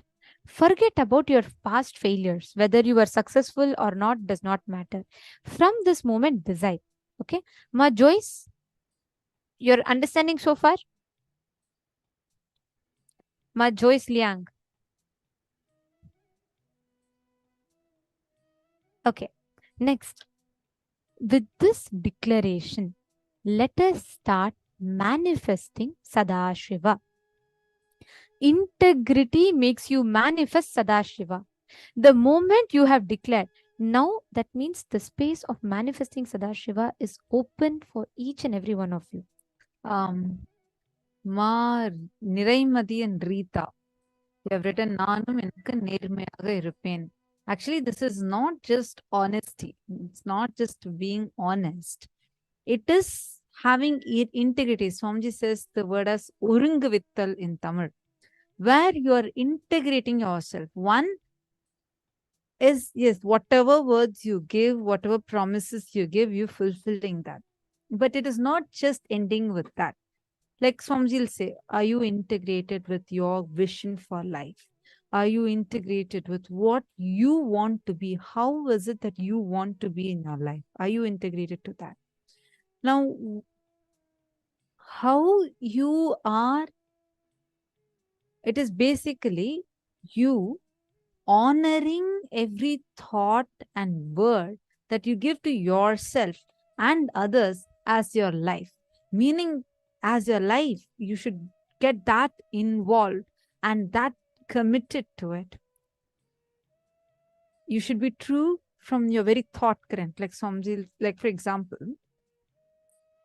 in Gurukul, like if we give a word to someone, it is not just like, let's say that I'm giving a word to someone saying, okay, I am going to give you a blanket to sleep with the night. I'm just giving you an example.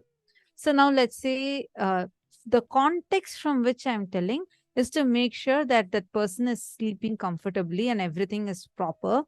My responsibility, like my integrity, does not end when I just say, okay, I committed to give a blanket, I gave a blanket. No. If my thought current was from the context of assuring that the person has the right place to sleep, then my integrity ends only when I ensure that.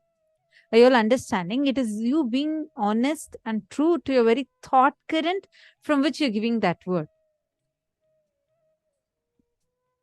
So it is not just you saying, okay, whatever I'm declaring, I'm going to be doing, but you saying that from the thought current you're declaring, you'll be true to that also. With that declaration, every one of you that have declared, let us all, now you have the magic wand in your hands.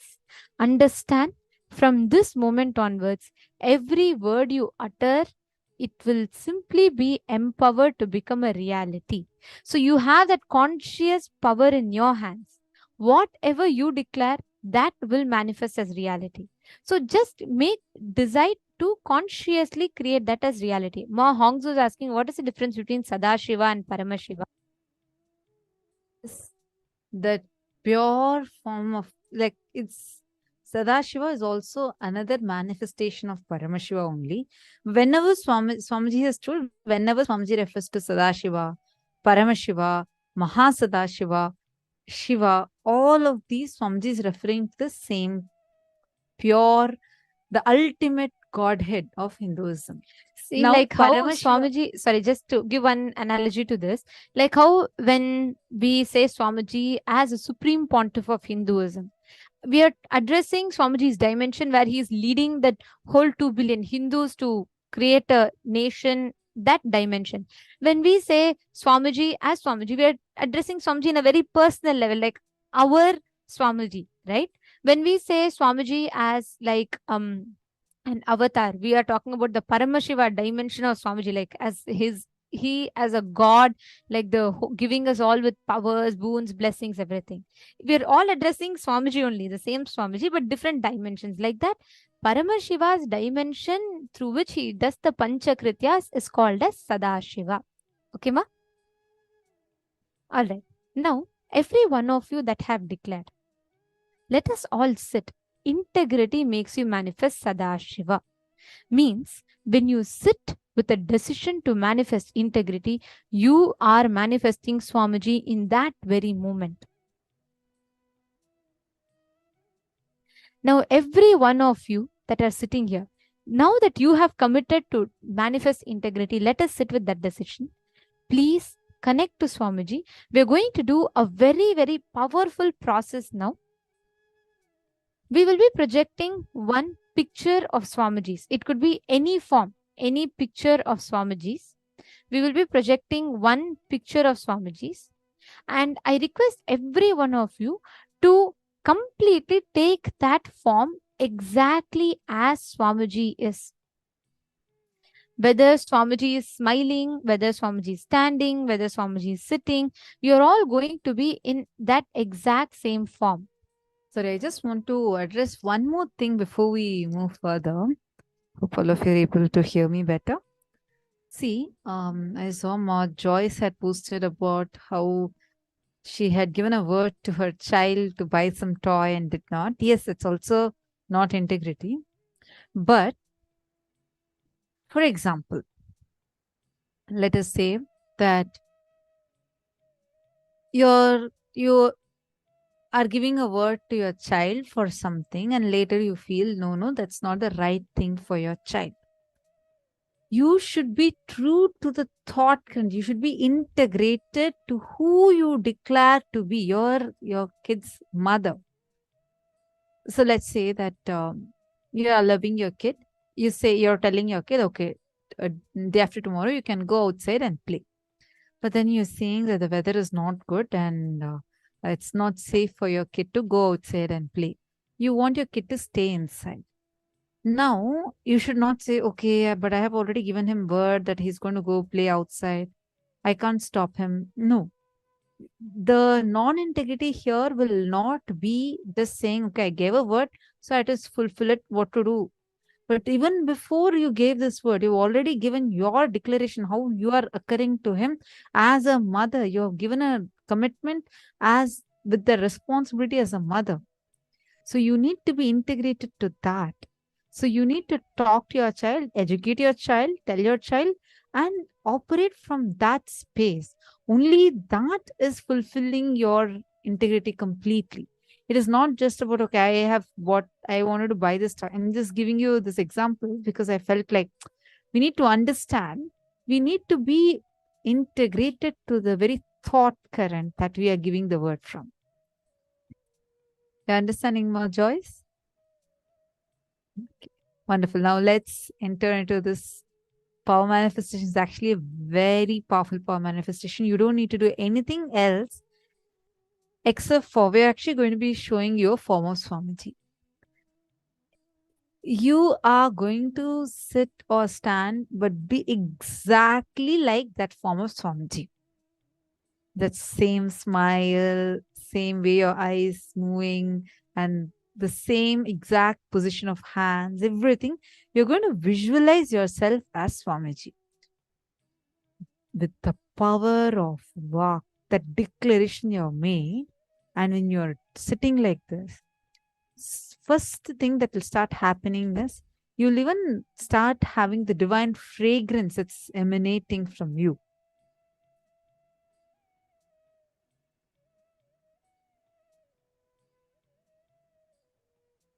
And you will see from this space, when you bless anyone, whatever the person wants will just become reality. Literally, you're going to be manifesting Swamiji through you. Even if you act like you are Mahadeva, you become Mahadeva. Even if you act like you are Sadashiva, you become Sadashiva. Means, even if you act, imitate like your Swamiji, Swamiji will immediately flow through you. That's how the cosmos functions. You need to understand, literally, Mahadeva is waiting there to gush through you, to manifest through you. Even if you just act, even if you say, Swamiji, I'm just going to act like you, actually, you will see Swamiji will start expressing through you. This process will literally make you flow in the space of Swamijis. You're just going to be connecting as Swamiji. And from that space of oneness with Swamiji, you're going to be manifesting this power. And please understand, each of you that are sitting here, you're going to be connecting to Swamiji intensely. And you're going to be manifesting. Literally, when you look at your body, you should see Swamiji's body. It should not be your body. Means your identity will be replaced as Swamiji's. We will be projecting a picture of Swamiji's. You're all going to be in that exact same form as Swamiji's. Okay? Clear? Are you all ready? No shyness, no saying, oh God, I'm not sure. Okay, maybe later. No. Do it now. You will see how the whole manifestation will happen beautifully. Just sit exactly as Swamiji, in that form of Swamiji. And decide, whoever comes in your breathing space, you are going to enrich them. Whoever comes in your breathing space, just decide to enrich them, just like how Swamiji does. Sit in that intense space. We will be projecting a picture now. You just need to follow exactly how Swamiji does. Automatically, you will see suddenly your whole being will open up and you will start feeling the tremendous energy of Swamiji's flowing through you. You will be able to see how that beautiful energy of Swamiji is flowing intensely through you. Okay, are you all ready? I request every one of you to get ready, sit straight.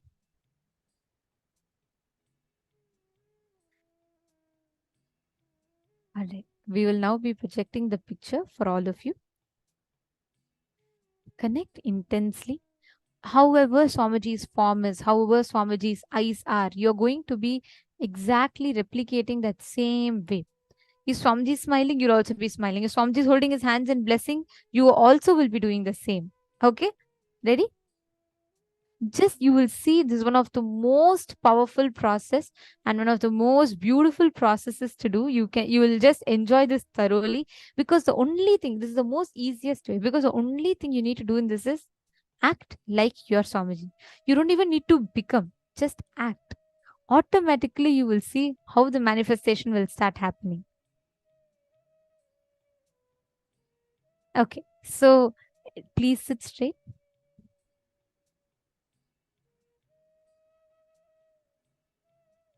Sit with your head, neck, and spine in a straight line.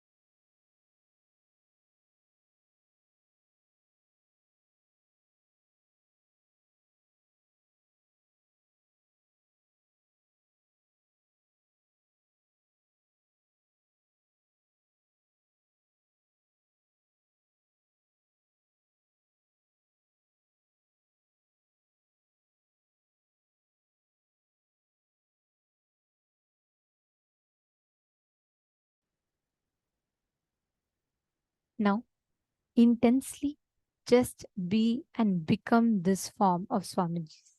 Just become this form. You will start experiencing a divine fragrance emanating from your being center.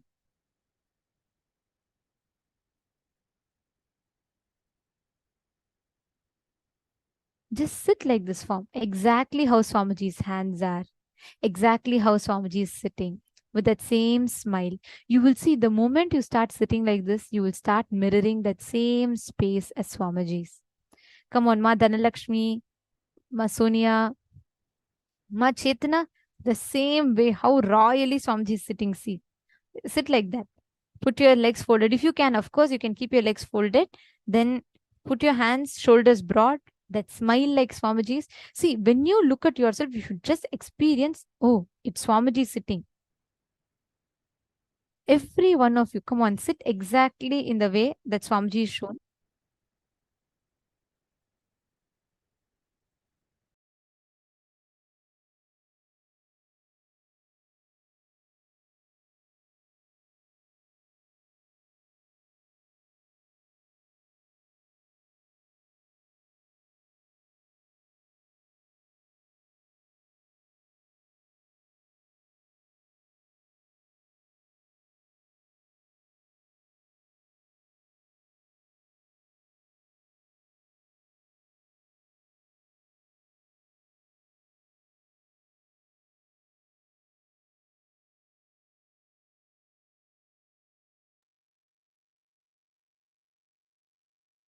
Sit exactly like how Swamiji is sitting.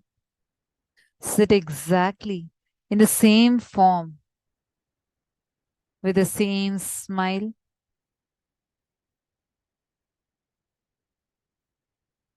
Sit in the same position like how Swamiji is sitting.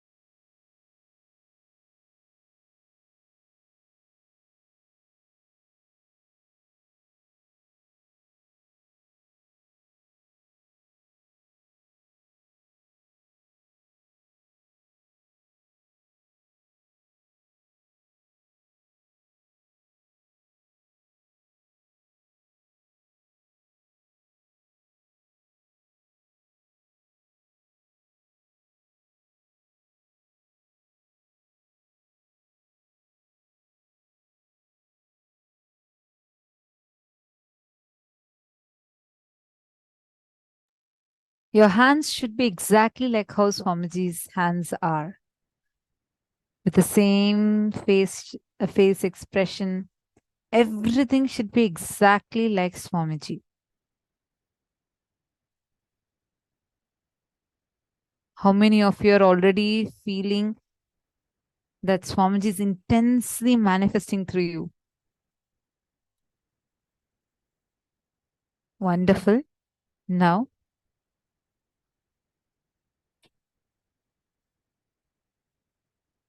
we are going to play a powerful blessing of Swamiji.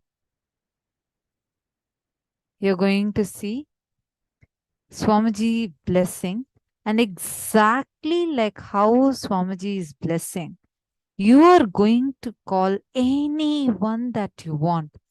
You're going to shower them with all the boons that they are asking. Like just like how Swamiji will shower, like that, you're going to shower. You should literally shower, saying that Tathastu, Tathastu, and just shower whatever boons they are asking for. Just shower. Let it happen. So be it. You'll suddenly see Swamiji just flooding through your being and manifesting all the boons. People might ask, you are going to call anyone and tell them to ask anything that they want and just bless them. Let's listen to Swamiji's blessing.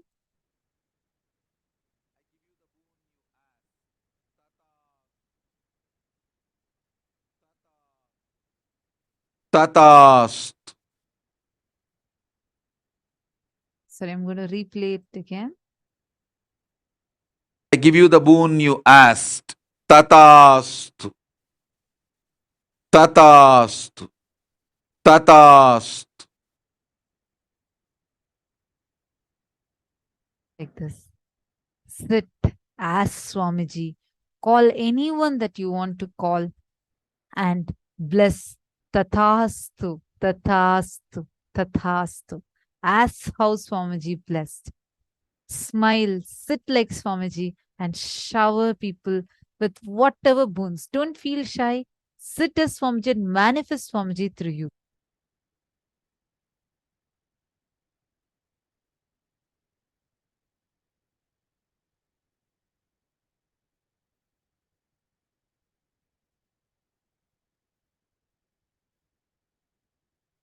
I give you the boon you asked. Tatast. Tatast. Tatast.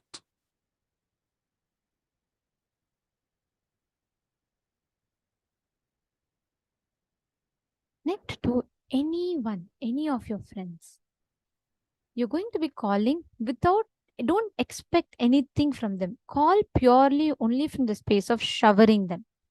Just call them your friends and ask them to ask you any boons that they want to manifest. Let's say they want to manifest something in their life, whatever they want to manifest as reality. They want to manifest the ultimate health, wealth, anything. Just say, as Swamiji, from the space of oneness with Swamiji. Bless saying, yes, it will happen. Tathastu. Just the way Swamiji does it. Let us all start the manifestation.